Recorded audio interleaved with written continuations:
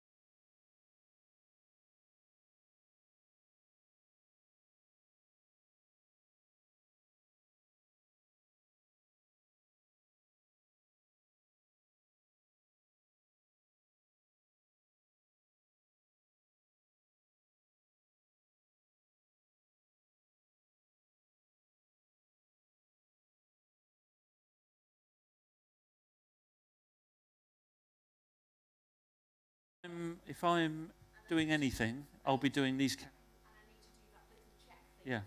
Once I've done the cameras, I'll make sure I'm checked with you and that you're happy. Okay.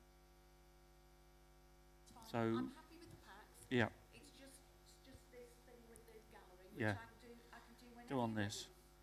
Yes. I'm just letting Jenny know where. This is Jenny. Hello, Jenny. Jenny's just helping. She's going to be our guard on the door. You're the wrangler. You're the public wrangler. Yes. We've got two people that security. Have got medical conditions. Oh. So okay. I do have some first aid training. Should anything happen. Tourniquets. Okay. Dee's happy. Dee's happy. What Dee isn't happy with is doing the sound check with the gallery. Can I do that now? So let's.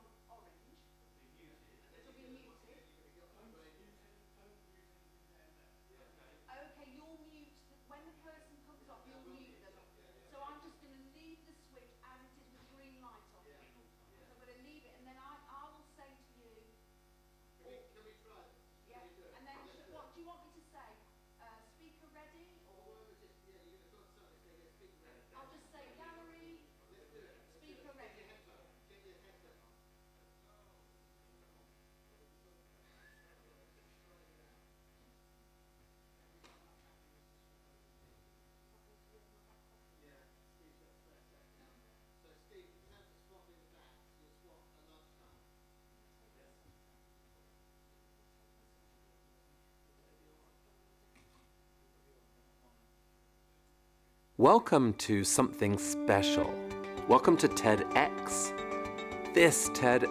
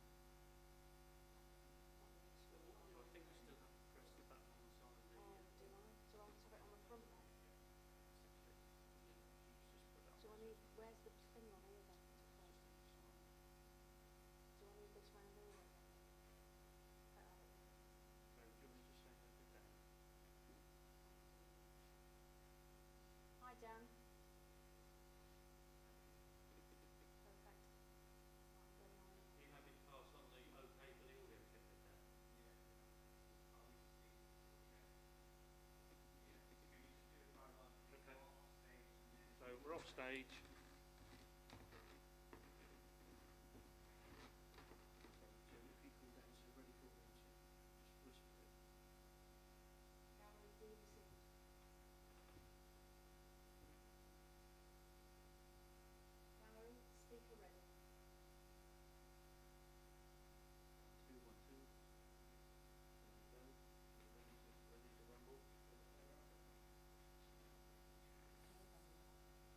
You can't. I can turn it up for you. Which volume? One's channel, one's volume. Is that getting louder? Yeah? Sorry, yeah, I was talking. But Oh, right. You want me to, like...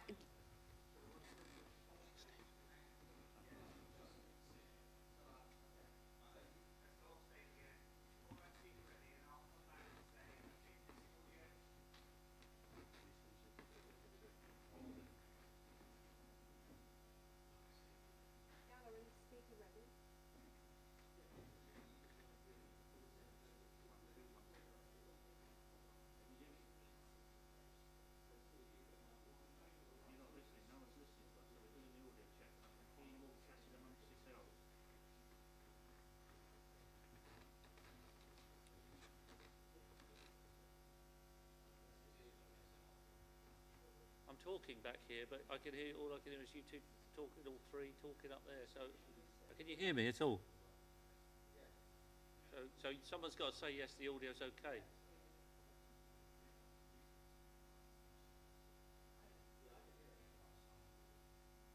Is someone going to let us know that the audio's okay at this point?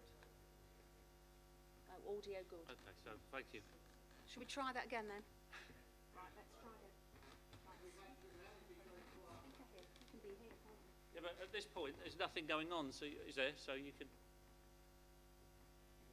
There's no one on stage talking at this point, so... Steve, are we nearly ready? Because we've got to really start to get... Gallery, speaker ready.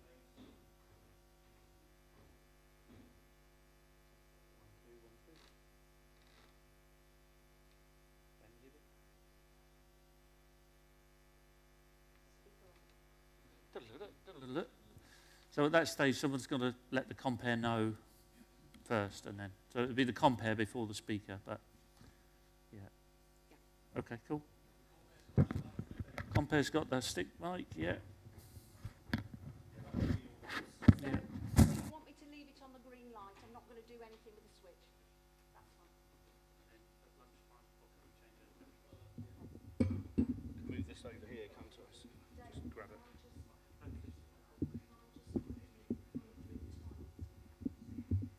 Yep.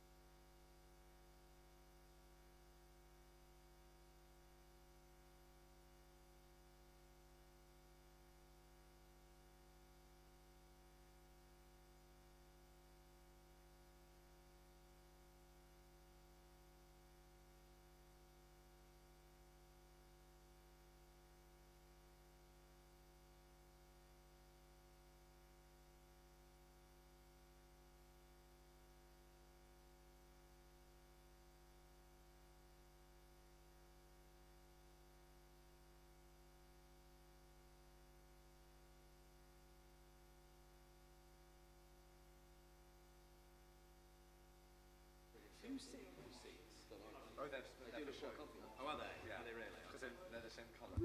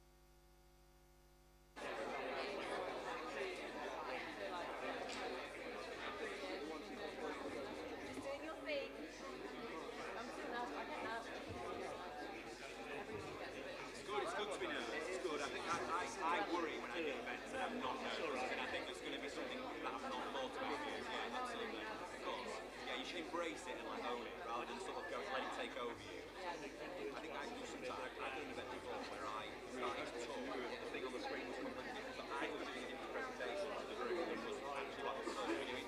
Yep. I was like, and then I glanced at it. Sure. I've done 20 minutes of the wrong thing. And that was over. Yep. You know, me sort of going, it's fine. So now I try and sort of embrace it and be like, it's normal to be nervous. And also as well, the irony is none of the audience know the concept. No one. So the thing is, like, if your family are sitting with a screen, like my wife's been doing this week, you miss that bit, and you're like, yeah, but no one in here has got really clear what I'm like. Just saying that.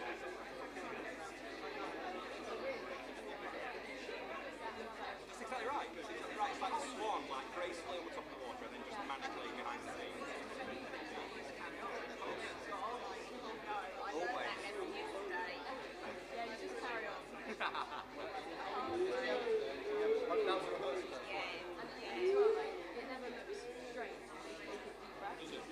And I always say to people that a pause to you seems like 45 minutes, but when everyone else is just like 2 seconds. I'm such a quick speaker, but when I sort of pause in my mind, I'm going, to everyone else, they're like, thank God, he's just stopped talking.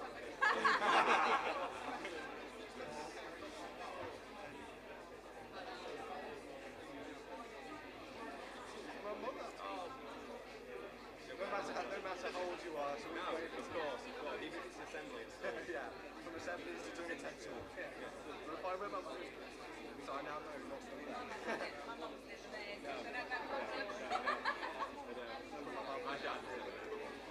My kids this morning get me a car and said, my wife said, right, I think both of you do a TED talk now. So I was like, the boys called out, yes, now we're doing a TED talk. So come on, I was like, okay, we go.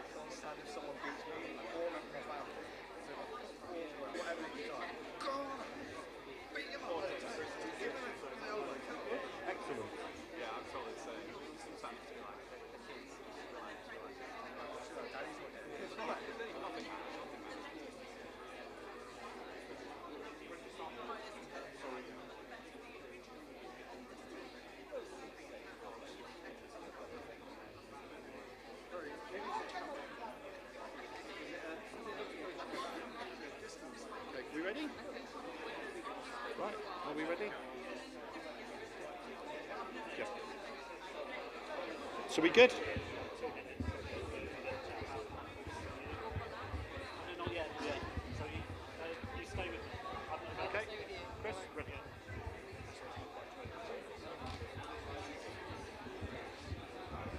Hello, everybody. Can you see me? Have you got an amazing view of me? There were a few seats over there that were obscured from seeing me, so we put some signs on them. Thank you so much for coming to this event.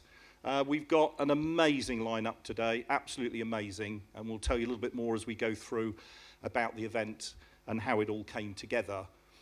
Just a couple of things before we get going. Why is my dibber stopped, Dan? This is... Well, I assume it is. Thankfully, we haven't started yet. I will say, this isn't the start yet. So. No, what's happened, Dan? Ah, the one that says on and off. It's on. Oh dear, can you hold that, Steve? Let me see Dan.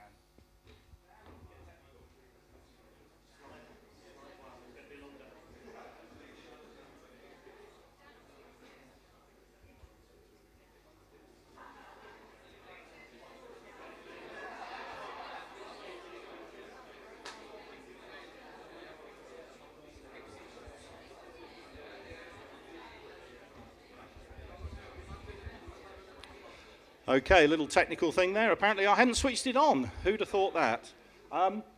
Couple of things before we start. If you can, please ensure your phones are off or on to silent. That's really important. This event is actually being recorded, so each of the speakers' sessions will all be recorded. They'll subsequently go onto the TED channel. That's why you'll see various camera positions, wide shot, close up. We've got a big wide shot at the back as well. So really important that phones don't go off partway through. If you need to get up and use the restroom or something, if you can try and do it between speakers, if you really have to. Again, what we want to avoid is anyone getting up in the middle of a speaker, and we'll just have someone walking across the front of the stage. I know that might sometimes be difficult, but again, partly down to TED rules. So if the recordings aren't right, TED won't publish them on the website. So some of those things will just become quite troublesome. So if you can bear that in mind, that will be great. We've got this first session. You've seen the program's got some amazing speakers, and then we'll all break back down to the conversation area, and we'll have a nice light lunch, get to talk to the speakers, get to talk about what you've heard and how it's impacted on you and your lives. We couldn't do this event without the support of so many amazing businesses. White Fibre, as our main sponsor, has been incredibly supportive right from the very start. The first people we talked to, I remember with Chris having a meeting with John and Dion at the sailing club and saying, hey, we're looking at doing this event. John immediately, we're behind it, we're behind it. And we found the same from everyone else that came to support the event. Everyone got it, they saw the value to the island. This is about bringing the island to the world. And people really embrace that. And behind these companies, we've got a whole range of friends of TEDxLukelyBrook, who provided so many goods and services to really keep the event going and give us what we need. And a couple of businesses in there, as well as here, that I want to mention. All Things Printed were one of these beautiful tops. They've done so much of the clothing that we've had, so much of the banners that you see downstairs for the conversation area, reception, and so on, the lanyards that you're all wearing. So they've been amazing. Bright Bulb Design, who've done all of the design work that we've needed, the tickets you receive, the programs, some of the graphics that you'll see, and so on. So there's been some amazing companies. PC Consultants, Jonathan joined us as part of the executive team, and he's managed all the technical side of things, which is highly complex for an event such as this, because we've got broadcast quality recording, we've got a global live stream going out, we're connected to the watch party over the road at Riverside, and we'll say hello to them shortly as well. So a lot of technical stuff going on, and without Jonathan, without Dan, who's in the booth at the back there, without the whole PC Consultants team behind it, we wouldn't be able to achieve what we're achieving today. So that's just a brief introduction. There's a lot more to come. Welcome to something special. Welcome to TEDx. This TEDx event is part of a global conversation that takes place every day in every corner of the world. In schools, in theaters, in workplaces, even in prisons, people gather to hear the best ideas bubbling up in their communities. More than 3,000 TEDx events are held every year in 170 countries. It's a remarkable thing.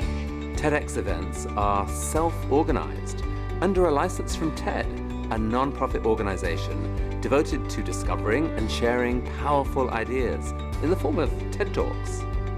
It's not TED itself, but your local TEDx team of volunteers that has done all the work to put on today's event, including booking all of the speakers. It's this team's ideas, dedication, and time that have made this possible. We really hope today's program sparks an exciting conversation. This is a day for curiosity and for skepticism, for inspiration and for action. The more you enter into it, the more you will take out. And now, on with the show.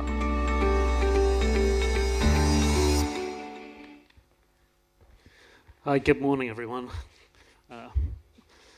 This is a journey that started back in the summer of 2019 in a small wine bar in Freshwater Bay with my good friend Steve Edmonds, who is up at the top there, working all the magicry to make this live online and for recording. And at the time he said, what a fantastic idea, let's do this. I think he might have changed his mind over the last couple of weeks, but thank you for sticking with me, Steve. It's been fantastic. I applied for this having spoken to Steve over a few glasses of wine, and in early 2020 I got turned down by TED because you have to apply for a license for these events. But it didn't stop me. I went to my good friend Dale, who many of you know has run lots of events, organised lots of events, talked at lots of events, and with lots of meetings backwards and forwards, discussions with TED themselves, who were incredibly helpful. We got the licence granted at the March last year, and here we are. So our journey begins, and thank you very much for coming. Childhood memories. One of my strongest childhood memories, it's really quite odd. My parents, on a beautiful summer's day, took me to, I guess it's like a summer fete over in the West White somewhere, I can't remember exactly where. And there was a band playing in this beautiful blue sky, still got the image in my head, underneath a big oak tree. There was a band playing. At the back of the band, there was a guy playing drums. I thought, that's pretty cool. We stopped and watched. Halfway through the piece, he stopped playing the drums, put the drumsticks down, picked up a saxophone, and smashed out the first saxophone solo I've ever witnessed. I was looking at him and I thought, I want some of that. So a few days later, I hired a saxophone from the Isle of Wight Council. I got lessons. I joined bands, and it was pretty relentless. It wasn't good, but I got there in the end. And when I moved to high school, I joined up with this guy again, and we got on like a house on fire. Lots of other friends, we got in bigger bands, and eventually we set up our own band, and it was just amazing. Some of the music is just so fantastic. It joins people instantly, and we just had such a fantastic time and had some of the best childhood memories from those days down in the music studio at Carisbrooke High School. I used my musical talents after university to set up an IT company, as you do. But luckily, my friend didn't do that. He stuck with music, and he set up Platform 1 School of Music, College of Music on the Isle of Wight, which has gone from strength to strength. And I'd like to introduce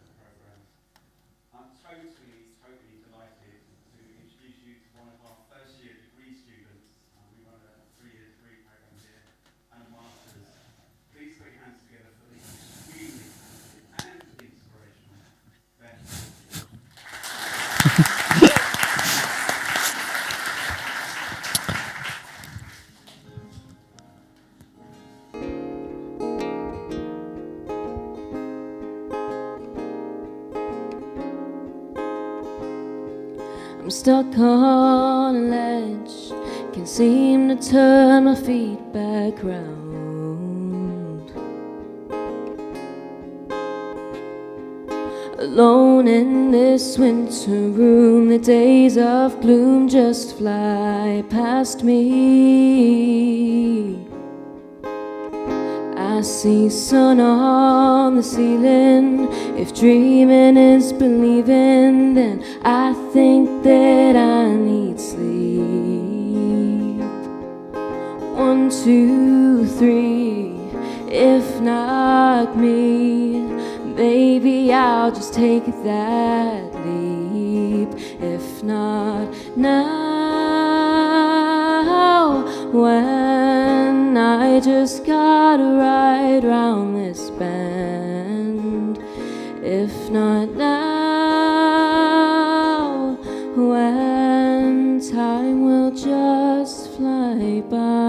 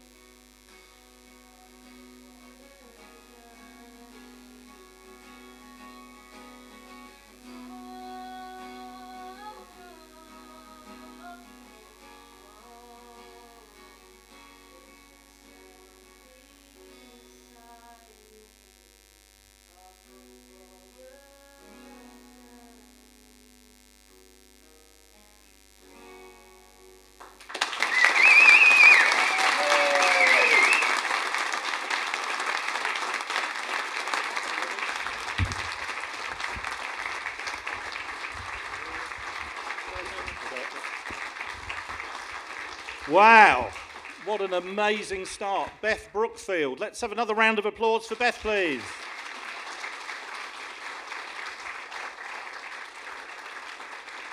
Excellent. I remember going back a good few months, myself and Chris thought about how good it would be to have one of our local talent at the event to really show the best of what we have on the island. I'd been fortunate, I'd seen Beth a few times singing at the festival, Platform 1 stage, also Kashmir Cafe. Thought she was absolutely brilliant. Do follow her on Spotify as well. Please do that, as Beth said. Chris contacted Dave and put forward the proposal to get someone to write something. I remember as going along, Dave phoned up and said, oh, we've got someone ready to show you what they've done. Hopefully you'll like it. Can you pop along? So I went along with Chris and we pulled up outside Platform 1. I happened to see Beth getting out of a car at the same time, and I sat there thinking, oh, I hope it's going to be Beth because she's great and I know her. And it was, and she played it for the first time, and we sat there, hairs off the back of our necks. It was absolutely amazing to hear that theme for the first time. So it's good to share it with you and to share it with our watch party over at Riverside. If we take a moment, can we all have a big wave, please, for the watch party? So they're all over at Riverside. Just to explain what we're doing there, we've got 200 young people coming through today from the island schools and colleges, sixth forms, and they're here for the day. Big event taking place over there. It's all TED themed for them, so they're enjoying every single one of the talks and all the experiences that you're getting here live in the theatre. And throughout the day, our speakers are going over to talk to the young people there to inspire them further from the talks that they're giving. We're also working closely with the 4Ps project, which helps young people with communication issues, and they use the power of radio to bring themselves out and to overcome some of the obstacles they face. So lots of really good things going on, and we'll update you on more of that as we go through. Going to move on now with our first speaker, someone that was introduced to me. One of the great things with this event is when we first put it out, we had a lot of speakers writing to us because actually it's on many people's bucket list to do a TED talk and to be involved in a TED event. But one person that I kept being reminded of, and it was Charlie from Red Squirrel, who I know is here. I can't see Charlie. Wherever you are, just quickly stick your hand up. There you are, Charlie. Charlie said, you've got to talk to James Green. He is so inspirational. Charlie had the pleasure of meeting him and talking with him many, many times. And I spoke to James, and immediately I just got it. I got what Charlie was saying. James is an incredibly, incredibly busy man, spends most of his time flying around the world. He's director for Europe and Latin America of De Vere Group, so big investment group. He's managing massive portfolios. He's got a team of thousands behind him. But we were able to persuade him to come down to talk to us here at TEDxLukelyBrook. So what I'd like to do now is introduce you, please, to James Green.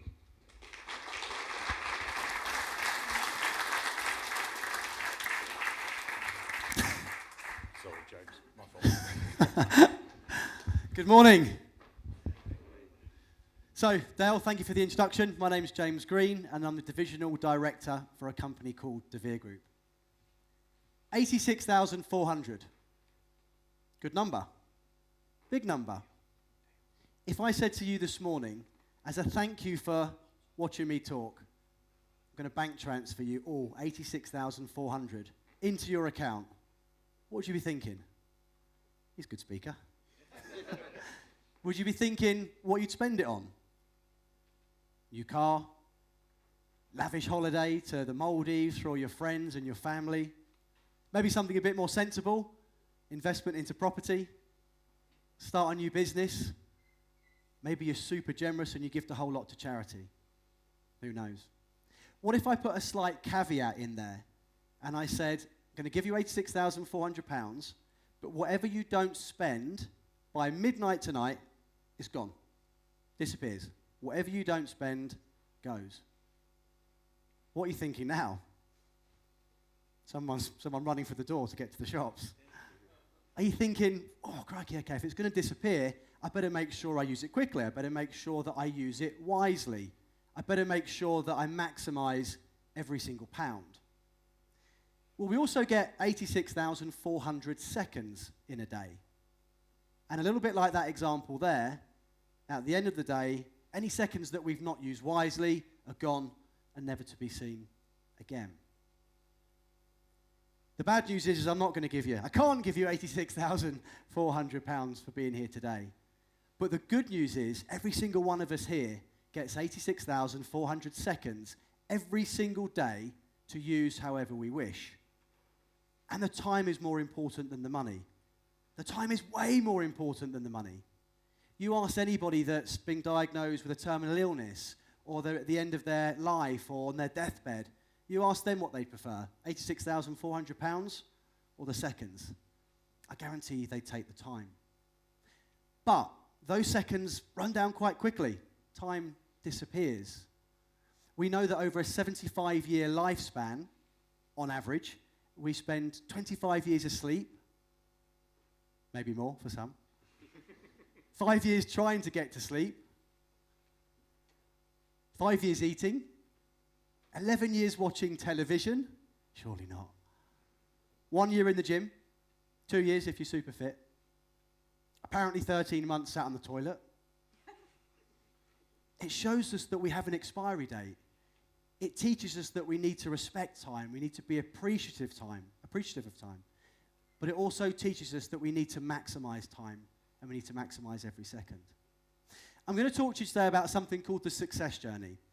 And I'd argue that anybody listening to this talk is somewhere on that success journey. They might be right at the start, they might be in the middle, they might be nearer the end, but they'll be somewhere on that journey.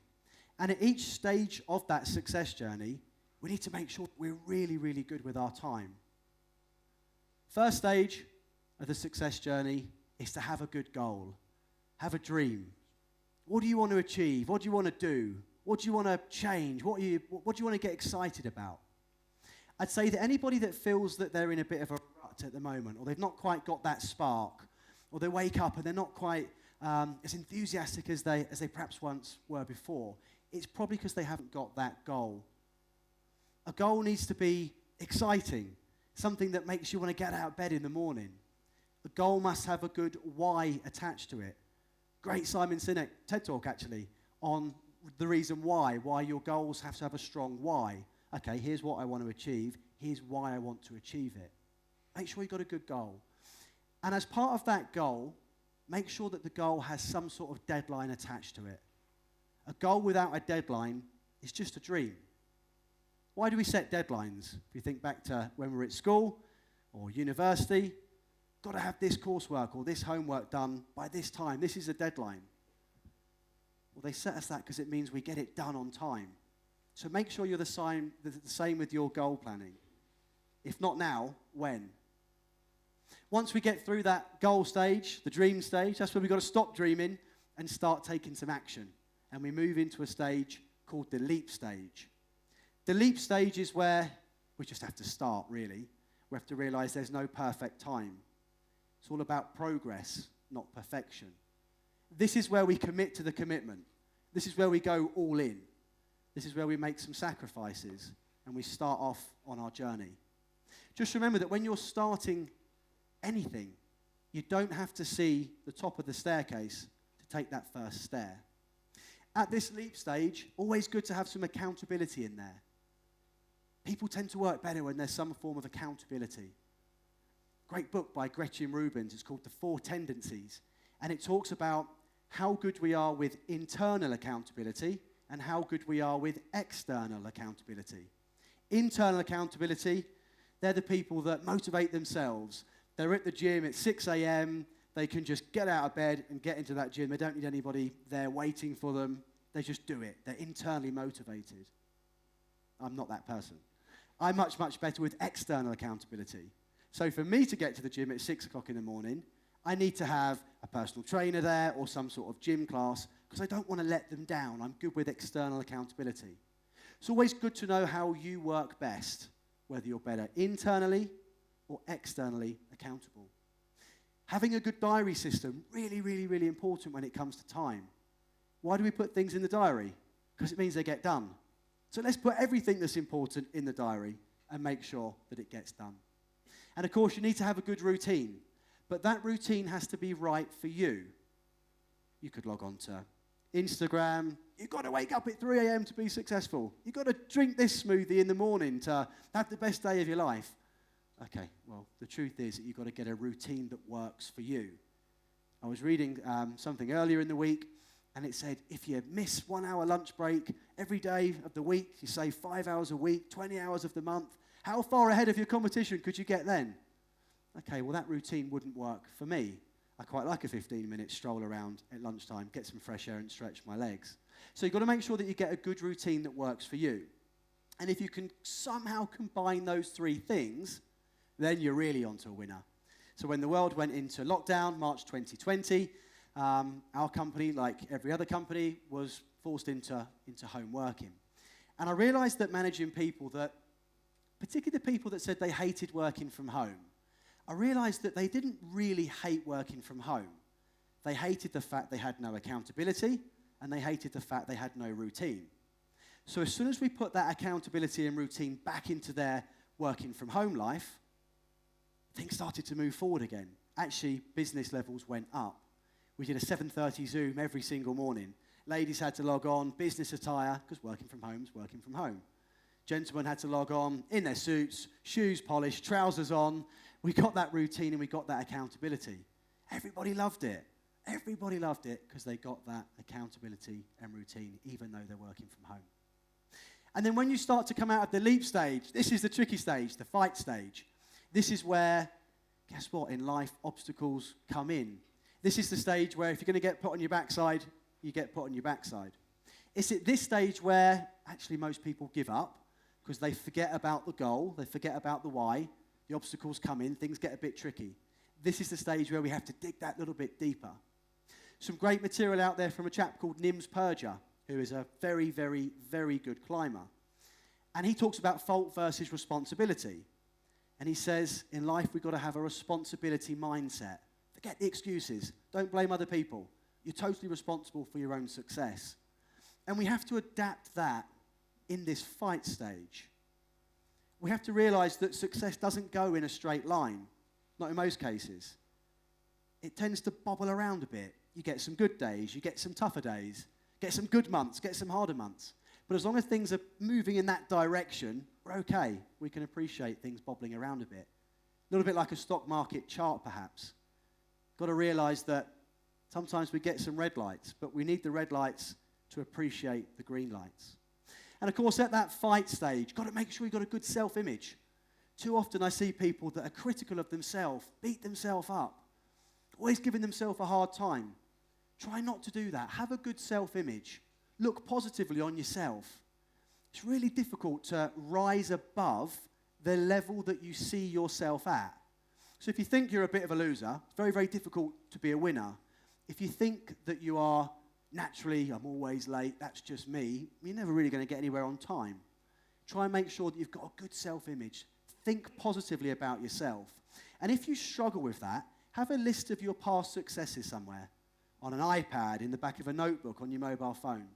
Think of all the things that you've done well in your life. And if you're ever having a tough moment where you just feel a little bit down, just flick back, read those successes, and you'll just naturally smile. You'll snap out of that negative mindset very, very quickly. Winners remember what went right. Losers remember what went wrong. Winners replay the highlights. Losers replay the lowlights. So please make sure you've got good self-image, even if that's something that you have to work on every single day. Pound and penny is something I do that helps me with my time. A lot of people do a to-do list. Great if you do a to-do list. Much, much better than not doing a to-do list. But sometimes with a to-do list, you tend to focus on the things that you want to do first of all, or the easy tasks. I set my day up pound and penny, lying down the middle of the page, pound tasks on the left. Pound tasks, that's the things that I've got to do that influences mine or my company's income. That's the important stuff. That's my priorities. On the right-hand side is my penny tasks. Emails, admin. Got to get them done. They're important, but they're secondary compared to the pound tasks. Try that. It works for me, pound and penny. I try and, as part of that, focus and batch similar tasks. So if I've got 2 hours of calls to my sales managers, I prefer doing those at the same time. That way I can stand up, put the desk up, walk around, earpods in, loads of energy, confidence, momentum, feel good, focus and batch those tasks. And then I do my admin, emails, etc.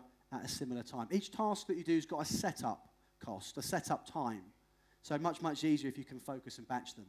And then the third one in the fight stage, got to really protect that time. Remember that 20% of what you do accounts for 80% of the overall output. 20% of what you do gives you 80% of the overall output. So in your industry or your business, whatever that may be, what's the 20%? What's the most important things that we need to do just to move that needle? When we can come through the fight stage, life gets a bit easier. We start to climb, we start to progress. We're getting closer now to the goal. What behaviors do you have to show here? What habits are there? What's the minimum that you'll tolerate from yourself? That's always a good question at the start of the day. What's the minimum that I expect from myself today? When we're in this climb stage, make sure you've got a good system. A system will save you time. A system will always beat willpower. Let's say someone's goal is to be more healthy. The person that's got the system will win over the person that's got the willpower. Think of the willpower. I want to be more healthy, I want to lose weight, I want to be a bit sharper. Cross my fingers, let's hope it'll happen. I'm just relying on willpower. Or is it the person with a system that wins, that's got the personal trainer or the gym classes or gym times in the diary? They've got the healthy meal plan or the meal prep. They've got the counting the calories in versus calories out. That's a system. A good system will save you time. During this climb stage, we've got to make sure that we don't lose time. In the world we live in now, how easy is it for distractions to come in and steal our time? Try not to lose time. Learn from time. A good exercise is to write down a list of places where you think you might lose time. So for me, it's sitting at airports, being on aeroplanes, stuck in London traffic. Those are typically areas that I lose time. So how can I learn from time? Okay, well, let's make sure that if I'm getting on an aeroplane, I've got a good book to read, something positive, something where I can develop myself. Or if I'm driving in the car, I've got a couple of good podcasts that are there handy. And that way you can learn from time rather than lose it. And just remember, I can. Improvement, constant, and never-ending.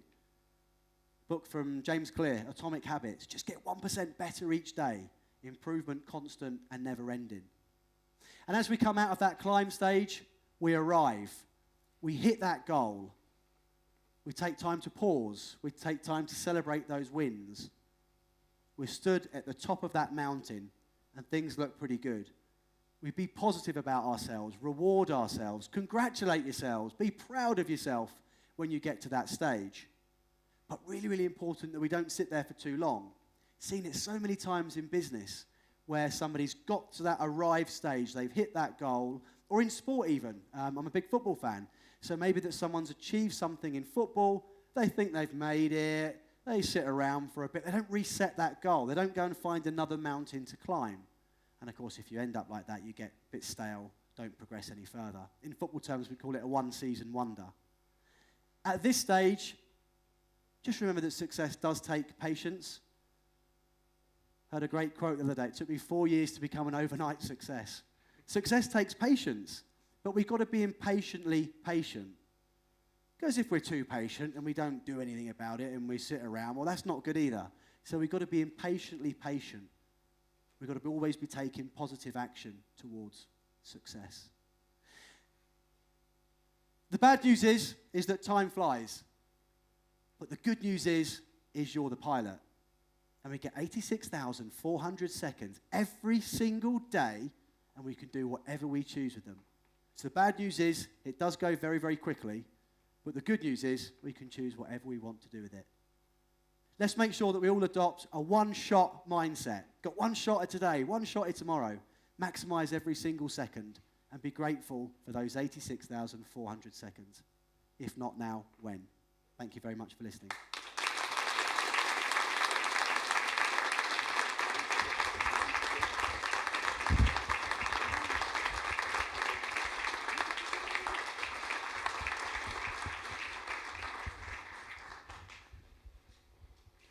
Great, thank you, James. That was awesome. I think personally, I took about 5 years to get to sleep last night, so I can fully appreciate that. So another little story here. My brother teaches paragliding, and back in probably the 80s, I thought we'd give that a go. And back then, the equipment wasn't that great. And there's a few people here that have done a bit of paragliding in the past. There's Jeff in the front here. The equipment wasn't that great, and at the time, I did a few you push off the top of the hill, get to the bottom of the hill, and that's quite a success. Quite happy with that. The university and life and jobs got in the way, and I stopped that, and it's kind of seemed like a good thing to stop at the time. But now I've been back on the island for a little while now. My brother's still doing it. The equipment's a lot better, so I thought, I'll give this a go again. I'll learn again. So I signed up, did a deal with him on the website, and went on a course. And there was two of us on the course. I didn't know who this other guy was, so we got on well. We went through all the basic training of how to fall and not break your legs and all the usual kind of stuff. And we trotted up the hill, and we were doing the top to bottoms, and I was really happy. I was really happy with just going from the top to the bottom with nothing in between, nothing too hard, nothing no bushes, nothing like that. But this guy I was with, he was like putting in turns. He was enjoying himself. He was really getting the hang of this, and I thought, I'm not having this. I'm not super competitive, I'm not a natural sportsman, but I want to be better than him. So probably completely unknown to him, I was in a competition at that point.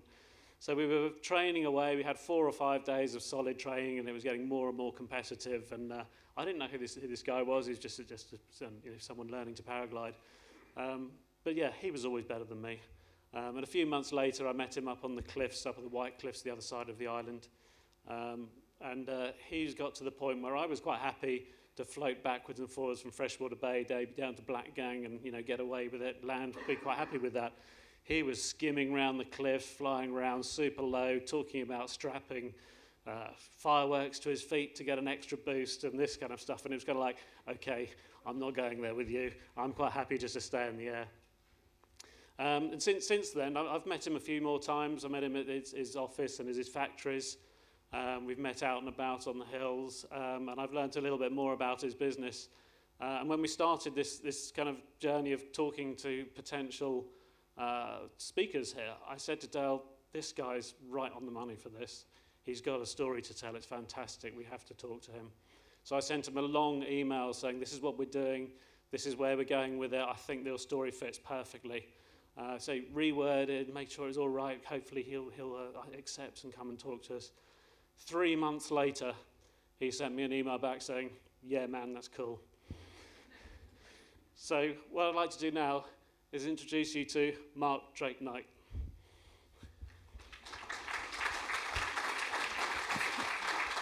Cheers, buddy.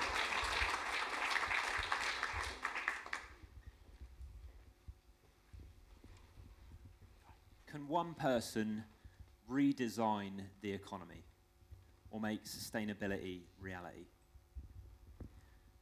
I think being from the Isle of Wight, that sounds a bit too big time, even for a TED Talk. So I want to start with something a little more relatable, or at least with something that we've all got in common, and that's that we were all kids once. And when I was 5, my mum explained to me how bins work. And at that age, I think the whole world is like a massive game that all the adults are playing in it, and putting stuff in the bin is one of those grown-up rules you've got to learn and follow. And this is how it works. We take all the material and all the packaging and all the stuff from everything that we buy, make, produce, use, consume, and we stick it in this special plastic bag. And then a lorry comes around and each home throws their bag in the back until it's full up. And then it drives away and over a hill and reverses into a field. And then when nobody's looking, we dump all of that into the ground and then we run away. That's what we do. And when I learned for the first time that, that's it, that's our system, obviously I started crying. And then I decided I was going to do something about it. So I took out my pencil case and I started writing a letter to the person responsible. And here it is. It says, "Dear Mr. Binman, I am 5 years old. I am very worried about lots of rubbish. Will there be enough room for me in the world when I'm a granddad?" And I actually got a reply, and they said, "Don't worry. By the time you're grown up, this is going to be a non-issue because we're working on this thing called recycling." And so I did exactly what they said and followed the recycling instructions on the packaging my entire life. And later, nearly 2 decades later, as a student, I got to go to a waste management center on a field trip, and we came over the hill, and there was the lorry reversing and dumping the trash into the ground. And I realized that it had been every day, every year, everywhere, ever since I wrote that letter. And I sort of just felt sorry for the person who had to reply, because obviously they're doing their best, but also they're clearly out of their depth. And not through lack of trying, it's just they're kind of drowning, trying to hold back this tsunami of everybody else's trash. And here's like a snapshot of what they're up against, just something simple like clothes. We're all wearing them. 60% of clothes are made out of plastic. 99% of textiles waste, this is a fact, it's not recycled, it's landfilled or incinerated. And that equates to a flow of 40 tons burned or buried every second. Now, seeing what that looks like real world with my own eyes made me realize that whatever I was going to do in my life, I didn't want to be a part of that. And when it comes to these sustainability conversations, I think, like a lot of young people, my brother and I, we're kind of done talking about it. We want to do something about it. And we get told constantly, don't we, like, as consumers, well, change what you buy then. Educate yourself. Make better choices. Do your bit. So when we went and tried to do our bit and buy products made from like organic materials or products made using renewable energy or products that are designed in such a way that they don't eventually end up in landfill, it's like they don't exist. And actually, the more we looked, the more we learned that almost everything in the world seems to be made in like the exact same way. I think the model is almost like this giant conveyor belt where you take resources out of the environment and turn it into products that are designed at the other end of the conveyor belt to be thrown away in the dump. Now, if there's only one option, linear consumption and waste, how's a choice with one option a choice? For us, if we couldn't find the products we wanted to see in the world, it felt like the only option was to make them ourselves. And I think we were really naive at this point, but we thought it was going to be like really easy. I mean, like t-shirts for a start are so simple. But more important than that, we're trying to do a good thing. And you do the right thing, you get rewarded. That's what they say. Yet we took our first positive steps in this direction. It felt like the system itself gave us this hardcore smackdown. And I want you guys to think about what I'm saying here for a second. The more we used clean materials, the more we used renewable energy, the more expensive it got, the more we are punished with cost. Yet if we'd have opted to use polluting materials or chosen fossil fuels, we'd be rewarded, and you still are rewarded with lower prices. So stopping pollution, punished, but polluting is rewarded. Like, we all cool with that? Now, I'm not a politician, and we didn't think that we could just change that fundamental in one go. We're actually just two teenagers in a shed at this point. So we decided we would just go out and see what we could change ourselves. And that's how we ended up in places like this, in a factory. I actually really like this photo because it shows for me what working in sustainability actually looks like. It's not about taking photos of people and showing how things are made. It's about working with people to try and change how they're made. And when we went to and worked in places like this, we just kept seeing the same thing everywhere: waste. And I'm not talking about waste on the floor or like wasted time or wasted electricity. I'm talking about the waste built into the business model itself. For example, in the fashion industry, something like 40% of all production is never utilized. Now that's a fancy way of saying it's manufactured, then landfilled, without ever having really been worn or used. And it turns out that's because these products, like most products in the world, are produced speculatively.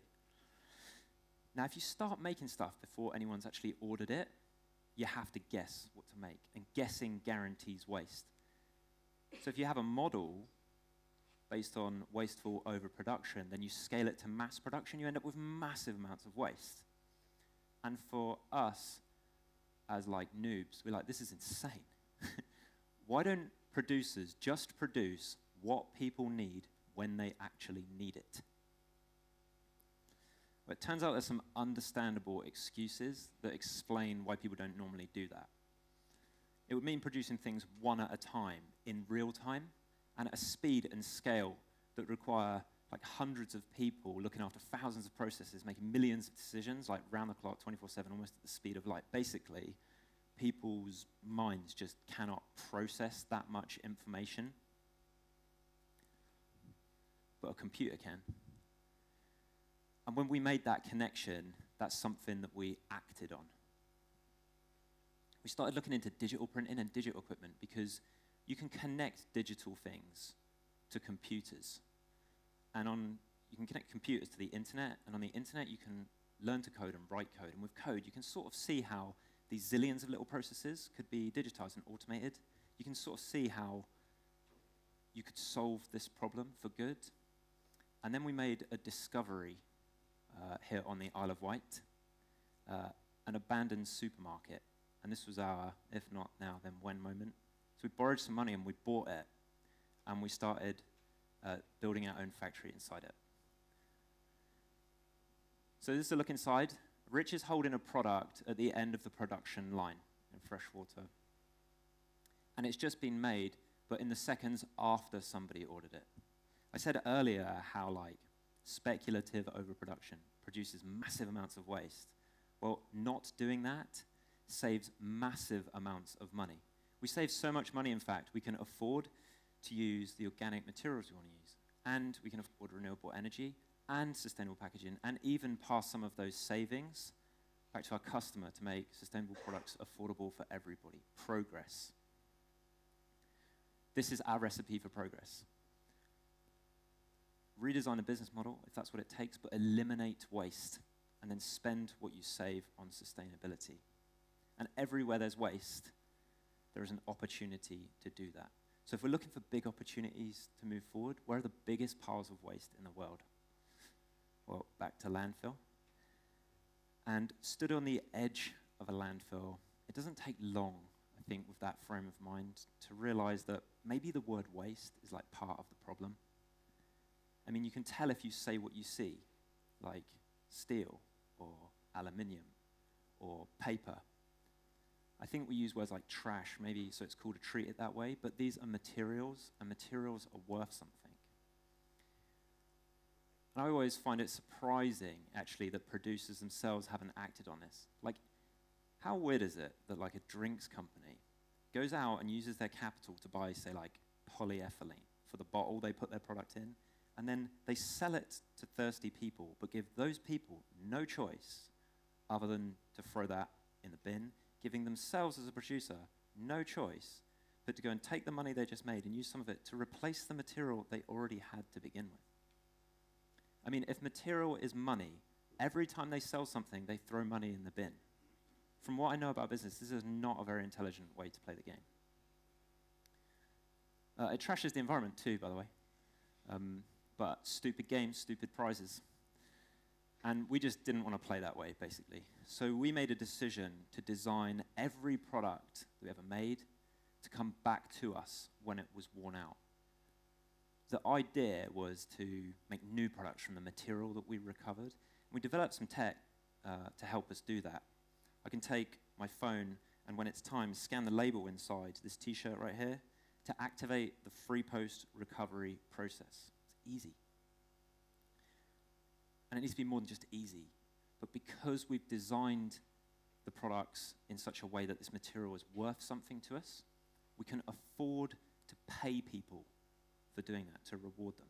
And then material starts to flow, but not to landfill, back to us, the maker, to be remade, resold, and reworn.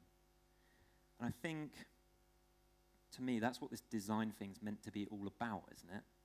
Not just designing like lots of different products, but designing fundamentally different outcomes. But things don't design themselves. People do. I think people get inspired by things they see, so I want to show you guys something. The whole time we've been talking about waste, you've been looking at it. But not on the slides, I'm wearing it. The shirt that I'm wearing is made out of old shirts.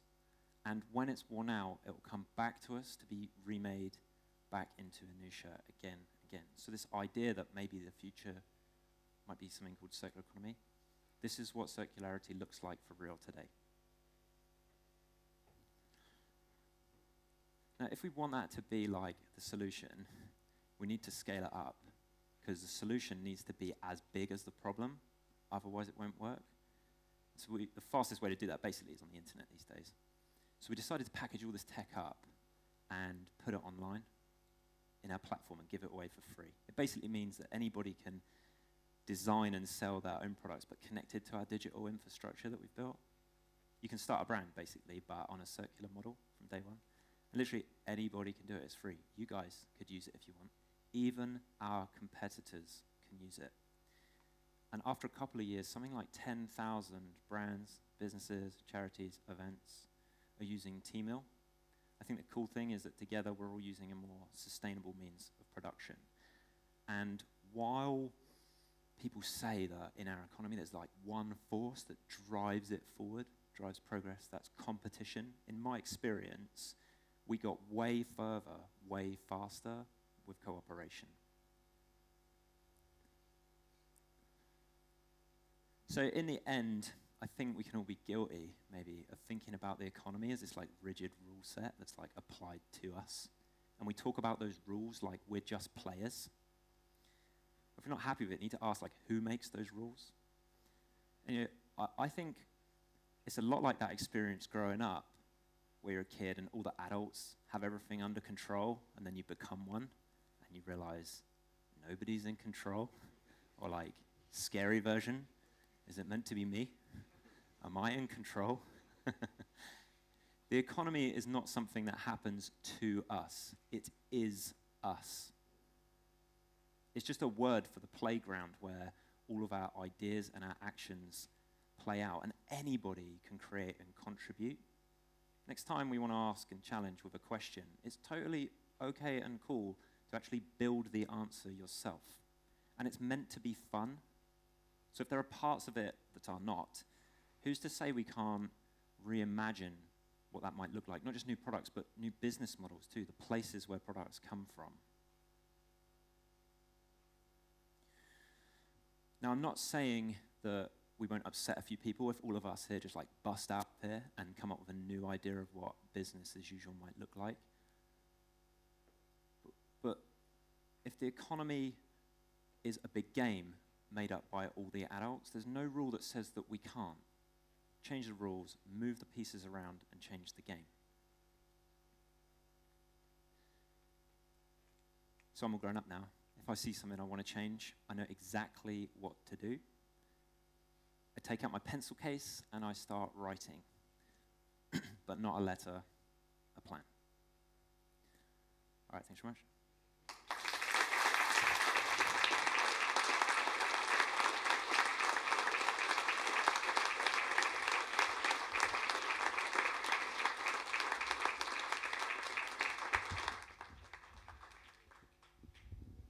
Excellent. Mark Drake Knight, another round of applause, please, for Mark.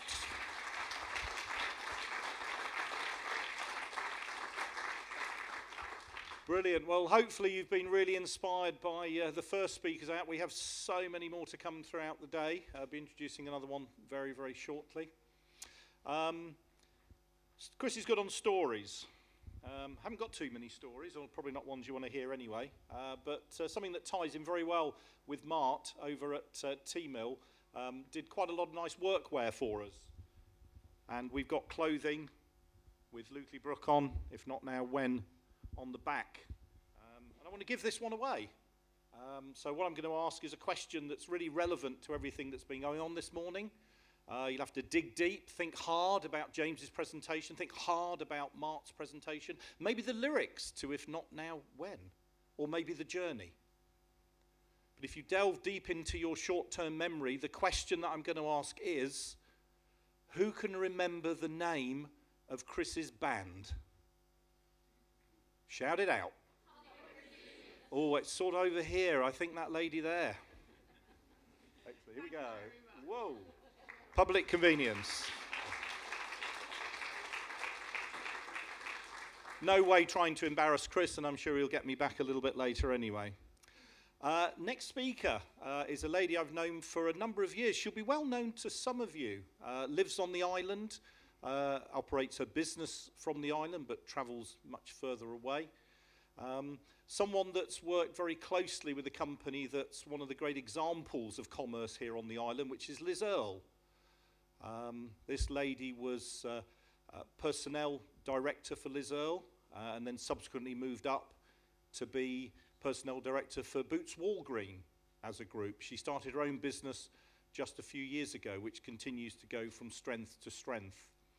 Someone I've always enjoyed talking with, someone I've always found quite inspirational, and she's here today to add even more to our speaker lineup. Now, it may be someone, as I say, that you've seen before. It may be someone that's going to be new to you. Certainly on the live stream, it's going to be someone that's new. And the live stream's really important because, you know, please get friends, family, anyone you know to go onto the website, TEDxLukelyBrook.com. All they've got to do is follow the live stream link. And when they do that, they can chat on there, send messages through. We've got a social media moderator here that's looking at those. They'll be liaising with the speaker. So everyone that's watching this now, please put your comments on. If you'd like to, go onto our social media channels. So you can go onto Facebook, you can go onto Instagram, go onto Twitter, pose questions to our speakers, pose questions to myself and Chris as organisers of this event or anyone else that's involved, and then we can come back to you and really start to get you engaged with that.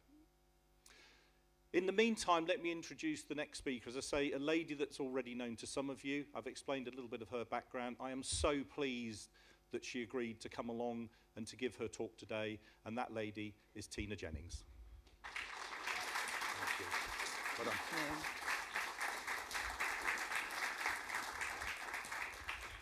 Good morning.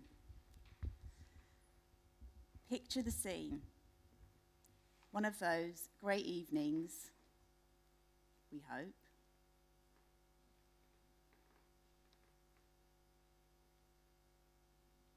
Okay, Dale, what have you done?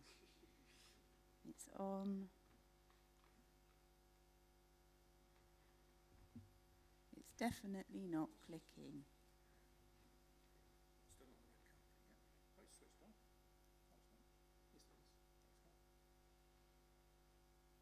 We'll come back to that scene in a moment. We'll redo this bit if we're not careful. There we go. Apologies. Right, I'm going to reintroduce Tina. This is all being recorded. So. Rewind. Technical things, eh? Whoops. People watching on the live stream can see this, but what you need to do is pretend you've never heard this before, you've never seen Tina before. You'll still give her that sort of rousing applause as she comes on. So what I'll be saying is, we've got some really amazing coming up now. A lady that some of you may well have seen before, some of you may not. I was so pleased when she agreed to come and give her talk today. I'd like to introduce you to Tina Jennings.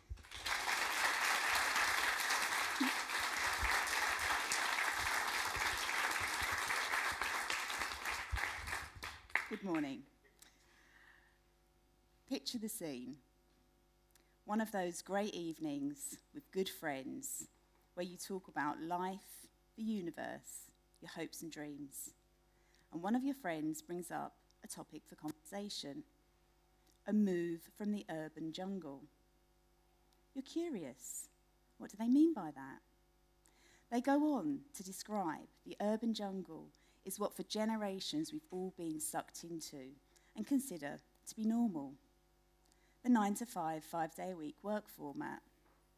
The long commutes into cities and urban areas.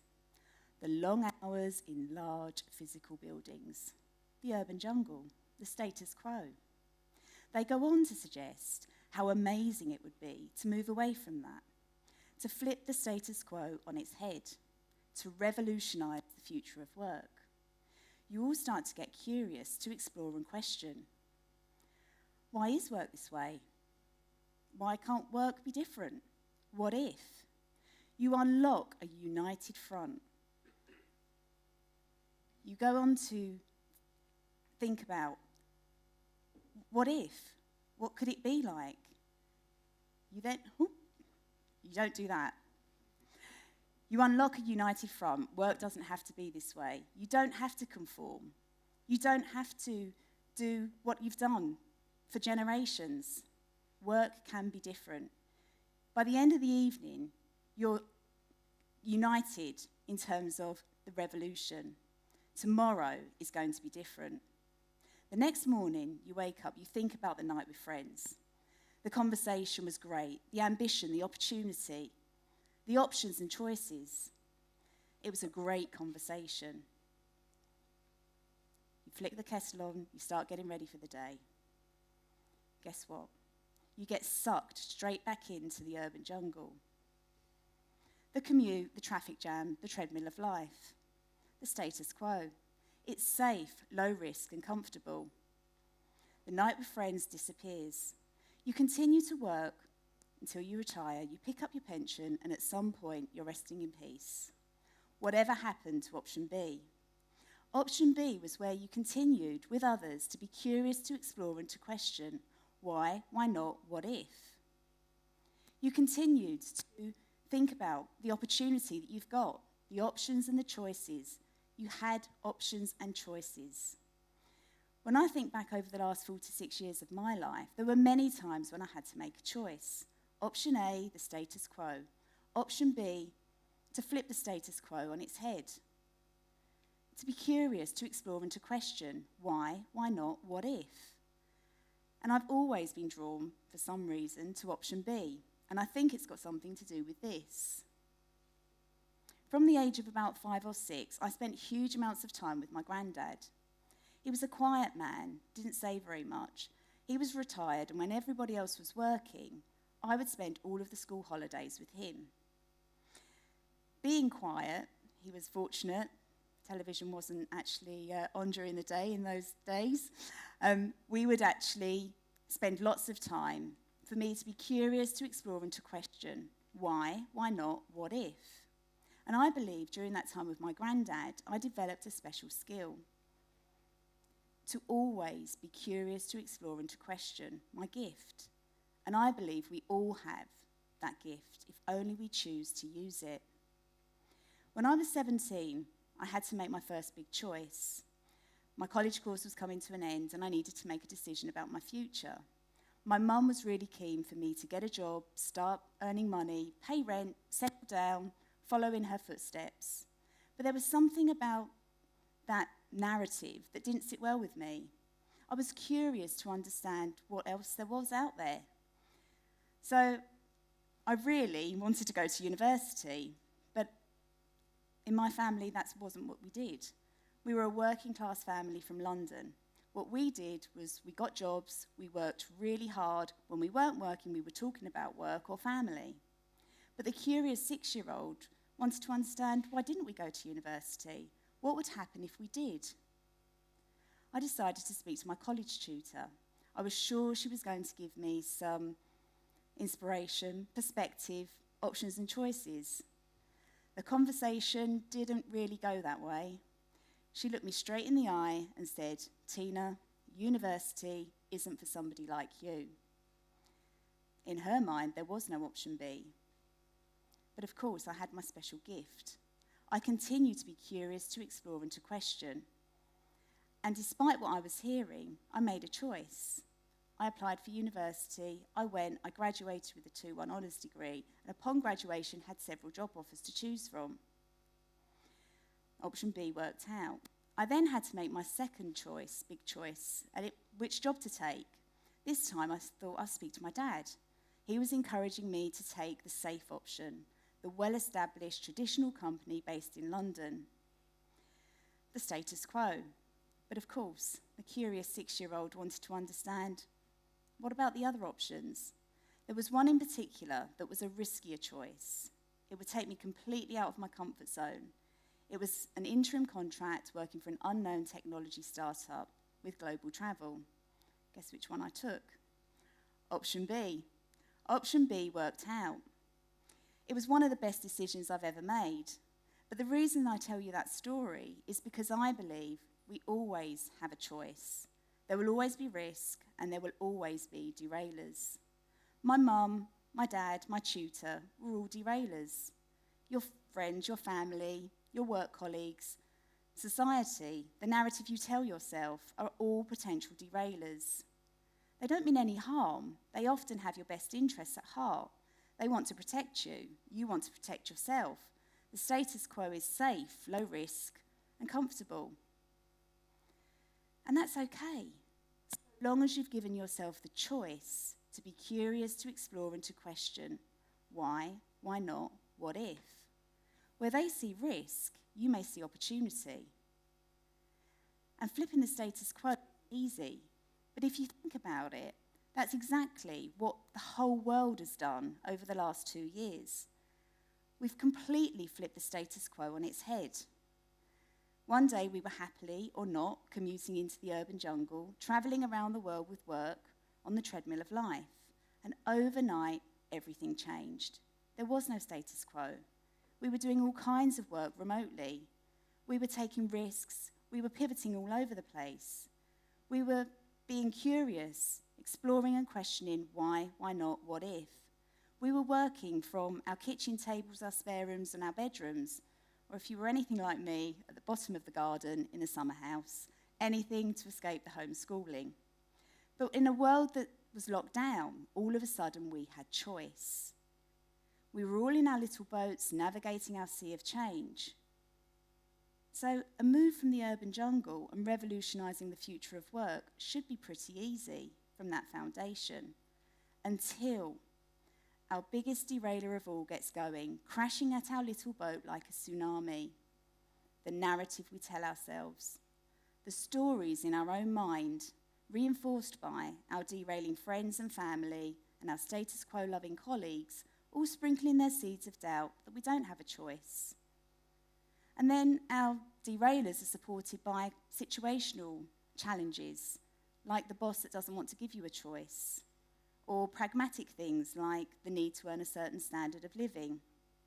I'm not naive enough to think that revolutionising the future of work can happen overnight by just one person, or that it's going to be easy. But if you ever think you don't have a choice of how to take your thinking forward, I urge you to get to know this lady, Edith Edgar. Edith is in her 90s. She's an Auschwitz survivor. And Edith believes that even in the most extreme, horrendous situations, you have a choice. You have a choice of how to respond and how to take your thinking forward. And most importantly, what goes on in your own mind. And I just love this quote from her. We don't know where we're going. We don't know what's going to happen, but no one can take away from you what you put in your own mind. We always have a choice. There will always be risk and there will always be derailers. But the most important choice of all is how we respond to take our thinking forward. Together we are stronger was a term that was used all the time during lockdown, and I believe it to be very true.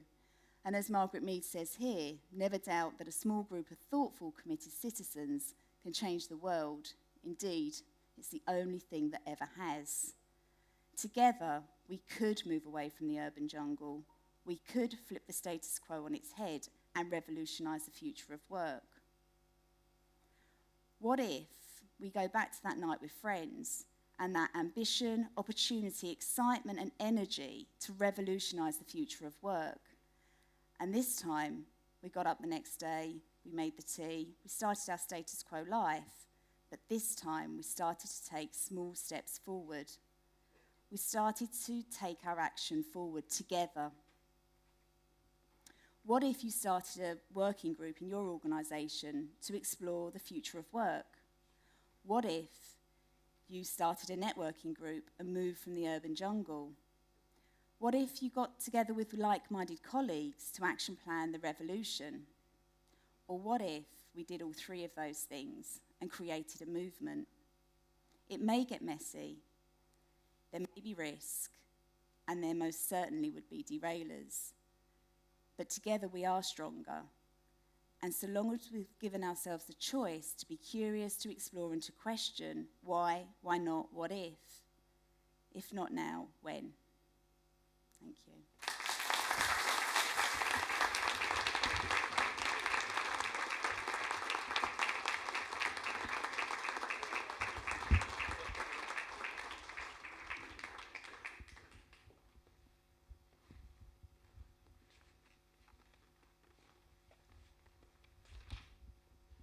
Sorry, I have to go a different way. Thank you, Tina, very much. So we've all got smartphones, and I'm sure all of us, over the course of the week and the evenings, mine tells me what I get up to, do a little bit of scrolling. We have a look through social feeds, through email feeds, through photos, through news feeds. And an evening, I guess it's probably towards the end of last year, I was looking through Facebook, and I saw a post, someone looking for a PA. And I'm obviously not interested in being a PA, but the definition of the PA was quite extraordinary. And I read it, and I thought, that's an incredible post. And I mentioned it to a friend a few days later, saying, did you see that? And they said, yeah. I saw that, and yeah, I know a little bit about this person. So I thought, okay, I'll go, it's real. I'll go and do a little bit of research. So I went back and found the person again, and I found their website, I found their social channels, and I did a little bit of reading about them. And it's an incredible story. The challenges that this person faces and how they've overcome them, how they've addressed them, and what they've done in this time. And I'd like to bring them on stage now, whose voices will be narrated by Tom Stroud. And I'd like to introduce you to Josh Barry.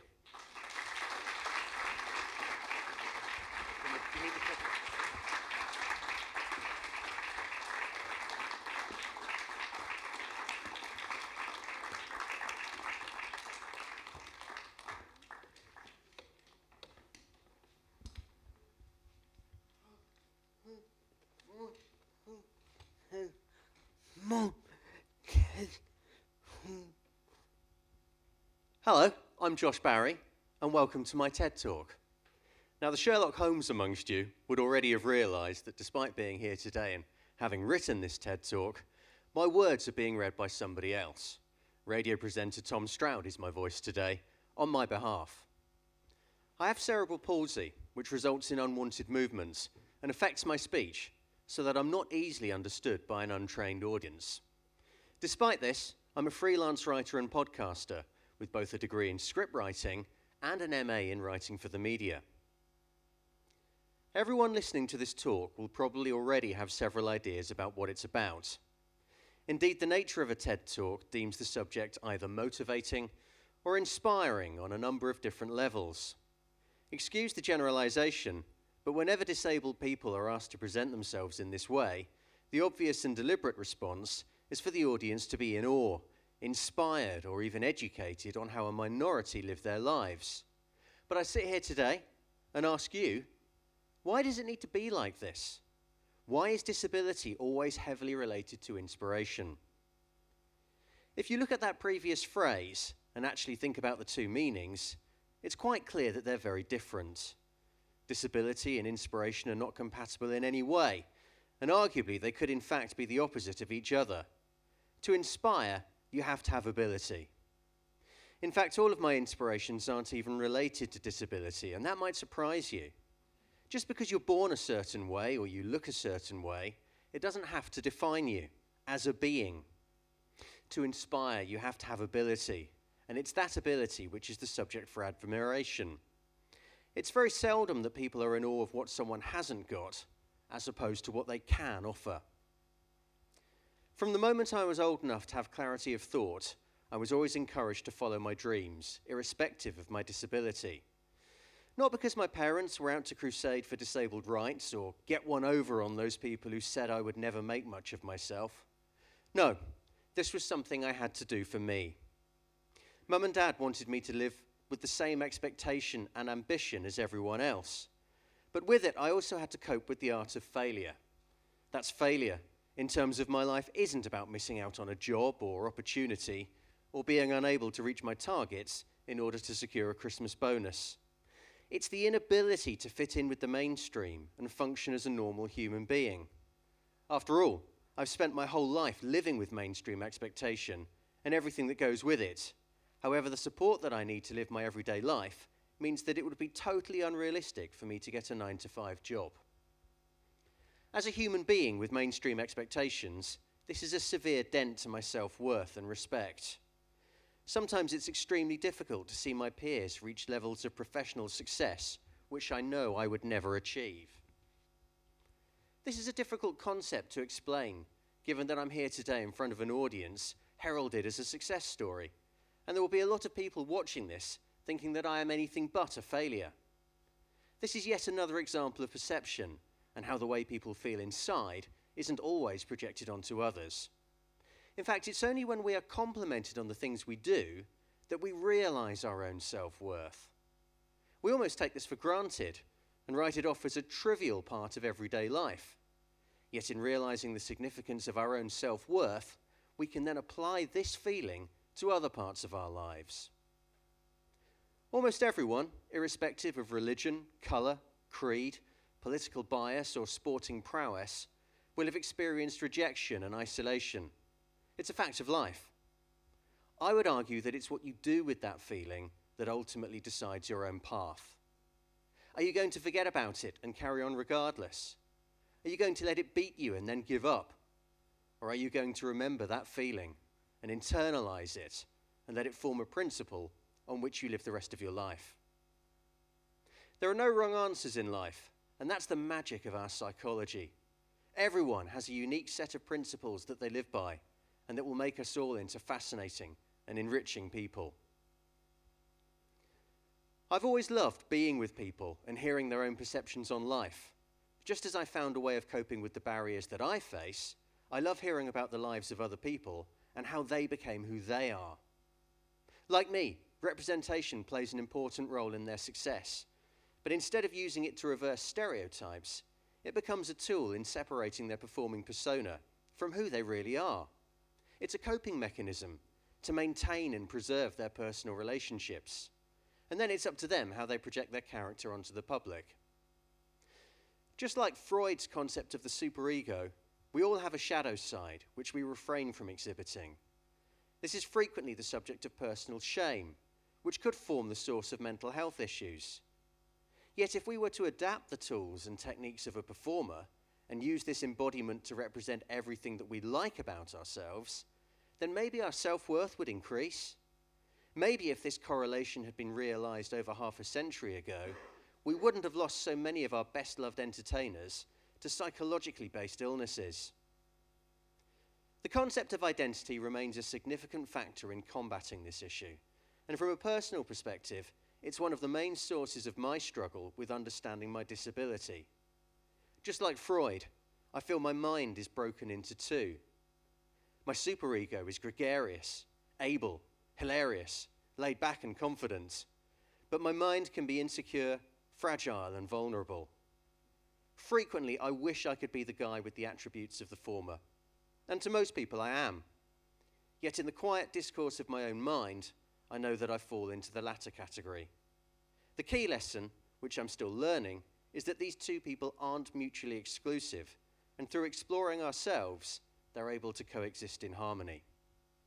In this sense, I guess you could argue that this creates yet another barrier for me to overcome. But personally, I see it just as a byproduct of opting to live in a mainstream society with the same expectations that everyone else is forced to cope with. Fortunately, I found occupation and a sense of validation in my work as a writer and podcaster. Despite it not being able to offer me a financial income, the sense of achievement and fulfillment defies any salary or monetary value. Beyond the Title has been running since 2016 and has allowed me the opportunity to meet and interview some of my heroes from the world of entertainment. My LinkedIn profile might appear extremely thin on the ground, and my business model leaves a lot to be desired. In fact, when I'm surrounded by my able-bodied friendship group and they're bemoaning the working conditions which they experience, I know that there's very little that I'm able to contribute. I don't have a salary, and I have absolutely no experience of the 9-to-5 rat race. But to me, this doesn't matter, because I have my dream job. And when I'm sitting opposite one of my all-time idols, everything else melts into insignificance. I've been very lucky that my disability is occasionally a useful tool in opening up opportunities which otherwise would be harder to gain access to. To think that since 2016, I've been lucky enough to interview 200 of Britain's best-loved faces, it's something that fills me with an enormous sense of achievement. Whoever would have thought I would have a growing catalogue of celebrity insights, from the late Barry Cryer to Jeremy Kyle via Leslie Ash and Shirley Ballas. In this sense, if you have a passion for something, irrespective of the lifestyle implications that it may present, you must pursue it. Of course, it takes a lot of hard work, dedication and sacrifice, But ultimately, in the words of Sheryl Crow, if it makes you happy, it can't be that bad. To me, clarity of thought is so much more powerful than physical strength or precision. And to develop a clear vision to overcome a problem is more significant than being given the solution. In 2018, I walked up Penny Fan for charity. It was this moment when I realized that life isn't about achievement. It's actually what you go through in order to achieve. Therefore, when I reached the top of the mountain, I felt proud. Not that I had walked up a mountain, but it was all the things which had happened as a result. I was fitter, I was stronger, and I had the stamina to help others when transferring me in and out of my wheelchair. This mental reassurance meant far more to me than merely walking up a mountain. It represented ultimate freedom and taught me that, with the right tools, I can achieve anything.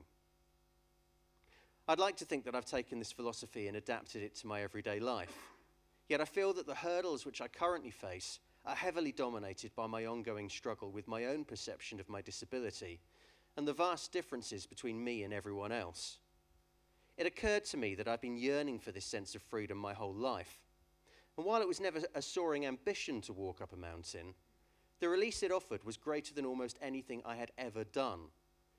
It wasn't because I was overcoming the adversity of my disability, which I'm sure was the feeling of many who followed my plight. For me, being upright altered my perception of the world, and it forced me to put high levels of trust in those around me to support me in the right way. The concept of freedom can manifest itself into several different guises. Social freedom, freedom of thought, speech or belief, sexual freedom or financial freedom. Now, I realize that the freedom I experienced on that mountain was a physical one. However, if I adapt that sense of liberation to other areas of my life, then maybe I would be more content with what I've got. If you'd asked me a year earlier, could I have climbed a mountain, I'd have laughed at you.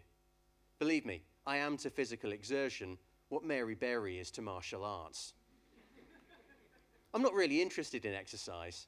I have a gym membership, but like most of us, find regular excuses not to use it. Yet there was something about the feeling of achievement, be it undertaking the first lap of the sports hall where I was training, or reaching the summit of the mountain, which felt amazing. I felt free. As good as this feeling is, I think almost everyone watching would agree that it will always be trumped by the freedom of thought and expression. This, I would argue, remains the single most important part of an effective society. The best analogy for this is that if you get a group of people in a room who don't speak the same language and you play them a pop song, each of them will have a similar engagement with it. This in turn would spark a shared experience, and within a few moments they will be communicating with each other through the art of expression. If we can't use our non-verbal communication to tell stories, then hypothetically, we have failed the art of interaction. Obviously, more than most, I arguably understand the significant implications of misunderstanding and the importance of clarity. When I'm talking to someone who doesn't understand my speech, they have two options. Either they can pretend to know what I'm saying, or they can ask me to repeat. Arguably, the former is 10 times less awkward than the latter, but it frequently results in a flawed conversation.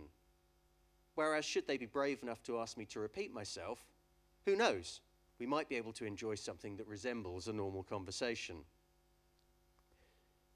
There's an old saying that everyone has a book in them, yet most people become so engrossed in the fickle concept of domestication that they lack the self-confidence to believe that they have something to say.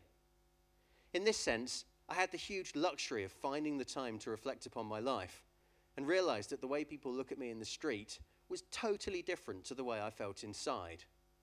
I knew I had to tell my side of the story. If you're listening to this and thinking, that sounds like me, and if you've got a burning passion to tell your story from your own perspective, then I urge you to just do it. Because, if not now, when? Don't put off things which you're passionate about just because you feel you don't have enough to say. The only way we learn is by hearing different perceptions of universal experience, and I guess that's the reason why I'm here today. So as we slide ever closer to the conclusion of my TED Talk, I hope you're able to realize that what I've discussed is easily transferable onto your own life. Please don't leave feeling sorry for me, because this hasn't been the purpose of this TED Talk, and I guess I would have failed to achieve its goal. Hopefully some of what I've said has resonated with you and might even have challenged your perception of disability. It's very clear that my life is not a mainstream life at all, nor is it a bad life, and for that I'm very proud. Thanks for listening, and goodbye.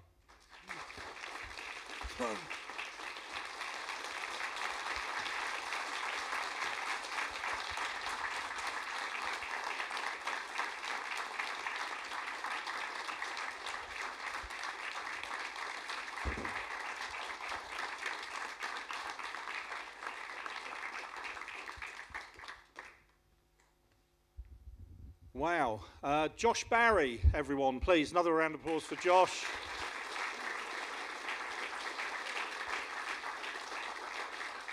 And those were Josh's words. He wrote every single word. It was as he wanted it to be. Big round of applause for Tom Stroud, please.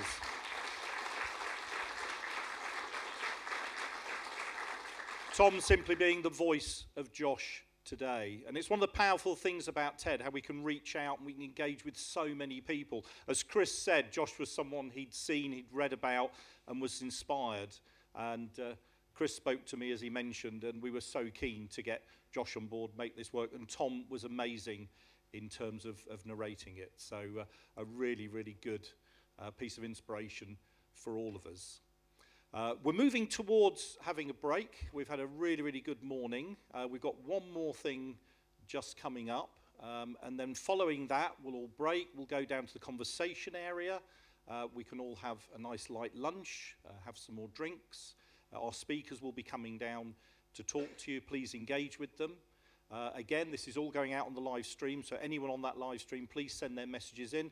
We've had a lot of feedback from Beth earlier, and we've had quite a lot of requests from people online wanting her to do another session to play the theme of the event and journey. So what we're going to be doing is, while everyone's having a break, just exclusively for the live stream, we're going to get Beth back in the theatre, and she's going to replay her set with both of those numbers as well. So again, you can watch that on your phones through the live stream. Just go to the main website and you'll see the link there.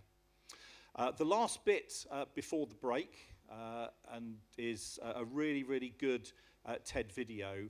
Patty McCord, who looks at the impact on COVID and some of the lessons that we've learned from it.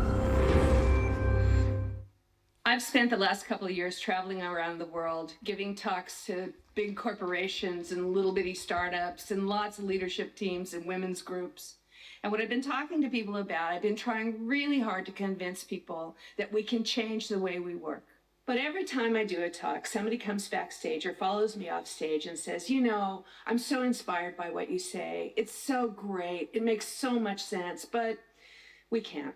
We can't because we're regulated. We can't because our CFO says we can't do it. We can't because we're in Europe. We can't because we're a service industry. We can't because we're a nonprofit. And then last year came the pandemic. And the pandemic changed everything all over the world. Service people started realizing that they had to suit up and wear masks and take temperatures and wash their hands. We had to start standing 6 feet apart in lines. We started working from home. We started working virtually. And we started learning all kinds of things because we had to. All that muscle around innovation and flexibility and creativity that we didn't think we had all along.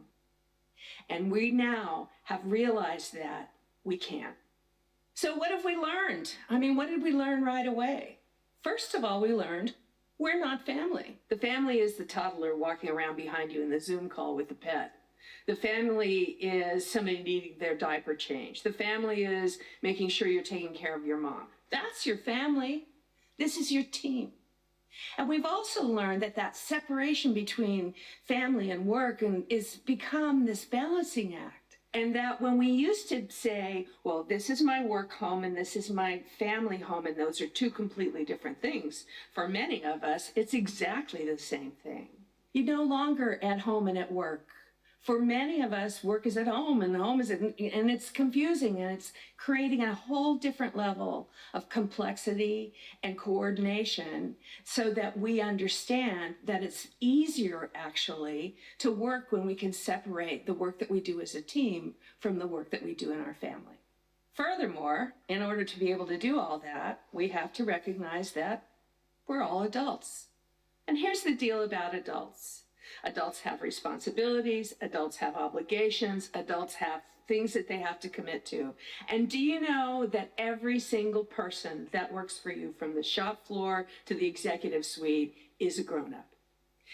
But we have been operating as if they aren't. We operate as if only the smart adults are the people who are at the C-suite. And as we move through the organization, everybody sort of gets a little dumbed down, and the rules get a lot stricter, and we have to have more control.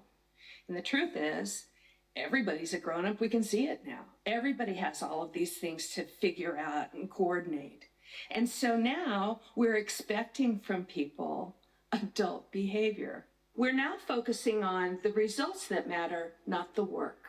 And the way we track it now is we don't walk by and see who's working.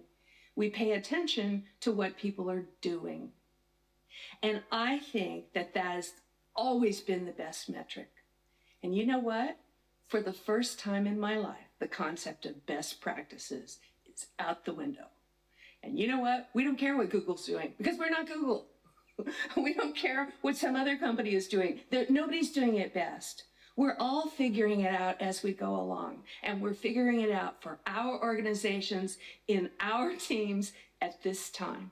So in order for people to deliver the right results, in order for people's hard work to matter, it has to be in the context of what success looks like for your organization. So if we start to think about context, it's really important that we think about how we teach that. If we can teach everybody in the company how to read a profit and loss statement, if we can teach them what the different teams do and what they're setting out to accomplish, then people within their own small teams and within themselves can figure out what excellence looks like for them. And so then we can start operating relatively independently as a whole organization, because we're all moving in the same direction, trying to do the same thing. And there's a really critically important part of making that work, and that's communication. And everything about communication has changed. We tend to think that communication is this waterfall from the top to the bottom. The executives would tell somebody, and the next level would tell somebody, and we'd go all the way down to the shop floor, and everybody would understand what's going on. Well, it may not have worked that well then, but it certainly doesn't work that well now. So now we have to recognize it's a different heartbeat. What has it been before, and what should it be now? How do we make sure that the messages are clear and consistent? Because that's how people operate. That's how those adults who get the freedom and the responsibility to produce great results operate best, is when they understand what they need to know in order to make the best decisions. So that communication, that skill around being a great communicator, is something that each of us needs to get better at. One of the things we have to do is think about what the right discipline is for that. If you used to communicate to your team by walking by and asking how they're doing, or if they had heard something, you're going to have to schedule that now. It's going to have discipline. We've got to check in with the people on the shop floor to make sure they're hearing what they need to hear, because it's not going to automatically happen. One of the ideas I have is just jot down at the end of every day a sentence of what worked and what didn't work. And you don't have to look at it for a month. But when you look back over a month, you want to look for, wow, that was surprising. I didn't really think that would be as effective as it is. Or maybe it would be like, we keep trying to have this in-person meeting in Zoom, and it turns out that there's 14 people on the call and only 2 of them are talking. Maybe it's an email. So we have to rethink all of the ways, not just the work we're doing, but the ways we're doing it. So now I'm starting to hear a lot of nostalgia around the way it used to be. There are things we aren't doing now that don't matter. Maybe we don't need to go back for 5 levels of approval. Maybe we don't need to go back and do that annual performance review. Maybe we don't need to do a whole bunch of things that were part of the way we do business that just aren't making a difference. You know what? the way we used to do it not only is not the way of the future, but we're discovering so many wonderful things right now. Let's not lose it. We want to create a new organization, new workforce that's excited about taking all of the things that we've learned, using that muscle, going forward. One of the most important things that we can do is realize the things that we aren't doing now, the stuff that we've stopped doing, and not go back and do it again. What if we don't go back? What if we go forward and rethink the way we work? Thank you.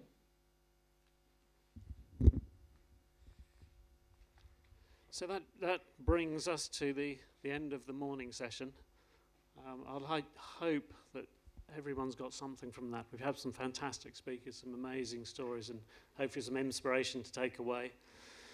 We're going to go downstairs now to grab some lunch and some drinks and cool off a little. Coming back here about 1:45. And after the break, I've got a little prompt here. I know it so well, I'm worried I'm going to forget it. We've got Kim Davies. We also have Dr. Adrian Gill and Paralympian Will Perry. So please enjoy your lunches, and we'll see you back here at 1. Thank you.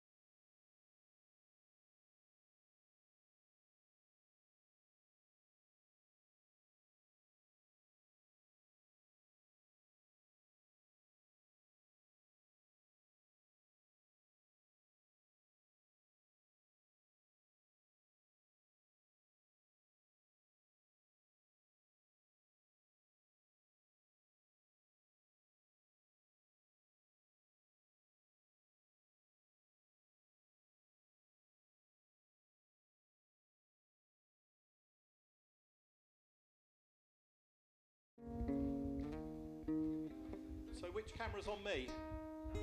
So I just need to, so it's audio only. Do you want me to walk on? Do you want to stand here? This is a special request for everybody that's on the live stream following her performance earlier to open TEDxLukelyBrook. We're really pleased to welcome back to the stage to do the set again, Beth Brookfield.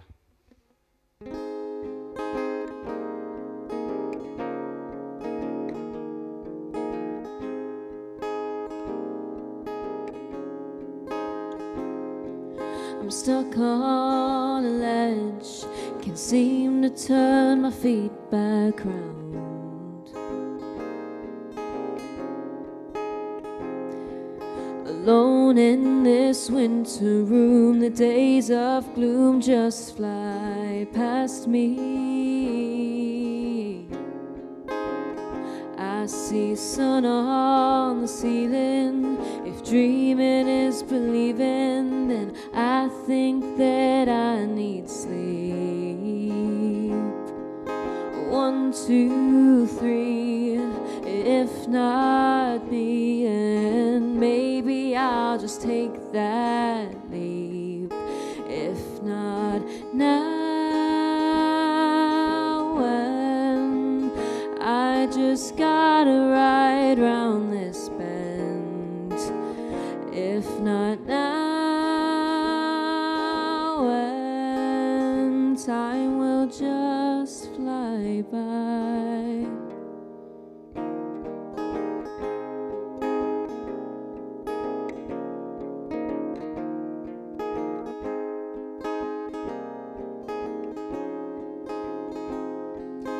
Thinking of what I could be, I've just gotta turn my life back round.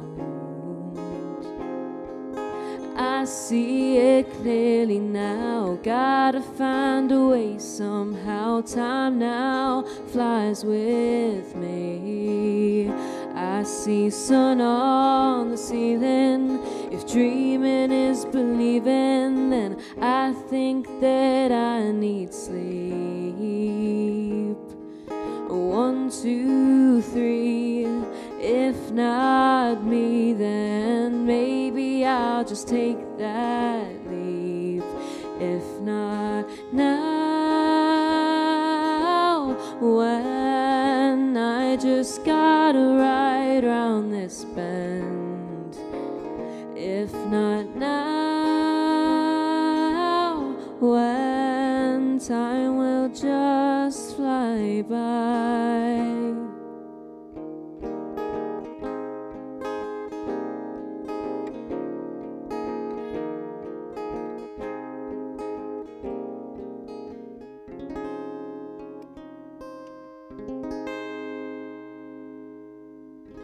Thank you very much. So that was If Not Now When, which was originally written for this TED Talk.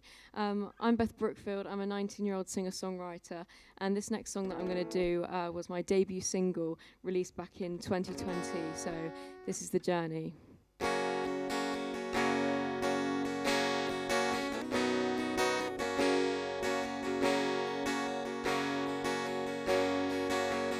No, I don't know your name or where you go.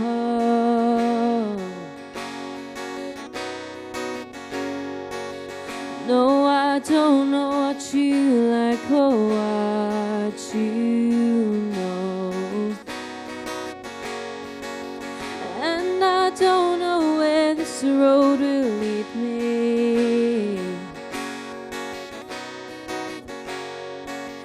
But I hope it's a place where you will be. Oh,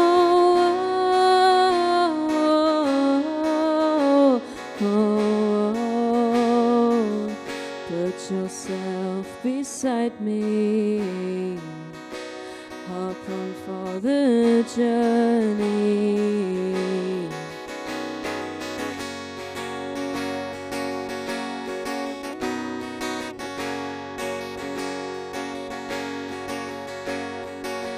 Well, I hope he's the one to lead the way.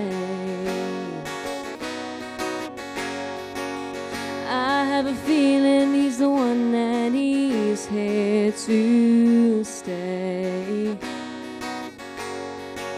And this path could go on for miles.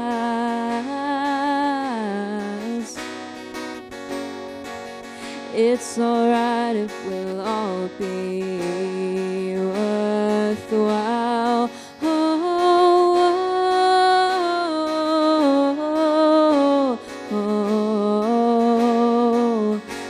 Put yourself beside me.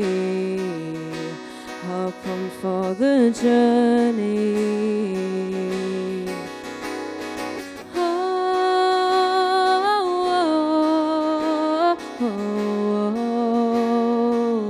Put yourself beside me. Hop on for the journey.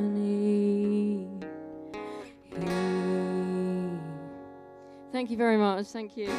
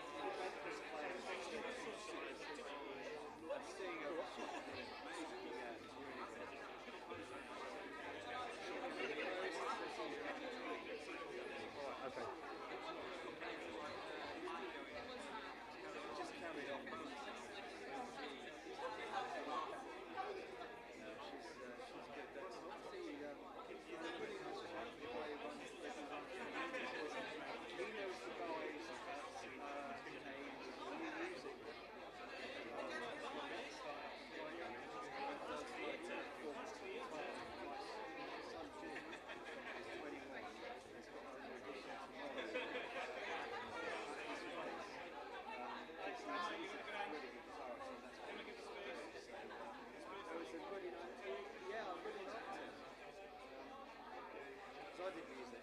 Yeah, I know you did. I did that. I did music related art. So I'm a short skin. I mean, right now, standing in the sun. It's like 3 years.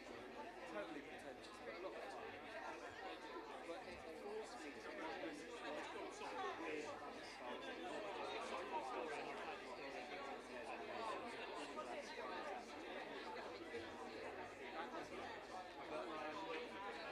made me, my degree made me learn about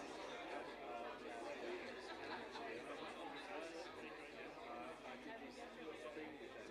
It's all a bit tongue-in-cheek regard slightly the things. I worked with this violinist for 2 years now, still raised it. And there was 12, 10 years old.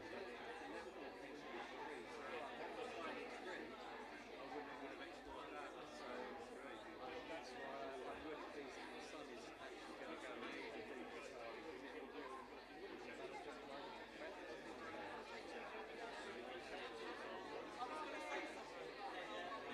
Sorry, you can't just think everything. No, that's fine.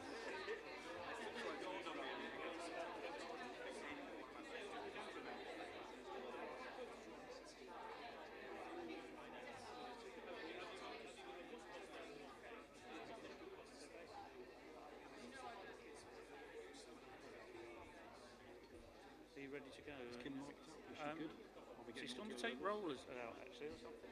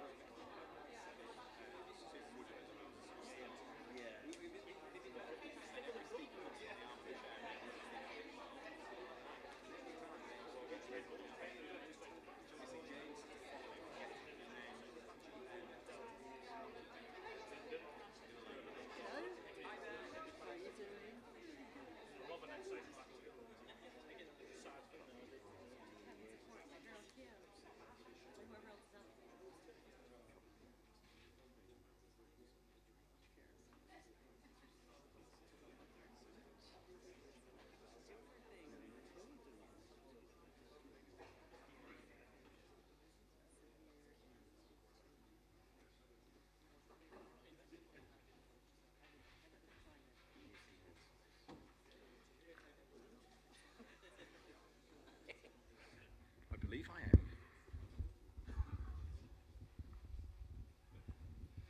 Welcome back, everybody. Did we have a nice lunch? Did we get to talk to some of our speakers? Excellent. We've got a great session coming up now. More speakers. I'm sure you've seen the programme, so you know who's coming up, but we'll tell you a bit more as each one comes on.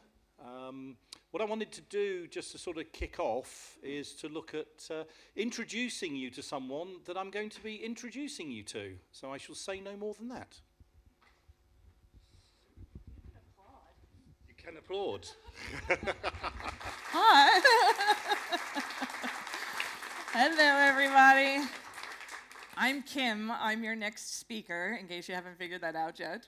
But I have what is known as the most undesirable spot of the day. That is the spot that comes straight after lunch.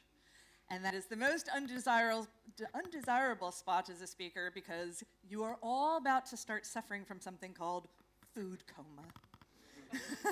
And if any of you have been to any kind of event before, you know what I'm talking about, right? Yes. See, it's already started. It's already started, Dale. That's why this is so important. So what happens for those of you who maybe haven't experienced it is all the blood that was whooshing around your body normally is going to your stomach now to digest your food, which is going to make you feel like you're ready for a nap. And not on my watch. Not during my TED Talk, please. It's bad enough I had a nightmare last night that Dale said to me, make sure you keep their attention. And then I said, okay. And I went out and you were all 5-year-olds. And I shit. And that literally, that's not even a joke. That literally happened last night. I woke up going, no. So what I'd like to do with you guys really quick, my talk is actually semi-interactive. Now, right now you're going, shit, she's got an American accent, she said interactive. Oh God, right? So, but don't worry, it's not so bad, I promise. So what I'd love to do with you guys right now is get you warmed up so we can make this the best talk I've ever given in my life, because this is a bucket list thing on in my life to do, and I really, really, really want it to be like the best talk I've ever done. Can I get your help with this? Amen, sister. Yes. Oh, I got an amen, sister. I love it. I will take you to church, people. I will. So the first thing to do when you start feeling that sleepiness, and this isn't just for my talk, this is for all the speakers that come later, is you take a nice deep breath in through your nose and then slowly out of your mouth. So let's see if we can do that for like 3 seconds in and then 3 seconds out. Let's try it quietly. In, 2, 3, hold it, out. Good. Try not to make that much noise as you do it. Otherwise the people in front of you would be like, what the hell are you doing behind me? But that will get oxygen to your brain, and that'll make you feel less sleepy.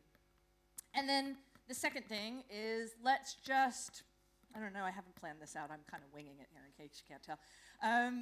Let's just get you guys going a little bit here. So like if I ask you, have you had a good time? Did you have a good lunch? Yay! Well, that was actually really good for a first go. This is a very impressive audience. Okay. Do we like TED Talks? Yes! Excellent. Feisty, small but mighty. I like it. Fantastic. So I'm going to show you a picture in here during my talk. I'm going to give it away a little bit. It's of Andre Agassi. So when I ask you all, you can all pretend like you're really smart and be like, oh yeah, it's Andre Agassi. So I'm giving that little bit away now.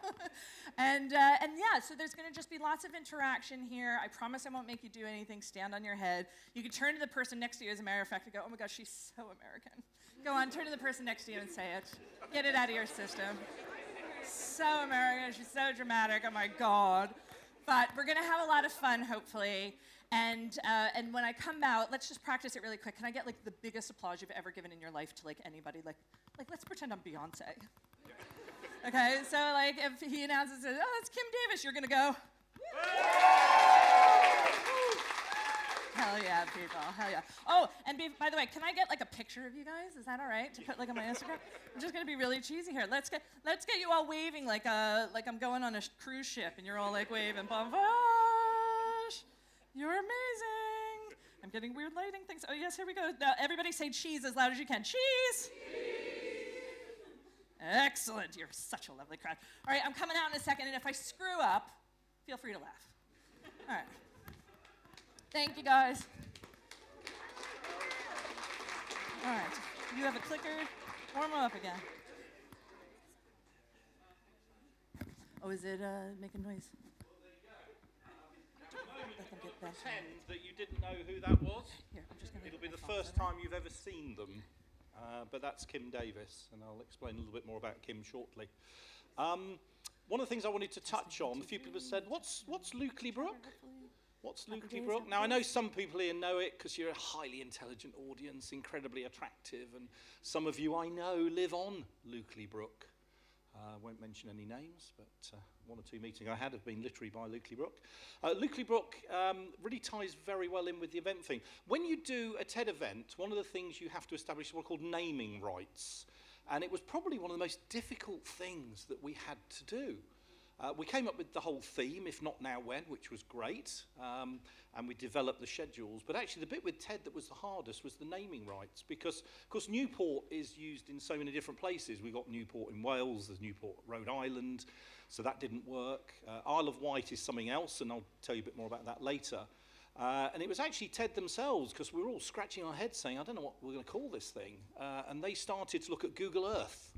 And they came back saying, hey, there's this thing called LukelyBrook. What's that all about? And actually, I didn't know too much at the time, but I looked into it, and it fitted in perfectly with the event's theme. So LukelyBrook starts in the Boken Valley on the island, and it runs through Place Water Meadows, and it runs down through sort of Carisbrooke, Trafalgar Road. And actually, if you go from where we are in the conversation area here at Key Arts, and you walk over to where the gift shop is, you're actually walking over LukelyBrook. And so what this is about is over the years, back from Roman times, it's powered industry on the island. So from early days with the Romans, then the 1800s, things like Carisbrooke Mill, Trafalgar Mill, the tannery, and so on. And actually what it's doing, it's carrying the message of the island to the world. So it's carrying our history down through the Boken Valley, down through Carisbrooke, through this venue, and then it's taking that message past the watch party over at Riverside, and then out to the Solent and out to the world. So it represents the past, the present being here today, and then the future of the island. So the name is really, really good for this event, and it was probably one of the hardest things that we had to do. Moving on with our speakers, someone that you won't know, the chances are you won't have heard of them or had the opportunity to see them. It's someone that I've had the pleasure of knowing for a number of years. I think the first time I met this person was at the Business Travel Show. I'm sure it was Earl's Court 2, when we were both speaking at that event. And I was sort of blown away by Kim's delivery, the passion, the entertainment value, but the serious message that sits behind it as well. And from that time, we've done 2 or 3 events together. And when I started looking at this with Chris, Kim was pretty much up there on my list of speakers that I wanted to engage with directly, and her support's been there from the very, very start. When you hear from her, you'll understand that she's not local. She has a slight accent, and like so many of our speakers have been travelling in. So whilst we've got some great local talent that's been presenting and will later on, we've also been bringing speakers in from across the UK and internationally, and certainly Kim represents one of those. So what I want to do now, without any further ado, is to introduce you to Kim Davis.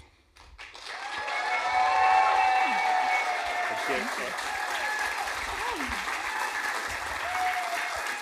Why, I never. Thank you. I have a question for you guys. What do you want in life? If I could wave a magic wand and help you achieve anything, what would you wish for? Health, wealth, love? We all have hopes and dreams, but what are you doing right now to make it happen? The sad truth is most people aren't doing anything. In fact, a study by the University of Scranton found that only 8% of people believe that they've achieved their goals in life. And that makes me sad. So the real question becomes, what do you need to succeed? And I believe the answer is the arts. Now, when I say the arts, I'm talking about music, theater, dance, drawing, painting, writing, all of these things that we all have a passion for, we all have in common, whether it's little babies coming out of the womb and doing a little dance you see on TikTok, all the way through to foreign dictators, a caveman, you name it. And there's plenty of information out there on how the arts can help you improve your life. But today I want to focus specifically on how it can help you achieve your goals.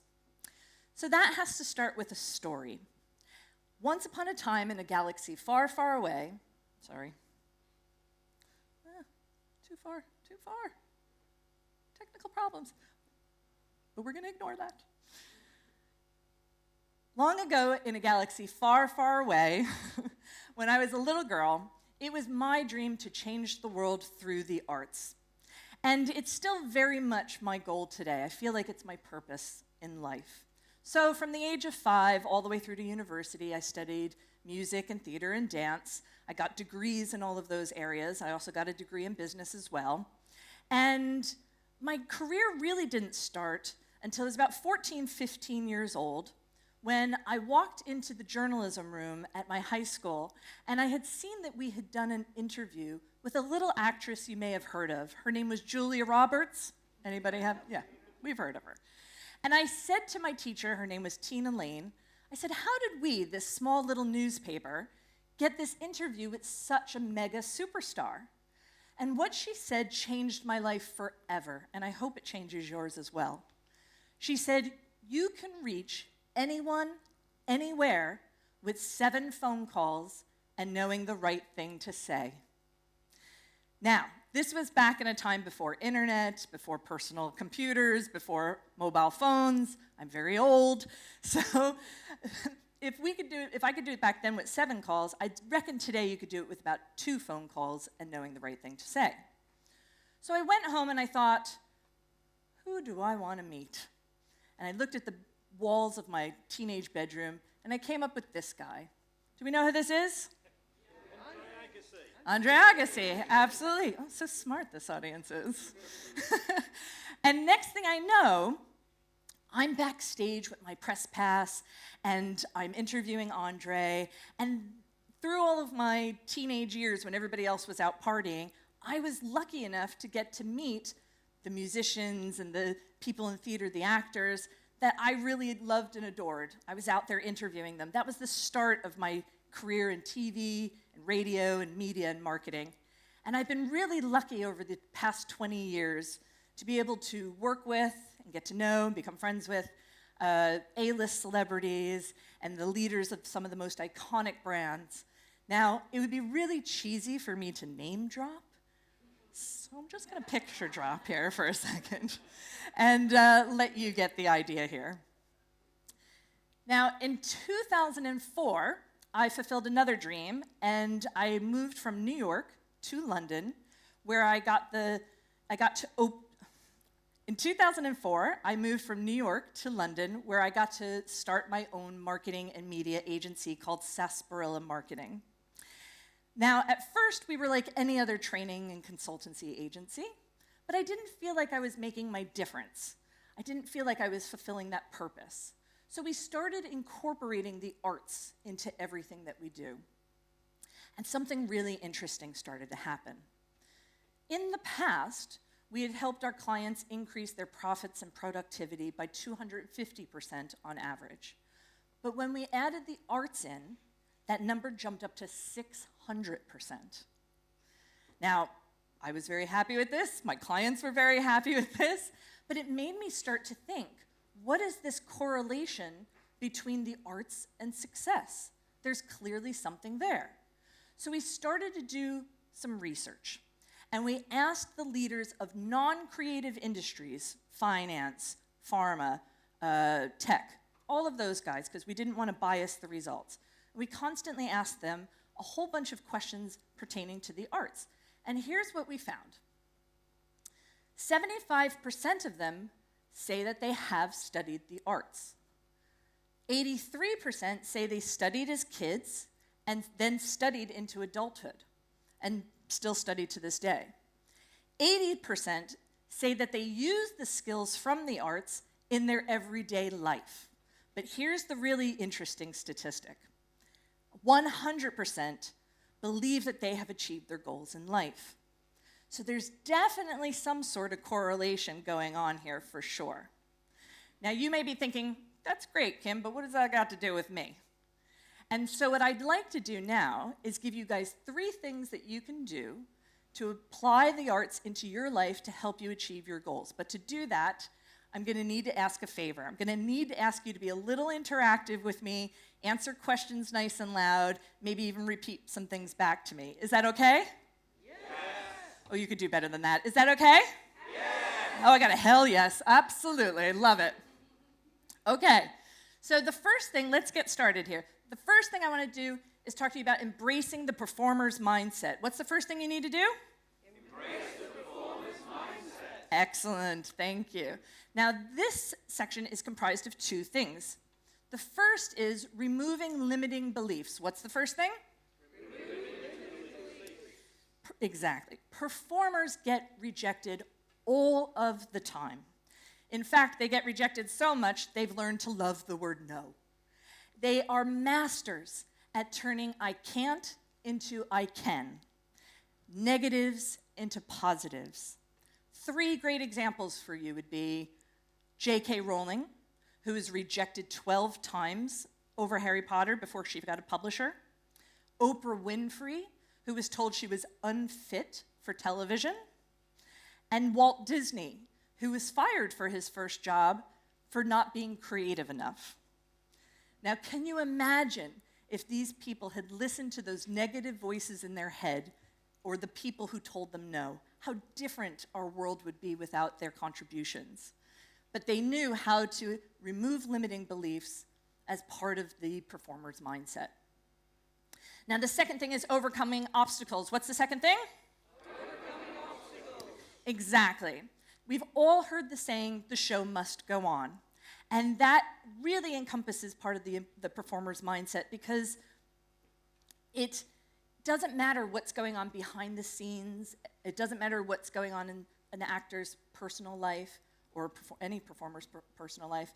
All that matters is they get out there and they deliver every single time. Now imagine how much more productive your life would be if instead of every time something negative came along or something that feels really impossible came along, instead of getting overwhelmed by it, if you embraced the performer's mindset and you were able to remove those limiting beliefs and think of that challenge as just like a puzzle that needs to be worked out instead of this big, huge mountain that can't be climbed. Imagine how much more productive you would be. I get clients coming to me all of the time saying, Kim, I'm not really very creative. This isn't really my thing. I don't know that I really could do this. And I say, that's okay, because you don't need to be a great performer to give a great performance. In fact, if you think about it, most of the most successful people that we can think of maybe aren't always the best at what they do. A perfect example would be Madonna, who has the Guinness Book of World Records for the best-selling single artist of all time. She has sold 300 million albums, which is 50 million more than the next runner-up. That's a considerable lead. Now, is Madonna the greatest singer in the world, greatest dancer, greatest actress? Up for debate, but I think we'd probably say no. But when she was 26 years old and asked in an interview what comes next, her answer was to rule the world. That's the performer's mindset. And whether you realize it or not, every single day of your life, you are all using the arts. It's in everything that we do. When you talk and tell a story, that's theater. When you change the inflection in your voice so that people can understand what you're saying, that's singing. When you move, when you walk, when you ride a bike, when you use hand gestures? Let's try that again. When you use your hands to express yourself, that is body language, that is dancing.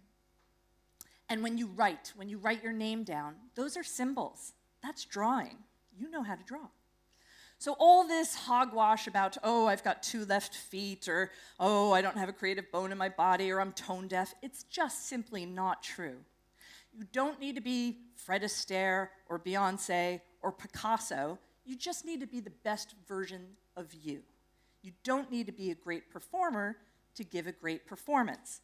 You just need the performer's mindset. Now, the second item is participate more. What's the second item? Participate more. Well done. Now, when I work with my clients and I ask them to participate, I'm not talking about getting them up on the stage and dance like a circus animal. Sometimes participation can be something small. It can be listening to a piece of music, or watching a film clip for a movie for inspiration, or interacting in a TED Talk, like what I did there. If you think about it, what you're doing right now by participating with me, you're helping to embed these lessons deeper into your brain. You're having fun. It's engaging you in a different kind of a way that makes the learning go deeper into your brain. It sets off a chain reaction that looks a little something like this. And this is what I think is the reason behind the success that we saw with our clients. It starts off with adding the arts.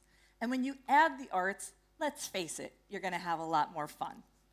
And if you're having more fun, it's going to pique your interest. It's going to hold your interest longer. That's going to increase your attention span.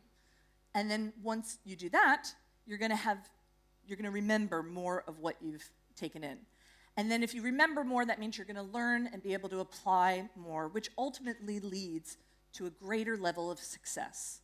Now, obviously, the more you put in, the more you're going to get out, and the faster that you'll see results. There's a big difference between sitting in the audience and saying, yeah, I can do that, and then actually standing on the stage under the lights. But whatever level that you decide to participate at, the key is just to remember to participate. Now, the third thing is find the right fit. What's the third thing? Find the right fit. Exactly. So let's say you're embracing the performer's mindset, you're participating more, awesome, bravo. Now, the next thing you need to think about is what area of the arts is going to help support you in your specific goal. What area of the arts provides that supplemental knowledge, information, skills that's going to help bring you to the next level? Two great examples. American football players. We all know those guys. Big burly guys, helmets, big shoulder pad things on them. They're at the gym all of the time. They're out on the field playing and practicing all of the time. But what do those guys do to supplement their skills? They take ballet, of course. And I'm not talking about tap or jazz or any other form of dance. It's specifically ballet, because ballet gives them greater agility, greater flexibility, and greater coordination. Essentially, ballet makes them better football players. Another great example is the University of Pennsylvania did a study where they asked their medical students to take an art class where they would go and observe paintings and then come back and analyze them and discuss with the class. They found that these students who took this course had a much higher level of assessing and diagnosing their patients, which ultimately means that they became much better doctors.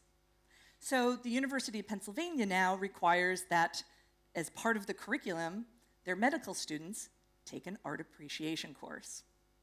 So you need to find what area of the arts is going to be the right fit for you and your goals, and supplement your learning and your knowledge and your skills with these items. Now, hopefully you're enjoying this talk. You're thinking, yeah, good, great, I'm gonna apply some of these things, wonderful. But the fact of the matter is, if you leave here today and you don't apply these skills, then this was a wasted 15 minutes of your life. And I don't want that to happen. So I want to take that 8% that the University of Scranton found, and I want to turn 100% of you guys into achieving your goals. So I'm going to leave you with a little piece of art, a little bit of artwork on my behalf here. This line represents your life. On average, most adults live to be 72 years old. Now, looking around this audience, I'm going to say most people are in their 30s, about halfway there. So we're going to paint in this little box. This is the past. We can't do anything about it. We can't change it. It is what it is. It's done. That means this line is the rest of your life. Another 35 years or more, we hope. 1/3 of it will be spent sleeping. 1/3 of it will be spent working. Another huge chunk of it will be spent on admin, brushing your teeth, washing your hair, traveling from place to place. That means if you live another 35 years, this is what's left of your time to pursue those goals and do those things that you want. Now, I don't want to depress you. I want to leave you on a happy note. But I just want to reiterate to you, we think we have a lot more time than we do. So there is no better time than now for you to go out and pursue your goals. Let the arts guide you. Bring the arts into your life. Let them help you achieve your goals. I like to think that today I've started to prove to you that there is a significant amount of input from the arts in helping you to achieve your goals. And remember, you don't need to be a great performer to give a great performance, because if I could do it at 14, 15 years old with no car, no money, no resources, nothing, then you can too. Good luck. Thank you.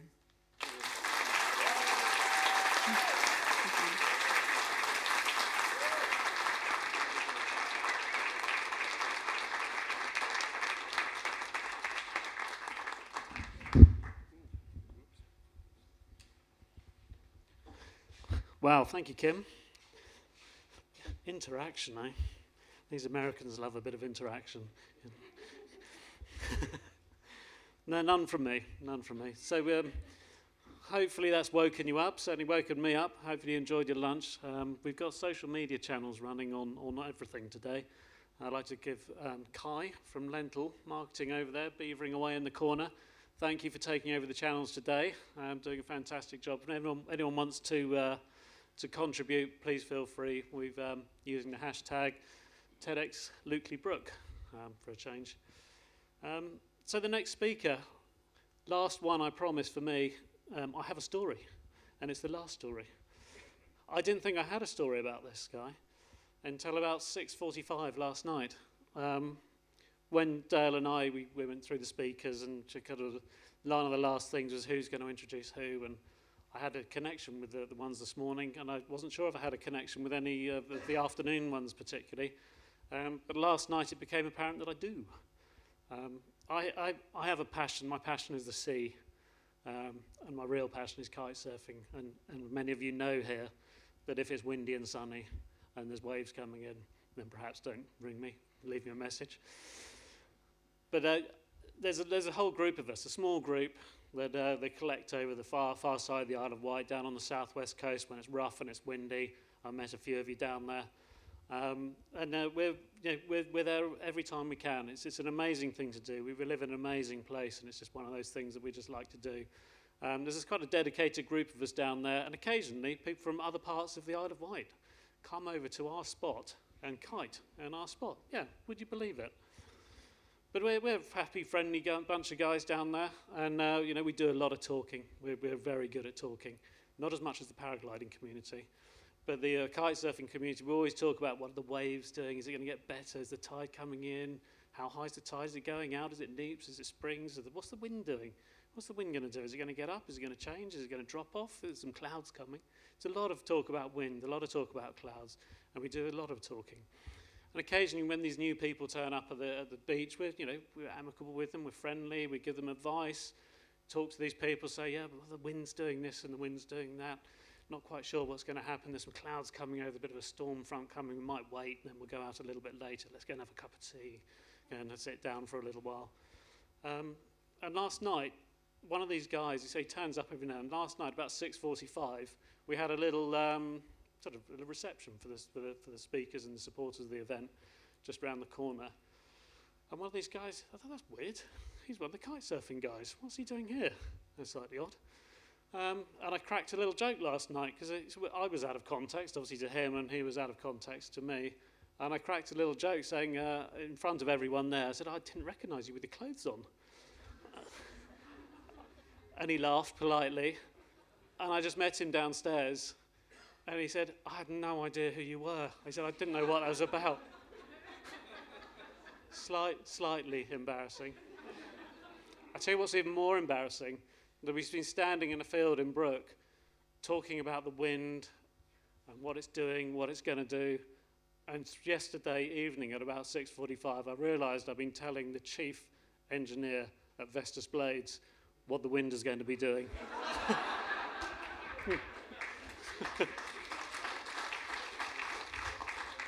So I'd like to introduce our next speaker, Dr. Adrian Gill. With clothes on.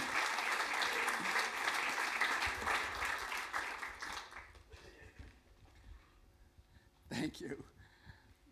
I'm Adrian Gill, as you've heard, Chief Engineer of Vestas Blades. I was reading an article recently that argued that climate change action should be delayed, and that members of the UK governing party had created a net zero scrutiny group. What is there to scrutinize? Climate change is no longer being debated. It's proven. Over the last decade, there are 88,000 scientific studies on climate change. 99.9% of them concluded it was driven by humans. Instead, we need to be talking about how urgent it is. We need to talk about what we're going to do about it. We need to talk about how our lives will irreversibly change if we don't act now. And we know that because the data's out there. Scientists use models to predict the climate. These computer models take the different things that affect the climate, volcanoes, solar flares, carbon dioxide, methane, and they use them to predict how the climate will react. And you can turn on and turn off these different effects to find out what's driving change. And if you turn off the humans, leaving just the natural effects, the climate stays as it is. But if you turn on the humans, the temperature ramps up aggressively and it keeps going. What really worries me is what happens next. That we see out of control climate change. That we see irreversible climate change. The ocean absorbs carbon dioxide. In fact, the ocean and other carbon sinks absorb the majority of human carbon dioxide, concealing the true scale of climate change. How long do we think that's going to happen? Permafrost in the Arctic, it also absorbs carbon dioxide. But when it melts, it releases methane, 25 times more heating than carbon dioxide. And as global temperatures are rising, that permafrost is starting to melt. And in the ocean, there are 1 trillion tons of methane hydride frozen, locked in by the cold water. As sea temperatures increase, that methane will start to come out. You can see that we are accelerating towards the edge of the cliff. We have to act now. We have to stop burning fossil fuels.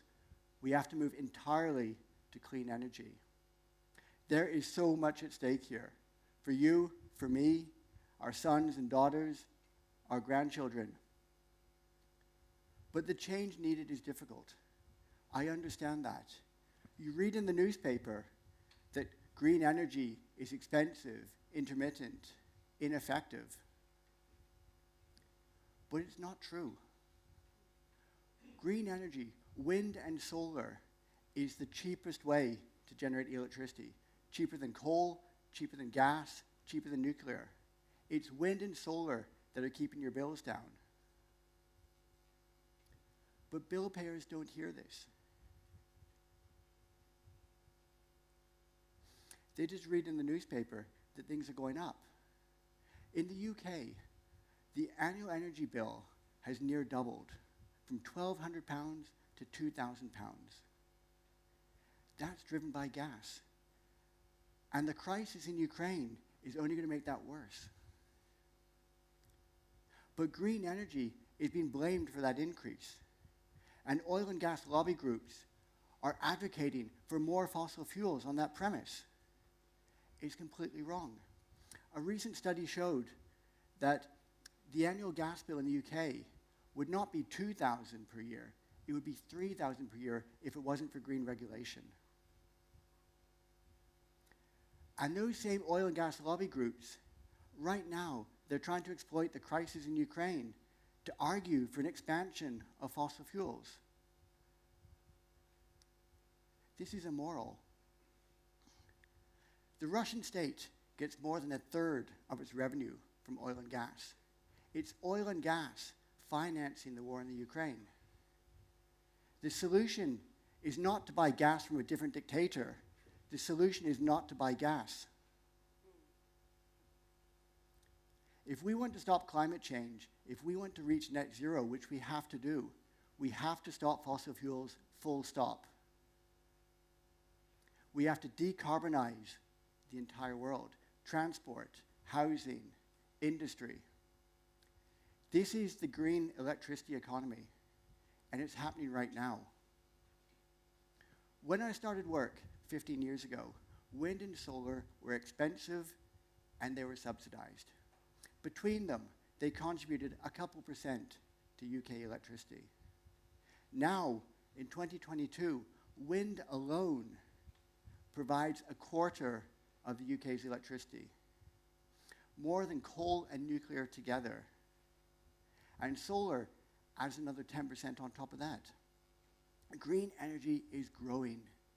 By 2018, wind and solar had installed its first terawatt of generation. That's enough power to power the UK, the whole of the UK, 10 times over. It took 40 years to get there. The next terawatt of generation of wind and solar will be installed at the end of next year, just 5 years later. And the next terawatt after that, maybe 2 years.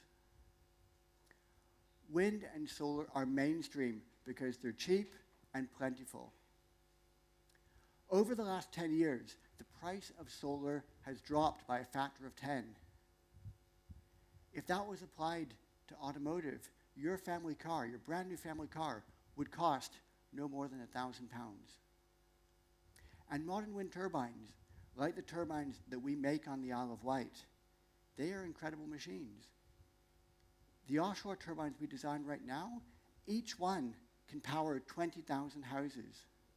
A single rotation of these turbines provides enough electricity for a Tesla car to drive 180 kilometers. One single rotation of that turbine, and you can drive 180 kilometers. That's incredible. Green energy is growing exponentially because it's cheap, it's reliable, and it's scalable. Green energy is ready to power the world. 10 years ago, electric cars were 50 years away. Nobody told Elon Musk. In those 10 years, Tesla, his company, sold more than 500,000 electric cars. Today, even Porsche will sell you an electric car, although there are plenty of cheaper options available. They are convenient. You no longer need a driveway. A modern electric car has a range of more than 300 kilometers. If you wanted, you could fill it up once a week. But why do that? Go to the cinema, top it up. Go to the supermarket, top it up. Go to work, top it up. Filling up your electric car will be no different from charging your phone. Park, plug in, go do something. Come back to a car that's fully charged, ready to go, warm and demisted in winter, cool in summer. And if you're taking a long journey, ultra-rapid chargers can add 100 miles to the range in the time it takes to get a coffee, go for a walk. Electric cars are also changing how the grid operates. If 2010 was the decade of green energy, 2020 will be the decade of storage and a smart grid. Electric cars, batteries on wheels, they will talk to the grid. They will know when electricity is cheap and the best time to charge your car. And when demand and prices are high, your car will sell electricity back to the grid to balance the demand and make a profit for you.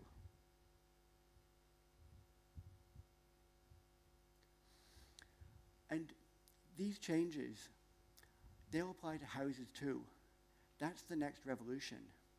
Like cars, your fridge, your freezer, your washing machine, they too will be talking to the grid. You won't even realize that they turned off temporarily to help the grid manage a spike in demand.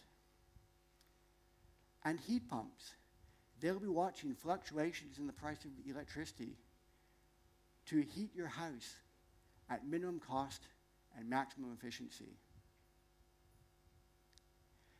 And the green electricity economy is not just limited to batteries and the grid.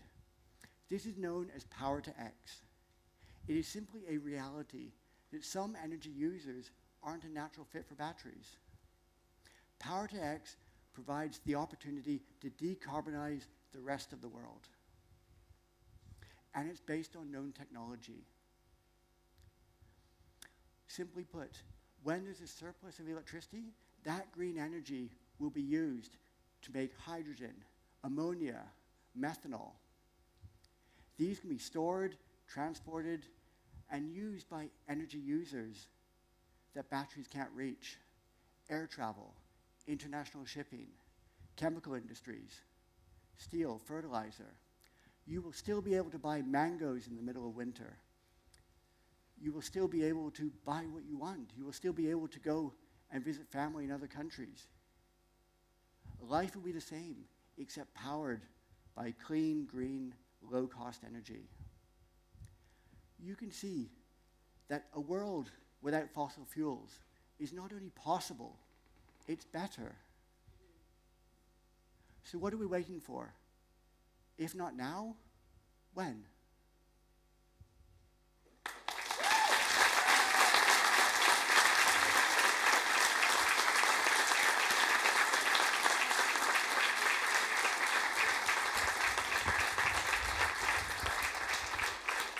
Ladies and gentlemen, Dr. Adrian Gill.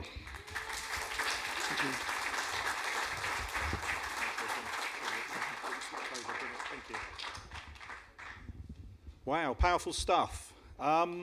Few bits there I just wanted to quickly pick up on that. Adrian said this Internet of Things, everything being connected. I know on the island, you know, we're leading in that field, not just companies like Vestas, but the infrastructure now that companies like White Fibre are putting in to allow everything to be connected. And also White Community Energy. I know we've got them here, they're supporting the event, but White Community Energy are already running trials with a number of the accommodation providers on the island for intelligent heating systems. So their water looks at when the lower costs are there and can heat it for their guests at the times it's needed. So a lot of what Adrian's touching on, the island is already leading on, not just in terms of what he's doing and his company's doing, but what many other people are already doing. So again, this event is about reflecting the best of the island to the rest of the world to see what leaders we are in so many different areas. I mentioned earlier we've got the watch party. The watch party is taking place over at Riverside. Just want to do a call out to them. Lots of young people are there doing some great things, having a great time. Some of our speakers have already been over to talk to them. Once we finish this session, then more speakers will go over to talk to them. I know Will was over there earlier and spent a lot of time with the schools. Beth, who you saw opening the event with If Not Now When, and then The Journey, two great songs.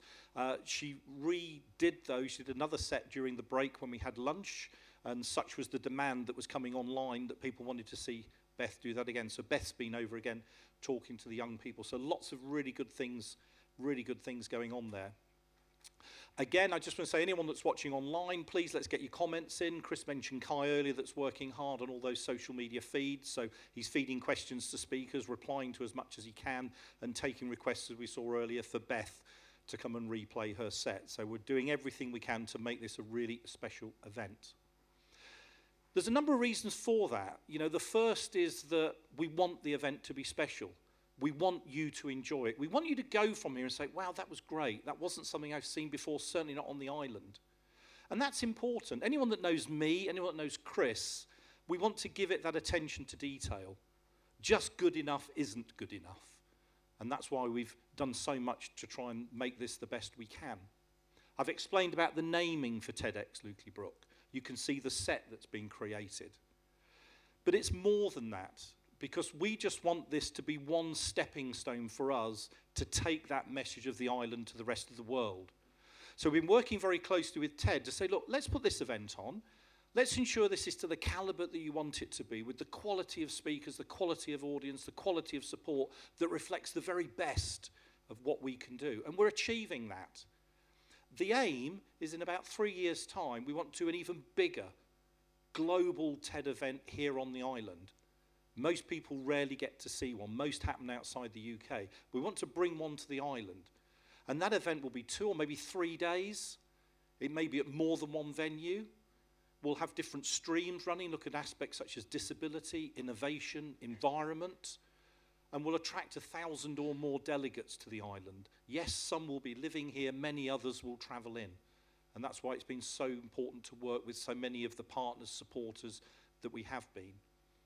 So hopefully when you go from here, you'll not only feel that you've been part of something that's special, but you were there at the start of that journey. You were there when we all got together for TEDxLukelyBrook on March the 2nd, 2022, and when that next event takes place, you can all look back and say, I was there.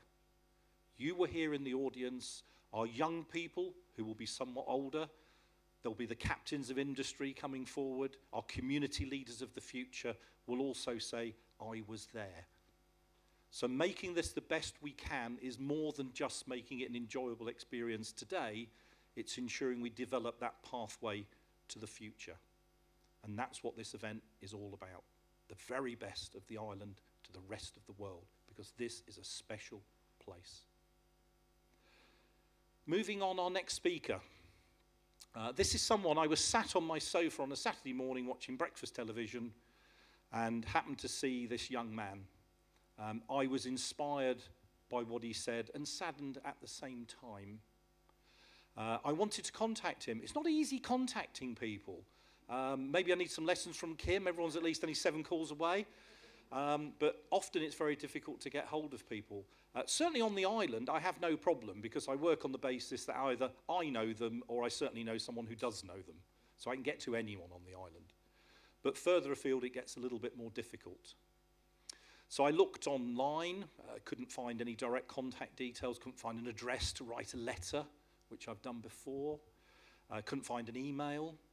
I could see that this person, where they were, up in Northampton. That helped a tiny bit, but I thought, well, I can't jump in the car and drive to Northampton and drive around saying, hey, do you know where this guy is? I saw that he had an account on Twitter. I stopped using Twitter a few years ago. I didn't see the value in it and wasn't terribly pleased with a lot of the content I saw in terms of people saying what they'd had for breakfast and things. I thought, not really too worried what you had for breakfast. So I came off Twitter, but I went back on Twitter just for this person. And I went back on and I sent them a message. Now, this is a busy person. They're in the media spotlight. They've been on a lot of mainstream TV, magazines, radio, and so on over the last few weeks. But thankfully, they read my direct mail message to them on Twitter. And they replied saying, hey, I'd really love to talk to you about that. And we started that conversation. And it wasn't straightforward because of the nature of this individual. This is someone that you will know as a Paralympic athlete. It's someone who is so focused on their training that every minute counts. We've heard that from speakers. We've heard that from James earlier. We've heard it from Kim just a short time ago. And so getting hold of them was one thing, making sure they're available was something else. So I had a Zoom call, and we went through that Zoom call, and I thought we were getting there, and he said, I just need to get my coach on the call. So then the coach came on the call. Really, really lovely guy, got it, understood what we were doing, totally behind it. And we had to make sure that everything was done right. So this guy came down yesterday, straight from training. That's the commitment he has. Straight into rehearsals, which were running all day yesterday here in the theatre. The meet and greet last evening.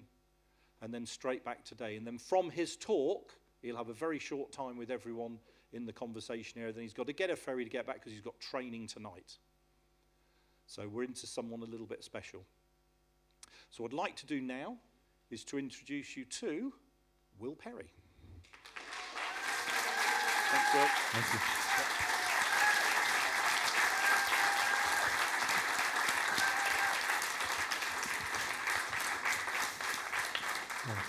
Hello, and thank you for that lovely introduction. I was utterly flattered.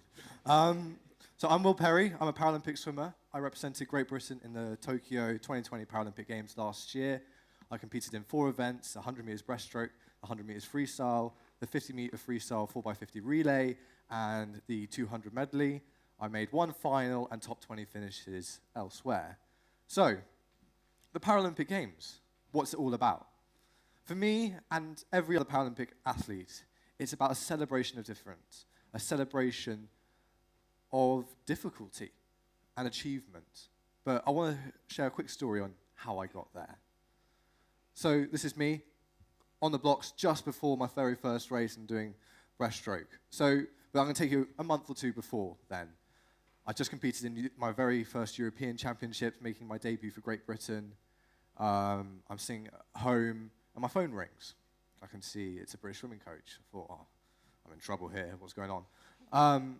And it was the most simple call in my life, but also the most life-changing. Hi, Will. Tokyo? I was like, yeah, you're going. And to be honest, I nearly started crying. And the first person, you're not allowed to tell people when you're selected. I had to keep it quiet for a month and a half.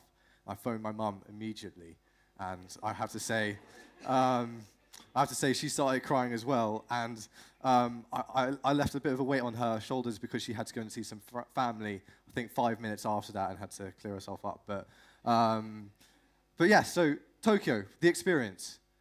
What an experience. So many people ask me, what was it like? You know, how can you put it into words? And I never can. So the best way I always describe it, and the thing I always say is that I remember watching the London 2012 Paralympic Games, actually here on the Isle of Wight when we were on holiday. I remember watching this girl called Ellie Simmons. I'd heard of her before.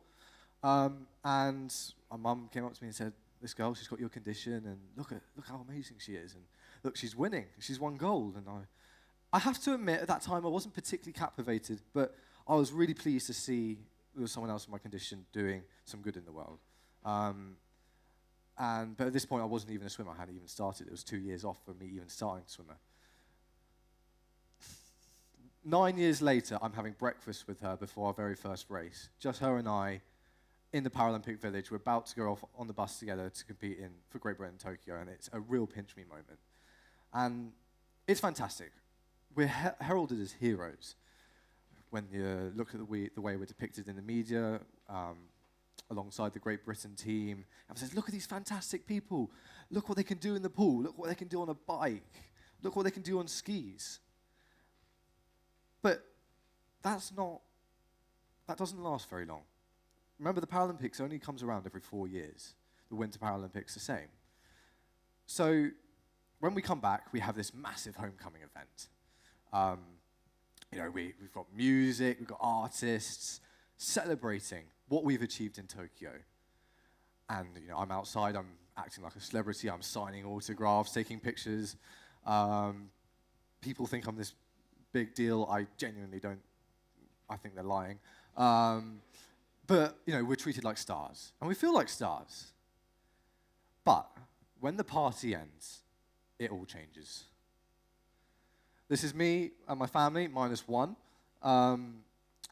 This is in Paris. But what if I were to tell you, behind this smile, I'm nervous, I'm scared. Coming back from the Paralympics, you're celebrated as a hero, and often when you come back from the Olympics or Paralympics, you go through this process called the Olympic blues.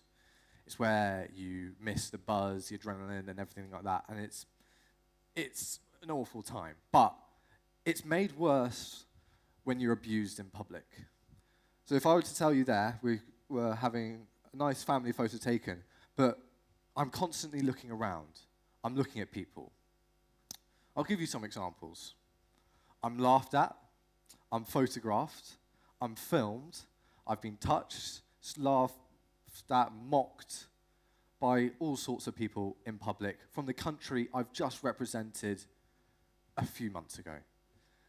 I recall even leaving the homecoming event, going back on the train, literally leaving the event, and there were kids laughing at me. I'd just been celebrated as a hero 30 minutes before. Why? Why must this be?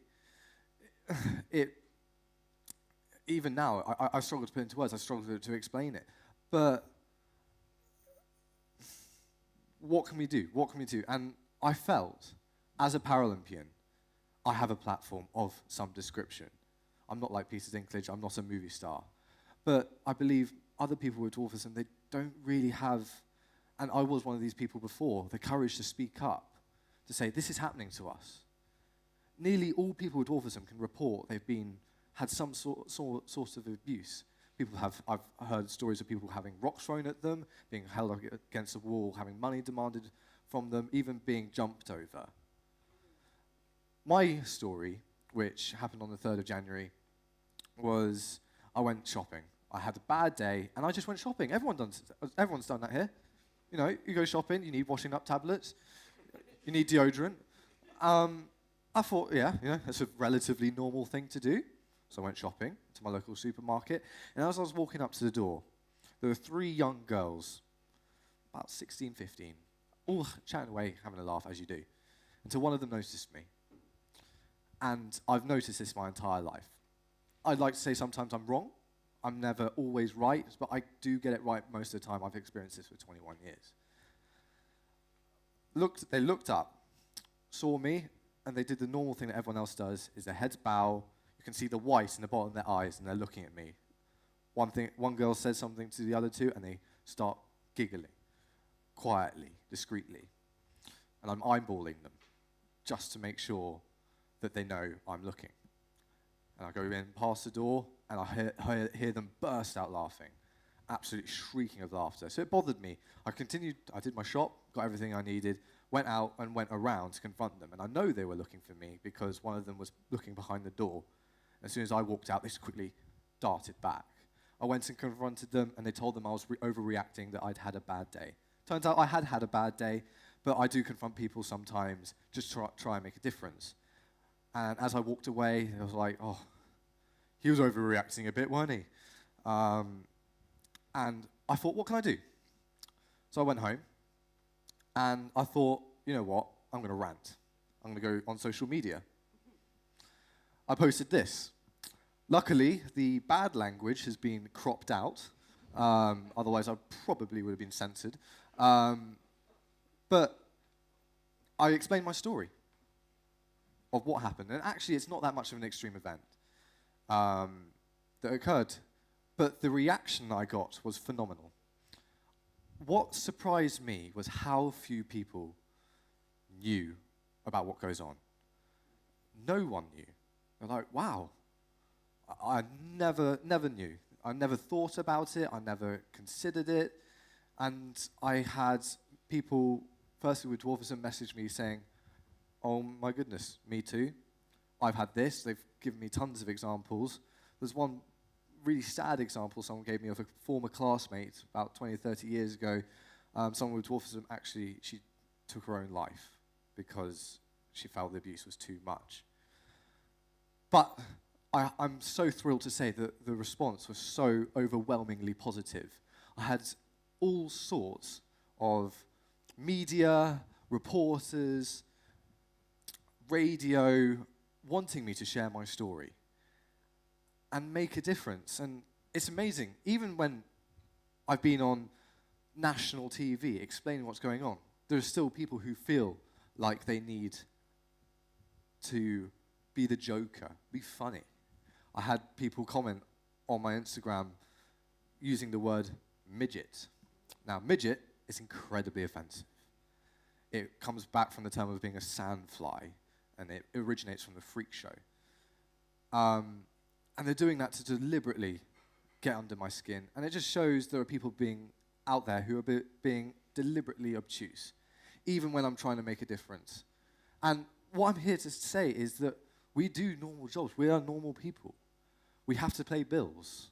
We have to go shopping. We have to fill up our car with petrol. So why should we, when we're doing that, why are we viewed as comical characters? Why should me getting out of a car be such a funny concept to some people? But again, it's been fantastic. I've been to see multiple politicians. I've met many other people with dwarfism who are also fighting this issue. You might have heard that Midget Gems has recently been removed from certain supermarket stores. Fantastic movement, but we're still not doing enough. This is a quote from a good friend of mine. Her name's Maisie Summers-Newton, and she is, no other words for it, a double Paralympic champion, a world champion, a European record holder, an MBE, a world record holder, too many titles to even mention. And she said this to me when we got in the car, back from a para swimming competition. You know, Will, I don't think we'll ever be fully accepted into society. Now, what's really sad about this, for those of you who don't know who Maisie is, she's probably one of the most positive people I know in my life. She finds a positive in every negative, and she's training to be a teacher to try and educate the young generation on dwarfism, to show that it's a normal fact of life. And when she said that to me, it broke my heart, because she's so positive, she's so outgoing, and for someone like that to say, for someone like her to say someone like that is just heart-wrenching. So I felt I had to share it with you. But if we're not going to be accepted in society, when are we going to be? So it's time for change. It's time for us to be no longer viewed as comical characters. I stand here not as a Paralympian. I stand here as someone with dwarfism. I shouldn't be asked to be treated as someone normal just because of who I am and what I've achieved. Everyone deserves to be treated equally, and we've come so far with it. We just seem to have missed a train. So if we're not going to change now, when are we going to change? Thank you.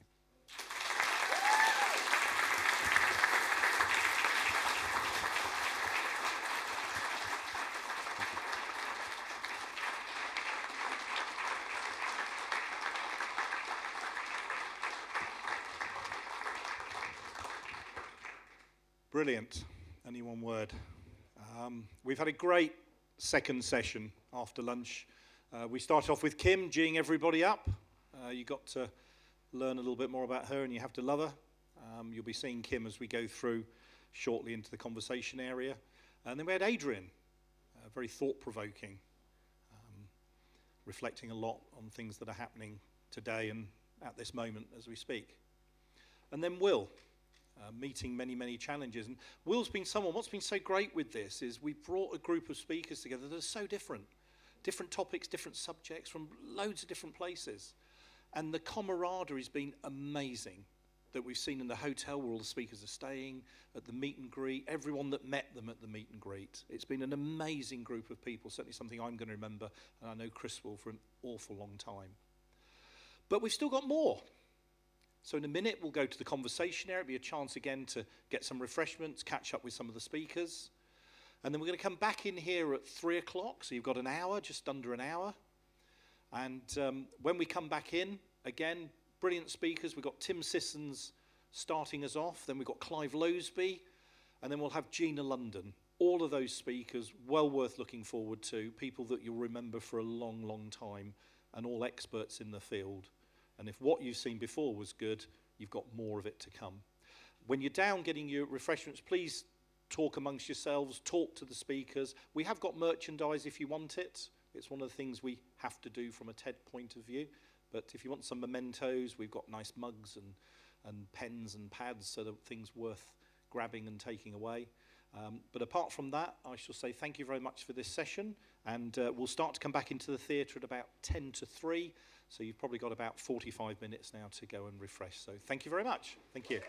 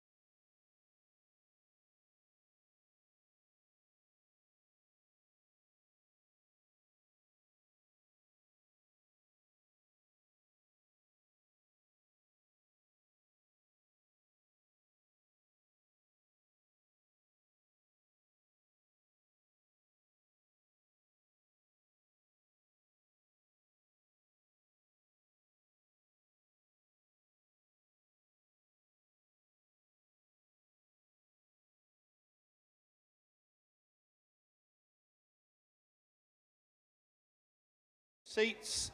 Hopefully you had a really nice break, got a chance to catch up with some of the speakers, talk with some of your fellow delegates. We're going to start off this last session. All the sessions are good. Some say you save the best till last, but it's all been good. So you'll be the judges of that, and I'm sure you've got your favourite people in there as well. What I will say is following the event, we will be sending out a questionnaire to everyone. It's something that TED like us to do to get the feedback. So what we'll be doing is just asking for your view on various aspects of the organisation, of the speakers that you've seen, the topics that were covered, and then any additional feedback, and that will help us in terms of critiquing this event. It'll also help us to drive towards the next one. So any constructive comments are really valued. And I know the speakers will be battling to be the most popular speaker at the event, and maybe we'll do a special award or something. We move into this last session. What I wanted to do was to say a few thank yous. Once again, I want to thank our sponsors and supporters. Without them, we could not have this event. If you can imagine the investment needed, hiring venues, catering, all of the other things that go around it, it's not inexpensive. So without that support, we can't do it. So yes, White Fibre, so many other great supporters of the event, all of which I know are here today. And then many friends of the event, people that have contributed so much to it. And again, I mentioned some of those at the beginning, and I'll mention one or two as we go through this next sort of segment. What I'd like to do, just briefly, is to ask John Irvine to pop up from White Fibre, just to say a few words as our main event sponsor.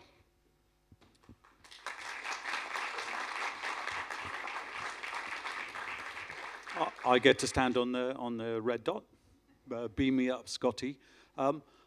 Just a few words. It is true what we said earlier, Chris and Dale. We had a chat last summer. An absolute no-brainer to sponsor the event. We're really delighted to do so. This is about part of the motivation is about putting the Isle of Wight on the map, giving us a bit of global exposure. White Fibre, we're rolling out some great broadband all around the island, some of the best digital connectivity anywhere in the world that's going to stand the island in good stead for the next 100 years, or hopefully even longer. So a big thank you.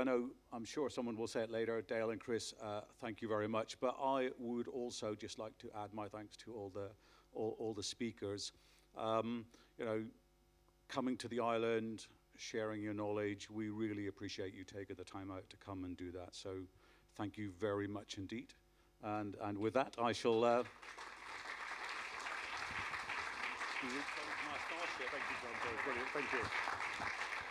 Thank you so much, John. Thank you for that. You've seen everything today. You've seen myself, you've seen Chris, but of course there's a massive team that goes behind this event. There's 15 people in total that are giving their time and investing a lot of time in this. You saw people front of desk. You saw Sue down there. Jenny was down there as well. Dee and Amber, who've been running around on hospitality, making sure everything's right as it should be, getting our speakers to interviews at the radio station, getting them over to Riverside, and certainly Dee's been absolutely key in bringing all that together. Another part of the team which has contributed so much, and you won't really have seen them because they're tucked in the box up there, is the technical team. I was so fortunate when we started to be able to talk to Jonathan Thornton. Jonathan, you know, from PC Consultants, also his close work that he does with the Chamber and Island businesses. And I said to Jonathan, will you be technical lead? Because this really is a big thing to bring together. And he brought an amazing team together. Some of his own team, people like Dan that are in the box at the back. Steve, which is an easy one because actually everyone on the production side seems to be called Steve. So you just say Steve and they all look at you, which is great. But they've been amazing. You know, we did 4 technical rehearsals before we got to the rehearsals yesterday, where they were checking out how everything would work and come together. I went to the first technical rehearsal and realized that despite going through business school with IBM, which to many would be an accolade, I knew so little. I've realized that people like Jonathan and others know more, they've forgotten more than I would ever know. So I went to the first technical meeting, could contribute little to nothing to it because I didn't understand the language that they were talking in.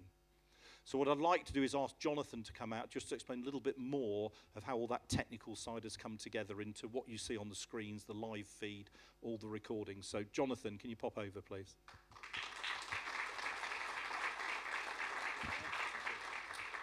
Well, thank you, Dale. I sort of wish I'd have said no when Dale asked me if I'd volunteered to help out with this, because it's definitely been a very stressful day today behind the scenes.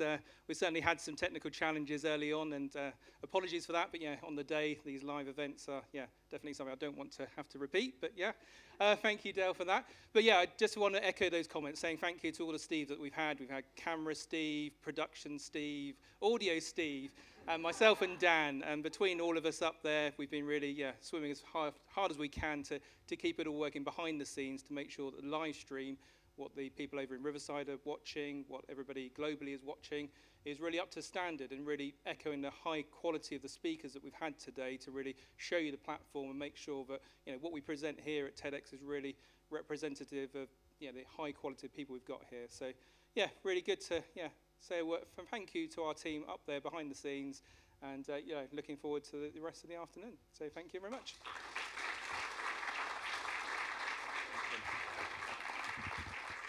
Thank you, Jonathan. Okay, we're in the last session. Have you enjoyed today? Yes. Excellent. We'll get the feedback to you. You can add those little comments in there.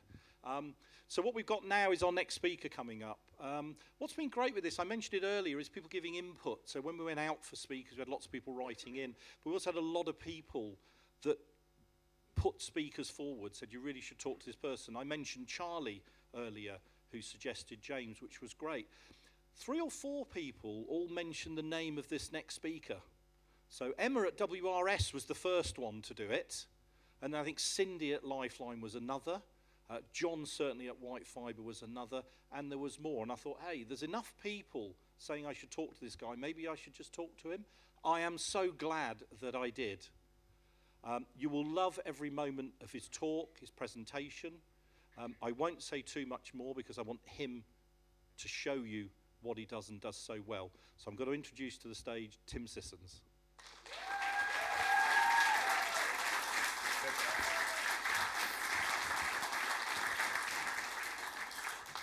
Thank you. Hi, great to meet you. I'm Tim. I hope you're all having a fantastic time. I know I am. So, who's ready to be on a 10? That's what I'm going to talk to you about, be on a 10. If you were to score yourself at your organisation over the last few weeks or the last few months out of 10, what would your score be? Be honest, think about it. Some of you thinking, oh gosh. Would it be 10? If you were going to score yourself for your attitude, your approach, your mood, your motivation, what would your score be? Maybe yesterday less, today more, next week less again. If you're a manager or a director of your business, what score would you give your team? So if you're working with a team, some of you looking at each other, looking at the person next to you, what score would you give your team out of 10? For their eagerness, their motivation, their ability, their attitude, what score would you give them? And I'm not talking about some individuals, I'm talking about collectively as a team, what score would you give them? You're probably thinking which individuals and how many cups of coffee have they had. No, I'm talking about your team, how would you score them? Because be on a 10 is about turning yourself up to a 10 at work. Being able to bring the most engaged, the most enthusiastic version of yourself to work all the time. And let's be honest, me included, we don't do that all the time, do we, if we're honest? However, what can happen if you're on a 10 at work? And that's what I'm going to talk to you about. Because actually, we enjoy our job role more. We get less complaints from our end users, our customers, our clients. We enjoy being with our colleagues more. We enjoy being around people more that are on a 10.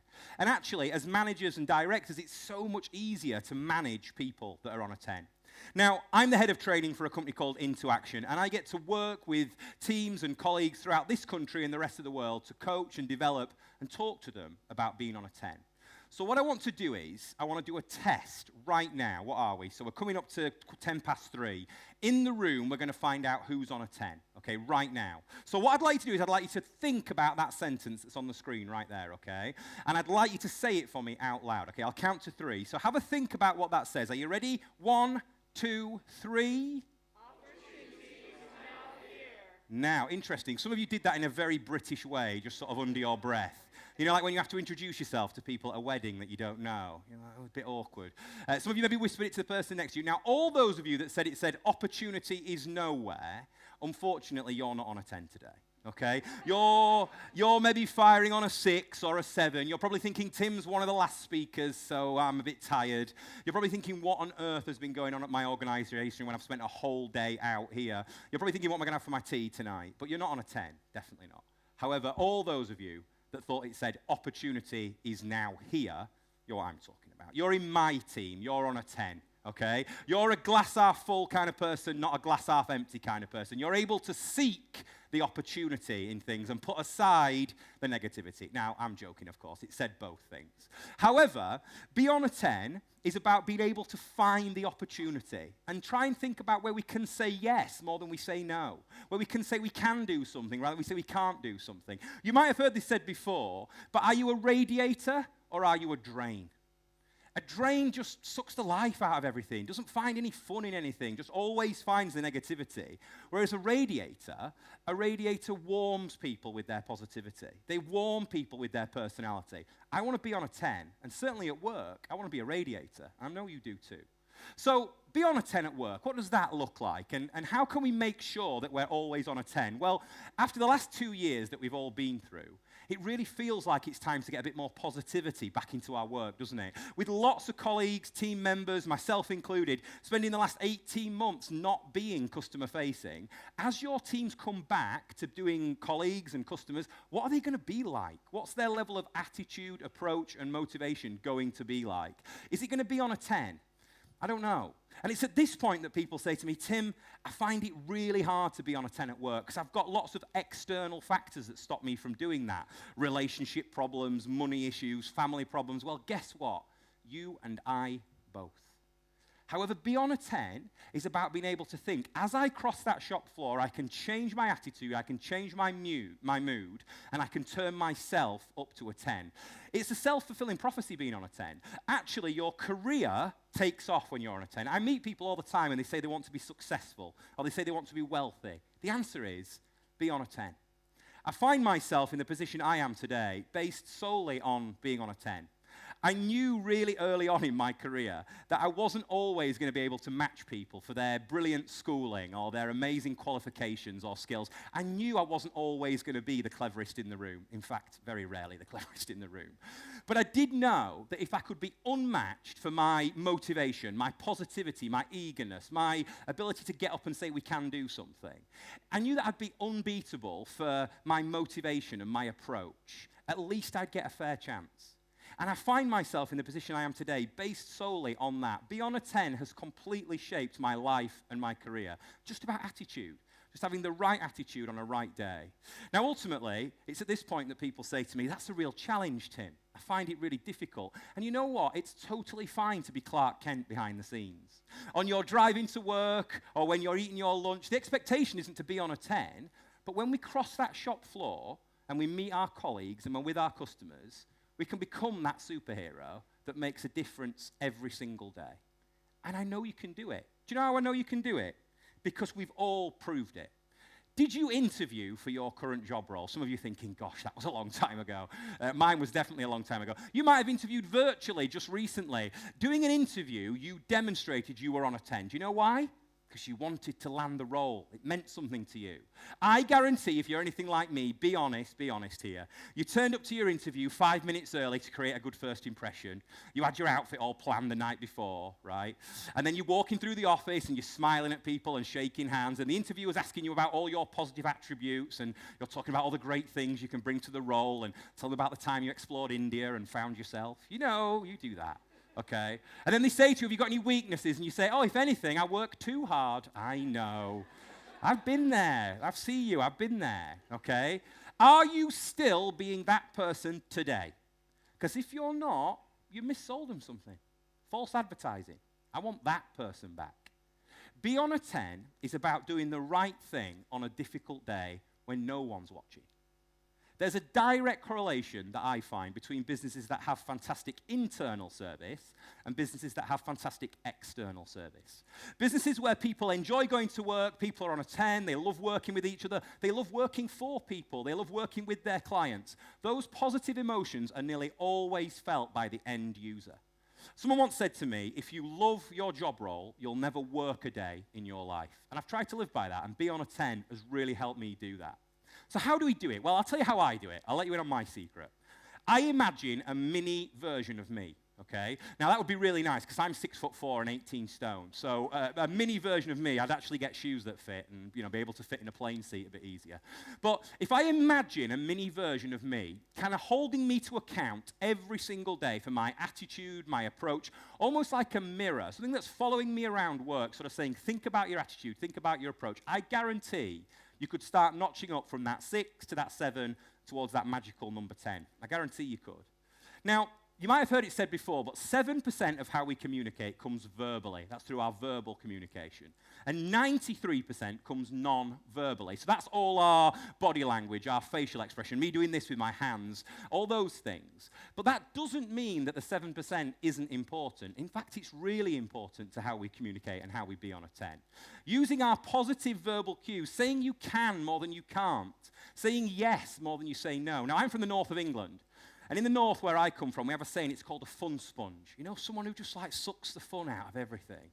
I don't want to be a fun sponge. I don't want to be a drain. I want to be a radiator. I want to radiate my personality. Now, how many of you send hundreds of emails, send and receive hundreds of emails? I bet you do. I've probably had hundreds since I've been sat here. And let's be honest, you get that one email, right? And you get it on a Friday afternoon normally.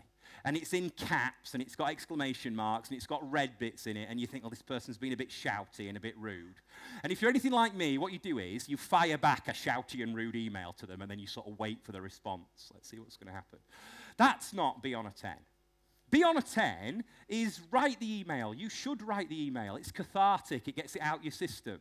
But just maybe hover over the send button for a second. And just think, is this the type of email and the tone of voice I want to send to the director of our business? Probably not. Get out your seat, get a cup of coffee, speak to another colleague who's on a 10, get a different perspective, a different point of view, come back, pick up the phone, and use all that great verbal communication. So what makes up the 93%? It looks familiar. What makes up the 93%? Okay? The 93% is everything else. That's our great posture and our great smile and our great facial expression and eye contact, all the things you know from when you're growing up. However, we've got to think about creating this version. And some people say to me, Tim, it's not always necessary for me to be in a 10 on my role. So it's not always necessary for me to be on a 10 in my role. And I agree with you. If you're sweeping the floor or cleaning the storeroom, the expectation isn't that you do that with a great facial expression and great eye contact. I just love sweeping so much. No.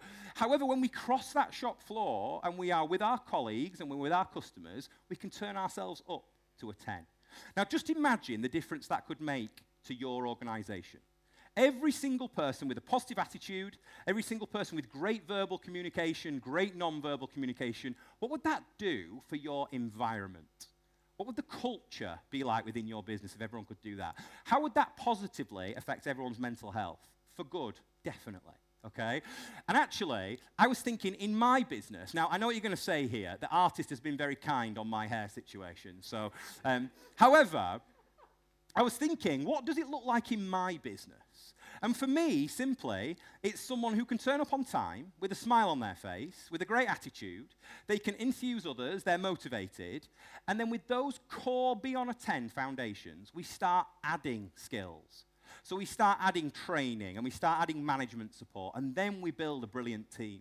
I work with businesses who focus far too much on the skills and the ABC and the operational, but they don't work on the how you should act and how you should be. And we do that by being on a 10.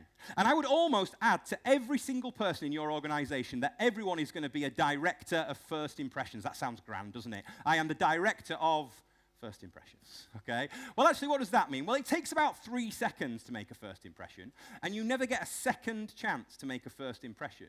Okay? We make great first impressions by greeting people, saying hello to them, offering them help, nice friendly smile. And actually, we don't do that all the time. Sometimes we create poor first impressions, and then everything else is just trying to claw back so we can actually get back some of that Be on a 10 positivity. Now, I had a great experience where I had some poor first impressions. I was fortunate enough a couple of years ago to be able to travel overseas, and I traveled overseas and arrived at quite a prestigious hotel. I won't name the name of it. And I'd flown throughout the night. I was going for work.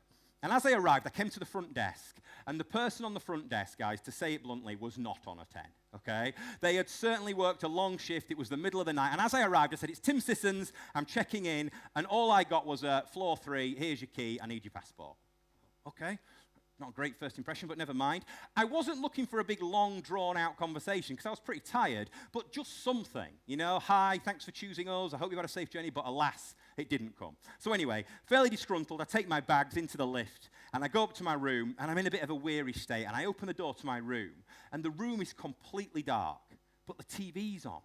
And it suddenly dawns on me that in my sleepy state, I've walked into somebody else's hotel room. I mean, how embarrassing is that? But actually, as I look up at the TV screen, on the TV screen it says, "Good evening, Mr. Sissons. I hope you've had a safe flight. Thank you so much for choosing us." And I remember thinking, firstly, I'm in the right hotel room. That's good, okay? And secondly, thinking, I'm famous. I always wanted to be famous. I always wanted to be on TV. And so actually, I was thinking, wow, look at that, my name up in lights.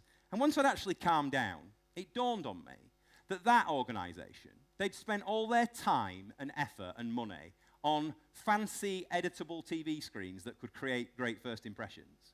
But they'd spent no effort or time or money on the human being behind the desk whose job was to create a great first impression. We're getting that the wrong way round. Think about it. When you could travel last year, or maybe if you've travelled this year, or if you travel later in the year, you can take your boarding pass to the airport, you put it under one of the digital scanners, and the screen comes up and says, "Good morning, Mr. Sissons, have a safe flight." But we go to the robot behind the desk who goes, "Tickets."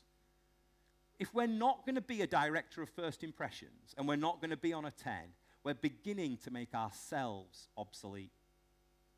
So, how do we do it? Well, how can we come across to others that we're on a 10? Well, this is Brian. Everyone say hello to Brian for me. Hi, Brian. He's not going to talk back. He's just there, okay? And actually, one thing that people say to me is, how do I learn people's names? Because that is such a key fundamental of Be on a 10. Because it's actually the building blocks. It's that start of a connection, that start of rapport. And people always say to me, "Tim, I am terrible at learning people's names and remembering them. You know, when I see them, I'm terrible at that." The answer is, get better. It's not that you can either do it or you can't do it. It's just that it's a skill, and it's something to be part of, Be on a 10. The first thing we're going to do is when someone's talking to us, we're going to pay attention to them. So we're going to listen to what they're saying, try not to focus on other things, listen to their tone of voice. Someone once said to me, "Timothy, you have 2 ears and 1 mouth." I think that was my mum. And you should use them in that ratio, okay? So we should be listening more than we're talking if we want to be able to learn someone's name. The second thing is pinning. We're going to pin something to someone's name. So for example, in my graphic here, Brian is wearing a blue t-shirt. Can you see that? So in our mind, we're going to go Brian blue t-shirt, Brian blue t-shirt, okay? Now, this is really, really important. This has to happen inwardly, not outwardly, okay? That would be strange, wouldn't it? Oh, there goes blue t-shirt. Oh, it's tall Tim. That's strange, okay? However, if we do it inwardly, we are 62% more likely to remember someone's name. That's more than half. Just do that tomorrow. Just literally think about something about that person and pin it to them. The next thing and the final thing is repetition. If we repeat someone's name as we're talking to them, "Good morning, Brian, how are you? How's work today? Did you have a nice weekend? Is there anything I can help you with?" And that way we start to build familiarity and we really can start being on a 10. Again, just imagine every single person in your organization doing that. Coming in a morning with a great attitude, being able to learn people's names, start some conversation, I guarantee it would start to change things. And ultimately, it starts with one person. It starts with one person saying, "I'm going to be on a 10 and I'm going to change my attitude." And then that domino effect that it has on other people. We like to be around other people that are on a 10. And that is ultimately going to have that domino effect.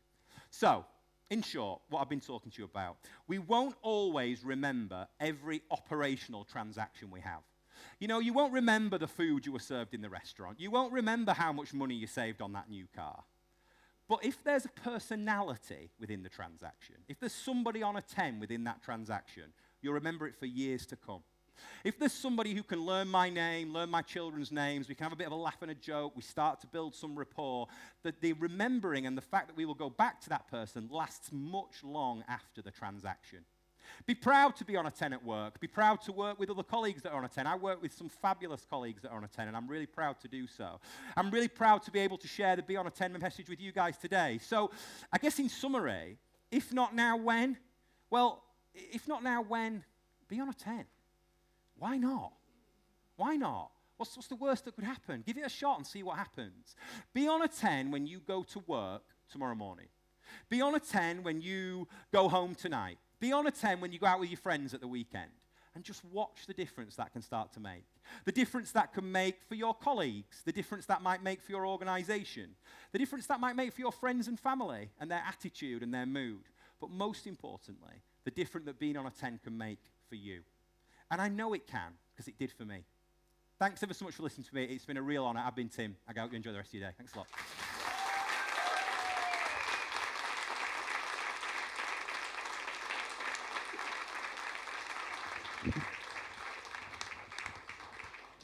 Tim Sissons, ladies and gentlemen. I'm so pleased that those people got in touch with me and said you really need to talk to Tim. If they hadn't done that, we wouldn't have just experienced what we have. We've got a couple of speakers still to go. Lots been happening today. We started off an amazing session this morning, and then after lunch, and now we're moving through this last session. I just want to pick up on one of the points that Tim touched on, his experience with the hotel when he arrived and got the cold reception desk and happened to see his name in lights on the TV when he went upstairs. I had a similar but slightly different experience some years ago. I had a meeting at Bristol International Airport. I think nowadays an airport, if it has one international flight that's outside the UK, they call themselves international. But I had a meeting at Bristol International, and because the meeting was early the next day, I needed to stay the night before. The airport authority I was meeting with said, no problem at all, there's a local hotel we use, we'll book you a room. I thought, that's nice of them. So drove over to Bristol, got into this very nice sort of boutique type hotel, not a big hotel, not a major chain, but very, very nice boutique hotel. As I walked in and started to walk up to reception, the lady on reception looked up to me and she said, hello, Mr. Howarth, how are you? And I thought, wow, this is amazing. I've never been here before. I've certainly never stayed in this hotel. I've never seen you before, but you know who I am. So I checked in, very, very impressed. And when we finished the check-in process, I said, how did you know it was me? And she said, oh, look behind the desk. And what they did is they knew that most of the people staying there were on business, not just at the airport, but other local businesses. So they took the time when they received a booking to look online, particularly things like LinkedIn, to identify the person that was most likely to be staying with them, and then they had a tablet behind the reception desk with their pictures on and the name next to it. So as anyone walked through the front door, they would just look up and quickly scan and work out who it was and give you a very personal greeting. Really, really impressive, and people that Tim would certainly say start every day probably on a 10. And it carried on because I booked a table in their restaurant for the evening. And when I went into the restaurant, and again went to the reception on the restaurant, they looked and said, oh, Mr. Howarth, how nice to have you. We've got a table ready for you. It's those little things that make a difference. And I remember it these years later, and I repeat it in a number of the talks that I do. Our next speaker is someone that I found online, on LinkedIn. I was going through, read a post that they put on, and I thought, this is great. This is a topic that we really need to be covering, and it fitted in so well with the whole theme of if not now, when. It's someone that reflects an aspect of life in that we go through life and we believe that we are the pilot.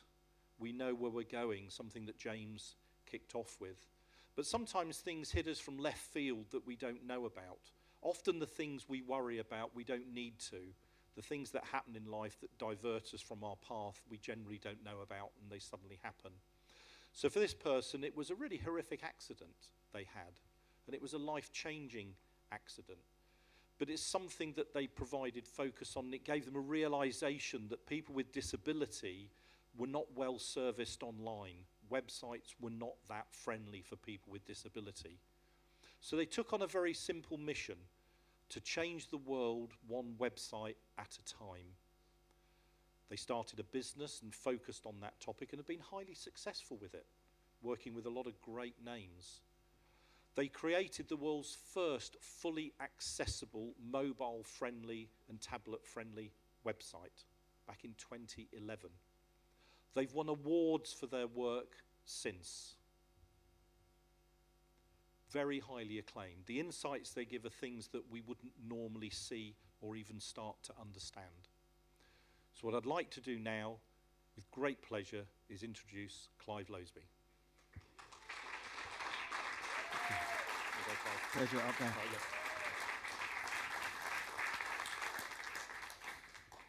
Hi everyone, I'm Clive Loseby and I am passionate about changing the world, one website at a time. As Dale said, I was in a bad car crash a long time ago. It left us all with life-changing injuries, and that's why accessibility and website accessibility has become my passion. The accident also left me with a very bad memory, so please forgive me for keep looking at my notes. Okay, does everybody know what a cookie banner is? Those annoying banners that pop up on a website asking for consent to put cookies into your browser. It may say something like, this website uses cookies to give you the best online experience. Follow this link to confirm that you consent to this. Does everyone know what I'm talking about? Good. Right, now I want you to imagine a different kind of browser. This one says the following. This website is designed for white people only. Follow this link to confirm that you are white. Or, this website is for men only. Follow this link to confirm that you are a man. Or, this website is for straight people only. Follow this link to confirm that you are straight. Or even, this website is for people who have hair. Follow this link to confirm you have hair. Okay. These don't happen in the real world, but what I do need to tell you about is another banner that does exist on over 97% of the world's websites. This website is for people who are not disabled. Follow this link to confirm that you are not disabled. This may not be as apparent as a cookie banner. Believe me, this banner exists. 97.4% of 1 million website homepages tested last year had detectable accessibility failures. So, how many disabled people are there in the world? Next slide, please. Thank you.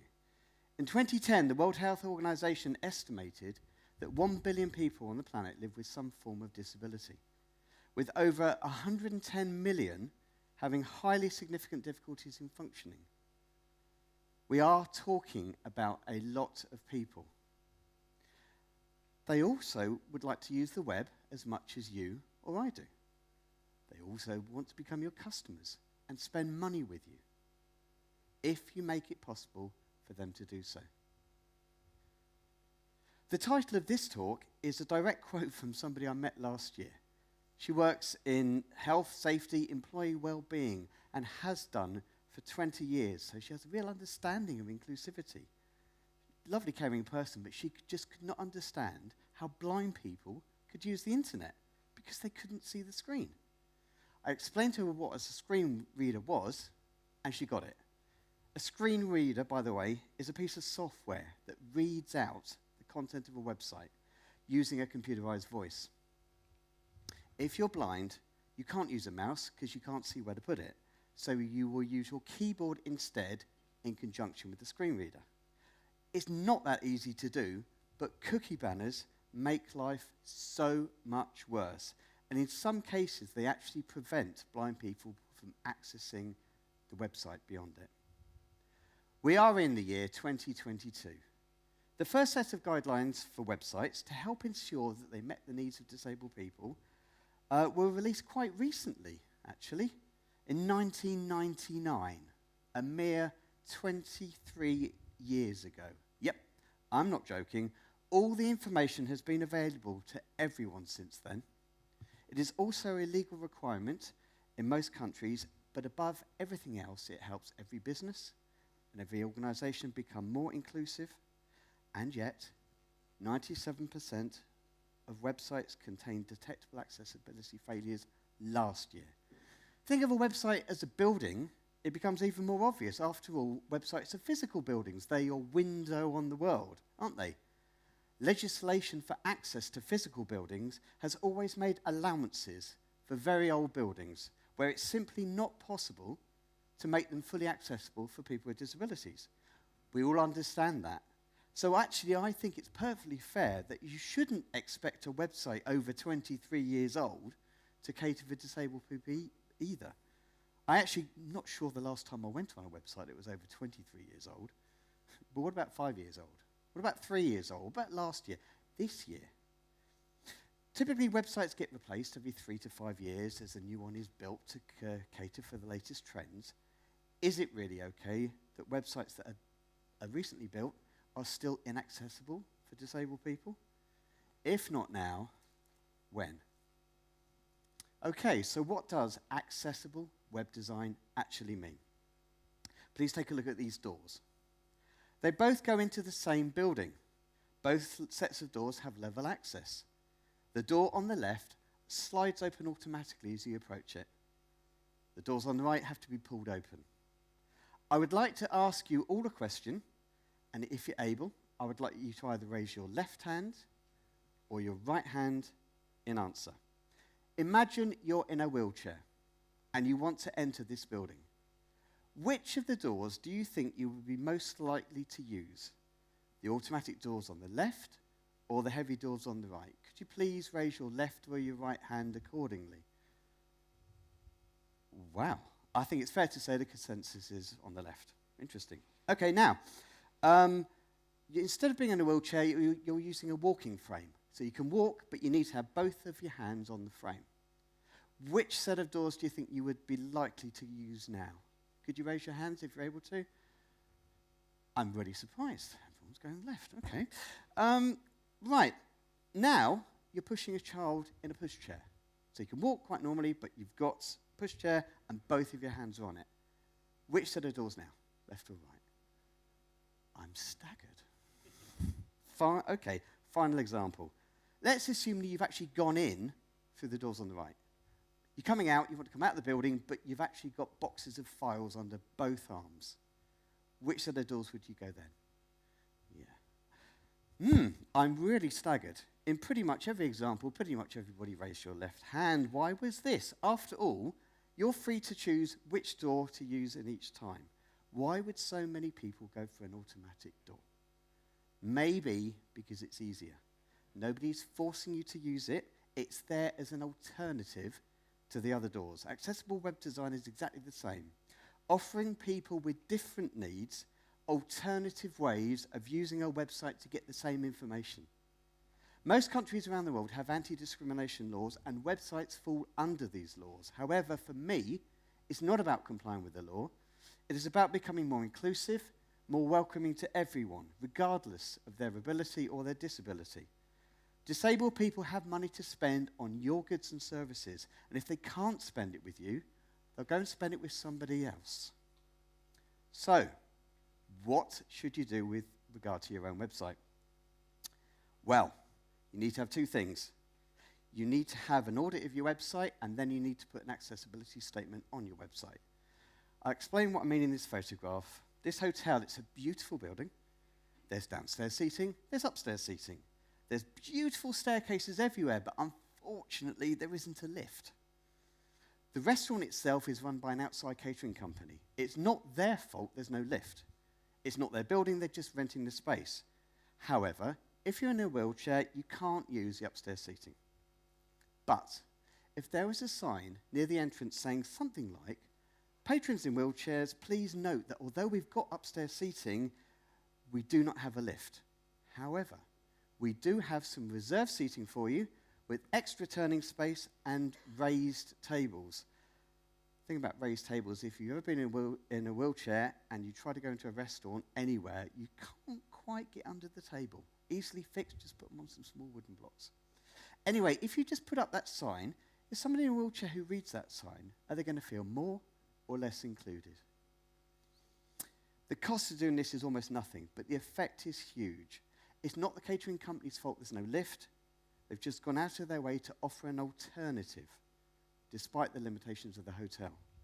In other words, the catering company themselves have become more welcoming, inclusive, and accessible. So the first part of this story, where I explained the restaurant has upstairs seating, but no lift, that could be seen as an audit. We've realised there's no lift to the upstairs seating, so disabled people in wheelchairs cannot use it. But the sign at the entrance telling everyone that there is accessible seating downstairs as an alternative is like their accessibility statement. We've discovered that wheelchair users cannot use the upstairs seating. This is what we've done instead. So, how does all this apply to a website? Well, As far as the audit goes, you can either pay somebody or you can do it yourself, and the same goes for an accessibility statement. Sadly, I don't have time to go into the details, but I do want to say one thing.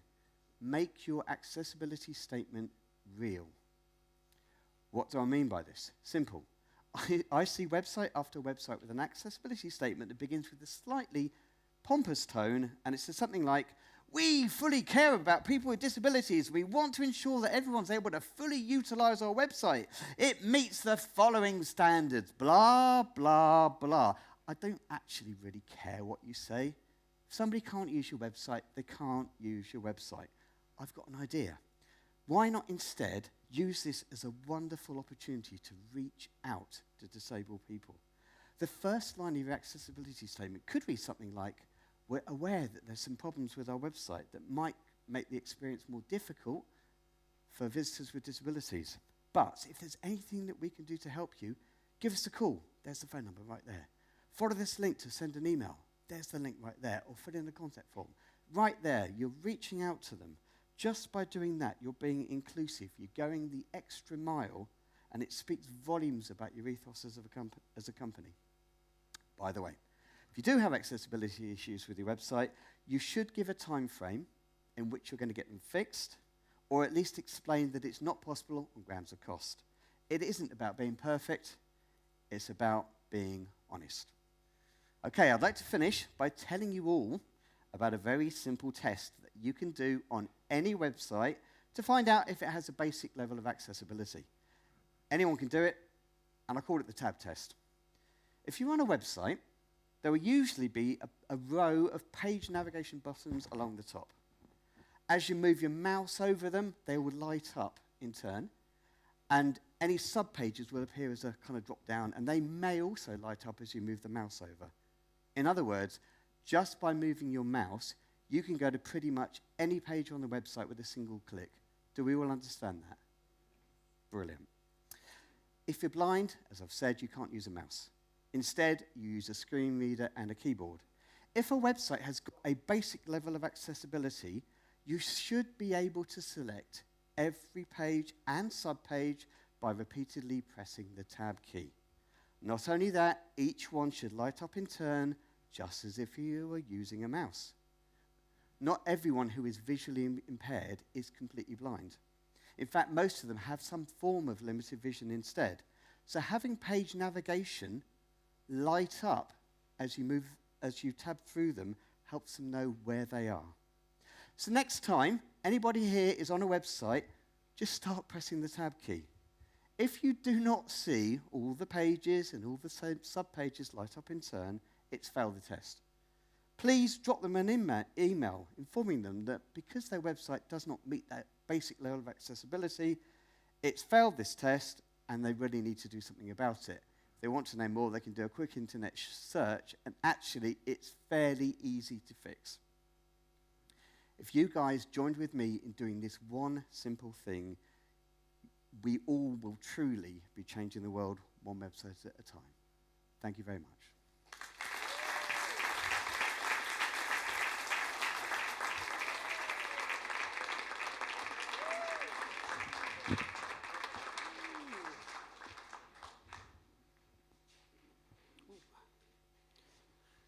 Okay, thank you, Clive. As someone who writes, manages, looks after websites, I think my phone's going to be very warm tomorrow morning. So yeah, it's a massive market, and as Clive says, it's not overly difficult to do. So I'm looking forward to speaking to many of you in the audience. Just briefly, I just wanted to come back up here because Dale's doing all the introductions. I just wanted to thank the people that haven't maybe not been thanked yet, and it's all of you for coming today. It's been fantastic to see so many people here. And over the last 3 months of when we've been slowly ramping up the event, it's clear that not everyone quite gets what we were going to be doing here today. There were some people that were straight on, bought the tickets, and some people that weren't too sure what it was about. And hopefully you've had a great experience today, and you take away the message of what the TEDx events are, and next time we can get even more people in here in a bigger venue. So this was a journey that started nearly 3 years ago. We're coming to the end of the journey of TEDxLukelyBrook, but I very much hope that this is a journey for TEDx Isle of Wight in the future. And there's many of you here, the supporters and people in the audience, and maybe not sure about the tech team, but who want to get involved next time around. It's been a real privilege to bring this to the island, and I say please spread the message of what you've enjoyed here today, and thank you so much for coming, and I'll pass you back to Dale. Excellent. Again, just want to reiterate all the comments that Chris made. Without all of you, it wouldn't be an event. So really important you're here.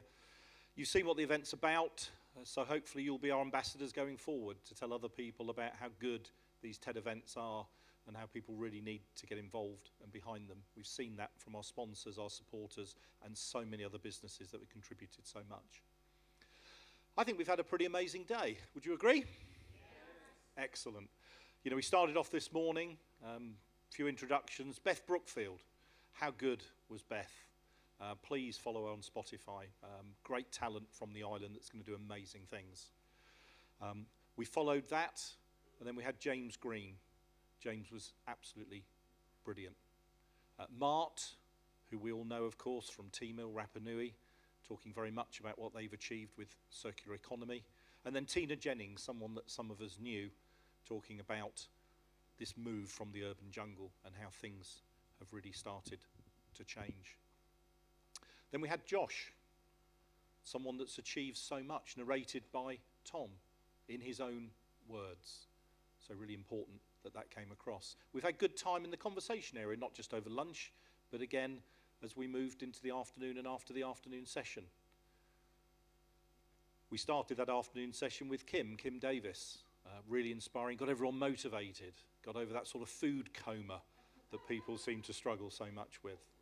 And then Dr. Adrian Gill, who gave us some real insights into the future of energy and how the things we do today will make such a big difference really going forward. We've moved on from that, so many great speakers starting off this session and moving on, but we've still got one speaker to go. We're not quite at the end of that journey. At the end of this, we'll let you all go and ponder on so much that's taken place today. So what I'd like to do is introduce you to someone that I've known for a number of years. I've had the great pleasure of being on stage with this lady. The first time was back in 2017. I was speaking at a conference in Bulgaria, a conference called Inaway, about 3,500 delegates at that event. It's a big event. Big event for me, modest event maybe for Gina. But she was someone that I was inspired by, her professionalism, the inspiration she gave, thought-provoking comments, the way she delivered it was really, really good. I learned a lot from that back at that time. And thankfully, we've been on the same stage since at various other events. So again, like Kim, she was one of those people that when we started to put the event together, I really wanted to bring to the island. You'll tell again from her accent that she's maybe not local. Kim was maybe a little bit more extreme, but you'll get the lilt that comes out of Gina. But really interesting, really inspiring, and the best person I could think to really bring this event to the close. So what I'd like to do now is introduce you to Gina London.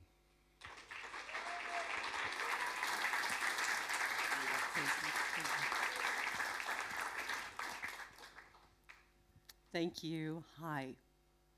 I just have two questions for you. Who do you think you are? And who do others think you are?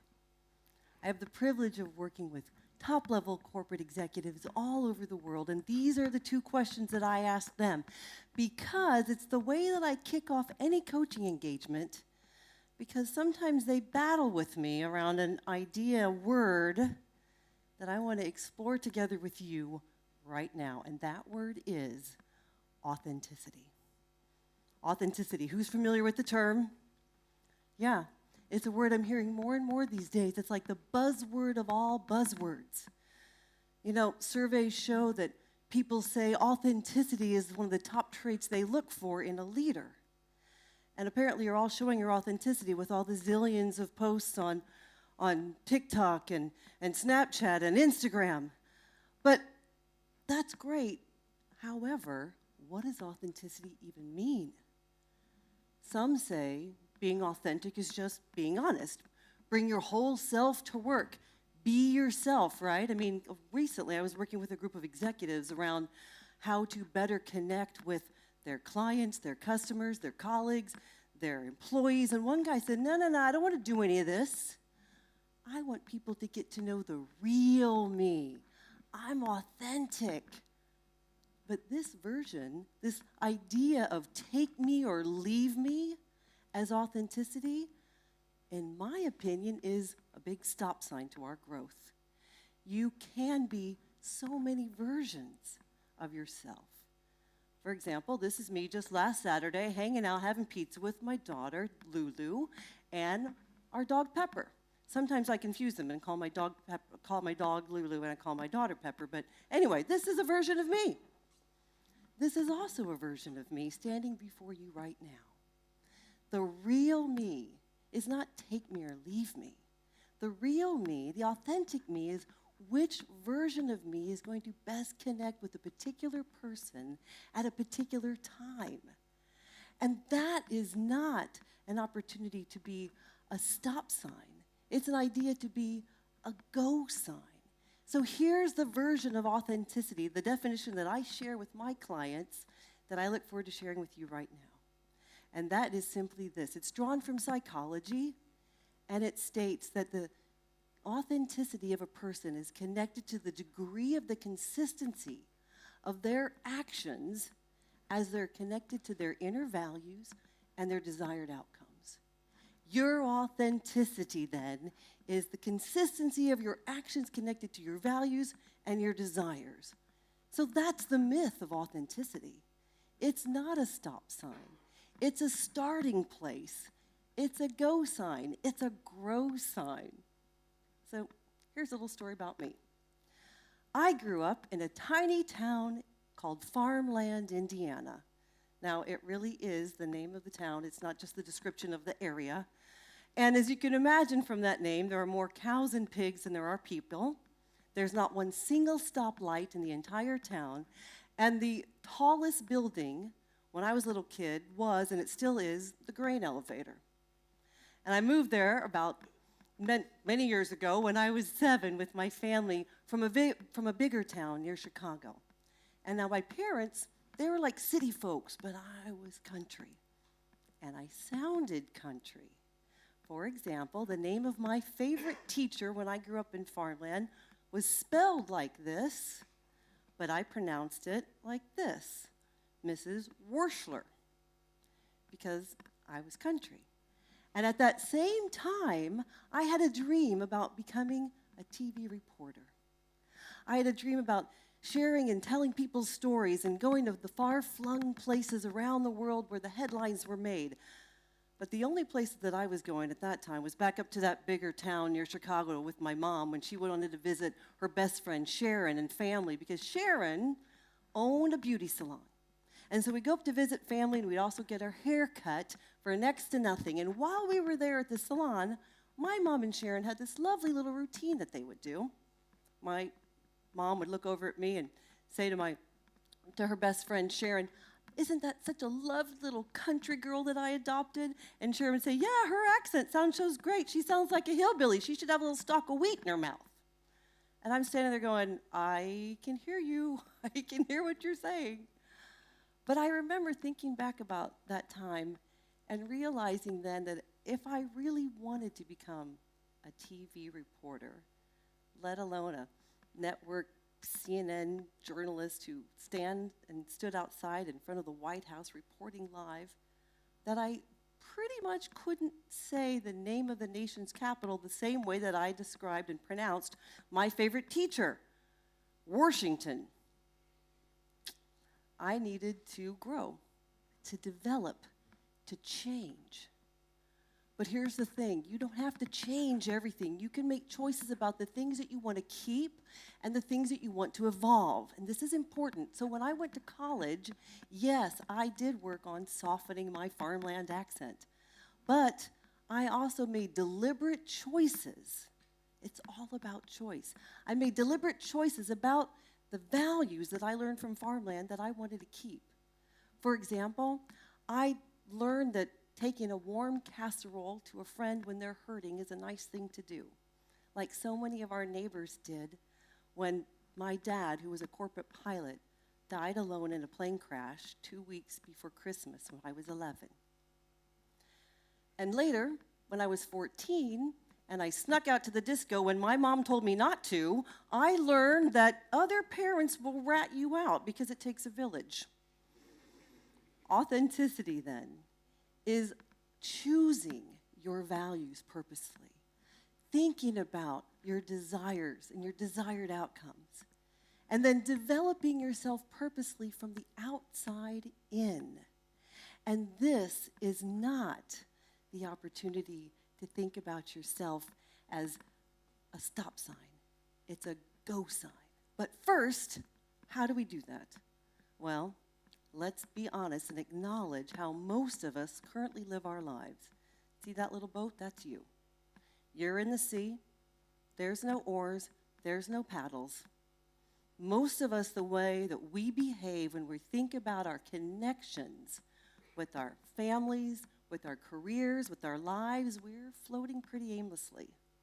But here is the thing. While you are adrift, you are still sending messages. You are never not communicating. Pardon the double negative. You are always communicating, either by default or by design. But I'm happy to say you can take more control. You can begin right now, if not now, when, to take more control about how you purposefully connect and communicate with others. And if this sounds familiar to you, it's drawn from the growth mindset, which you might be familiar from Stanford psychologist Carol Dweck, as she describes how each of us can choose to change our thought patterns. We can change our neural pathways the same way that a tennis player can develop their serve, or that I was forced to sit at the piano and practice scales for hours and hours. With time and practice, you can go from adrift, floating aimlessly, default, to design. All you have to do is embrace the growth mindset and follow what I call my ADD principle: awareness, desire, discipline. Heighten your awareness about who you are and how others think you are. Have desire for your outcomes and where you want to take yourself. And then get serious about the discipline that that's going to take. You can go from default to design. You know, Simon Sinek talks a lot about finding your why, and I talk about finding your how. And here is how an American who moved to Ireland learned to drive. A few years ago, I moved to Ireland, and one of the first things I had to do, of course, was buy a car.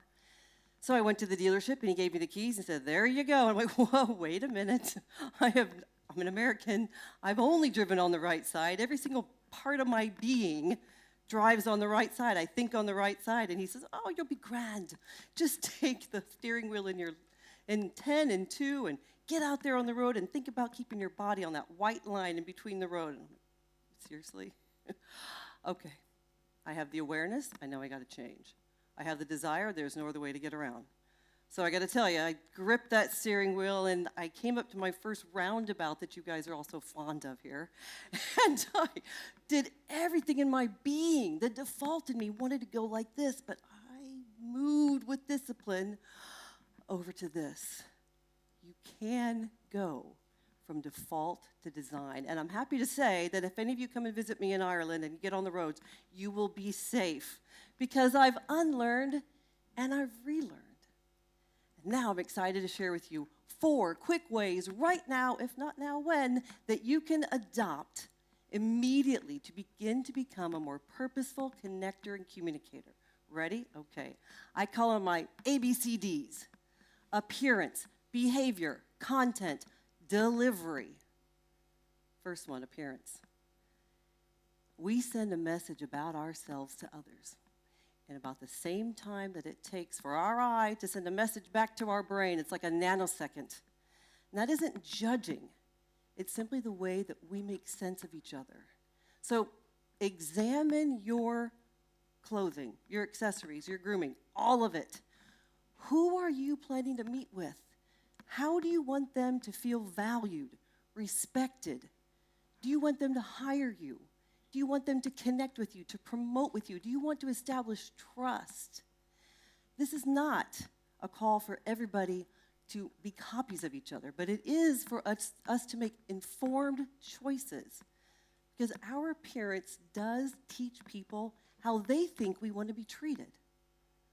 A, appearance. B, behavior. I'm going to tell you about one of my other clients. Now this one, the corporate bigwigs, they called me and they said, you got to meet with this guy. His profit margins and his productivity numbers were way up in the sky, but his personal management numbers were in the gutter. So I knew he wasn't going to probably be happy to be meeting with me since corporate sent me there, but I went to the building, I went up the stairs, I go into his office, the door was open. He hadn't opened it for me, it was open, and I walked in and he remained behind his desk, seated like this, looking at me, not standing up, not shaking my hand or bumping my fist, whatever we do these days. And he said, I don't know why they sent you here to me. Because you can see I'm a people person. I have an open door policy. You walked right in. And I said, yeah, but when was the last time you got out from behind that desk and you went out and talked to your employees and you asked them how they're doing? See, he hadn't thought of it. And most of us are not really conscious about our own behavior. So here's one thing that we can all take more control of now. It's our body language. Without moving, take a look with your eyes at how everybody else is seated around you. Go ahead. How's their posture? How's their expression? How's their body language? What are people doing? You see, the thing is, we're all experts at reading body language. But many of us are not conscious or aware of how to deliver purposeful, positive body language. And it can be developed just like any other skill. So if I count to 3, I want you then at the count of 3 to show me your most positive body language, seated appearance. 1, 2, 3, go. I'm seeing people sit up. I'm seeing smiles come. This is all about it. Thank you.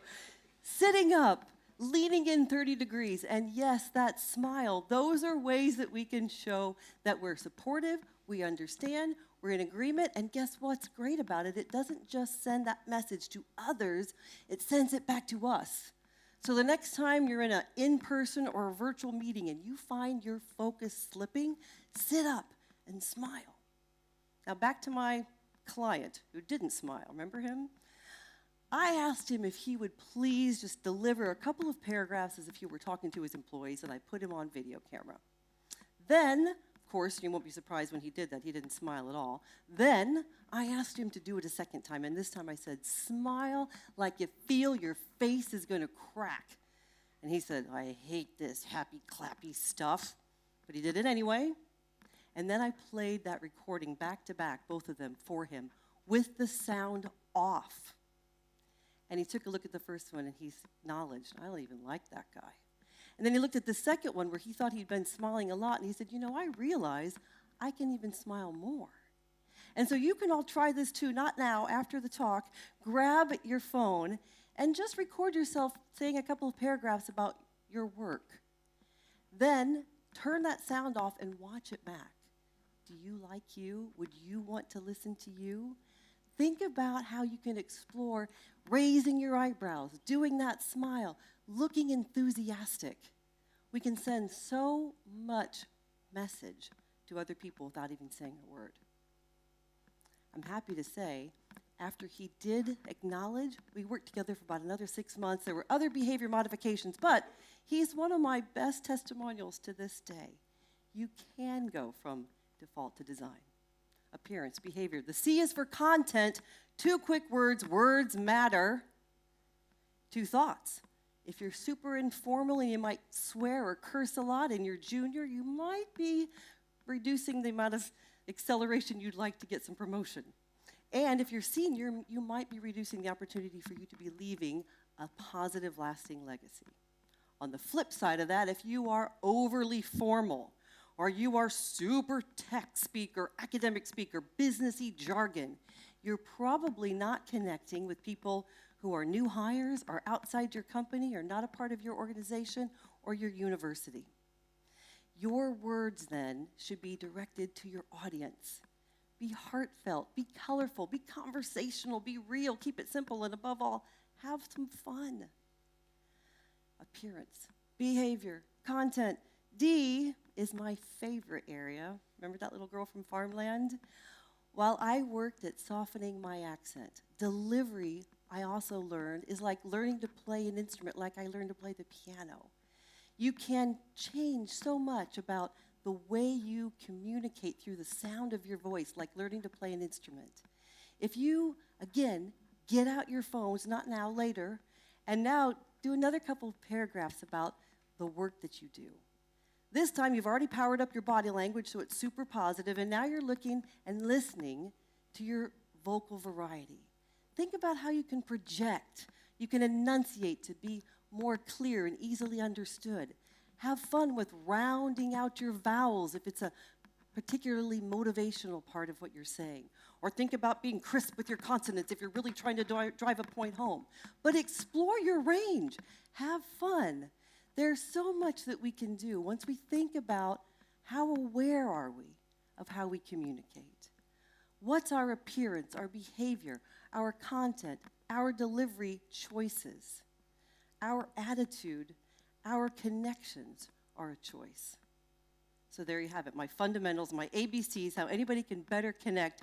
Again, it's a go sign for you to be more purposeful and more connecting. When you make purposeful choices about developing your character to become the you that you want to be, you're not becoming someone else. So if you are thinking right now, well, I think this sounds a lot like fake it till you make it, I'm going to push back on you because I think that phrase in particular implies deceit. And if you are genuinely caring about the other person that you'll be meeting with, and you're making purposeful choices to better connect with them, that doesn't make you fake. It makes you more real, makes you more authentic. And if you're also thinking out there, yeah, well, Gina, those were some small changes. I mean, that's really not going to make a big difference. I'm reminded of a few years ago, I was in South Africa. I had the privilege of facilitating the International Children's Peace Prize with Archbishop Desmond Tutu.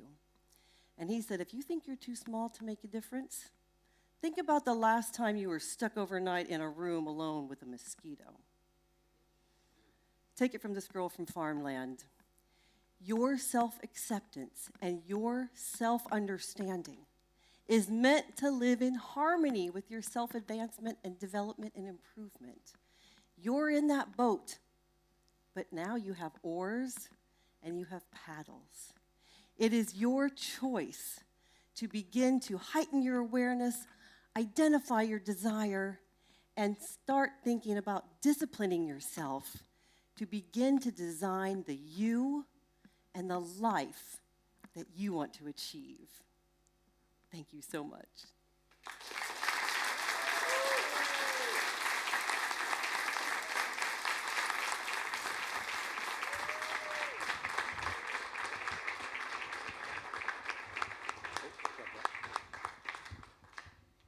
Gina London, everyone.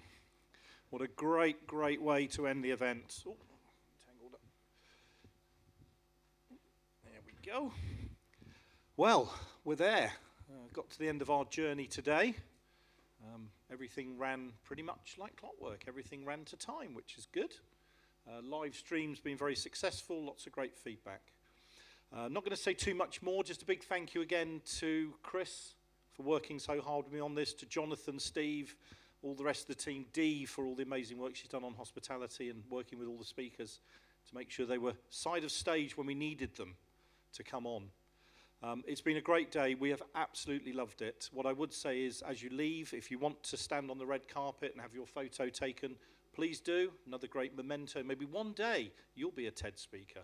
Maybe we'll have that event in 3 years' time and we'll see you standing here for real. But apart from that, I'll just say thank you. This has been TEDxLukelyBrook. Thank you.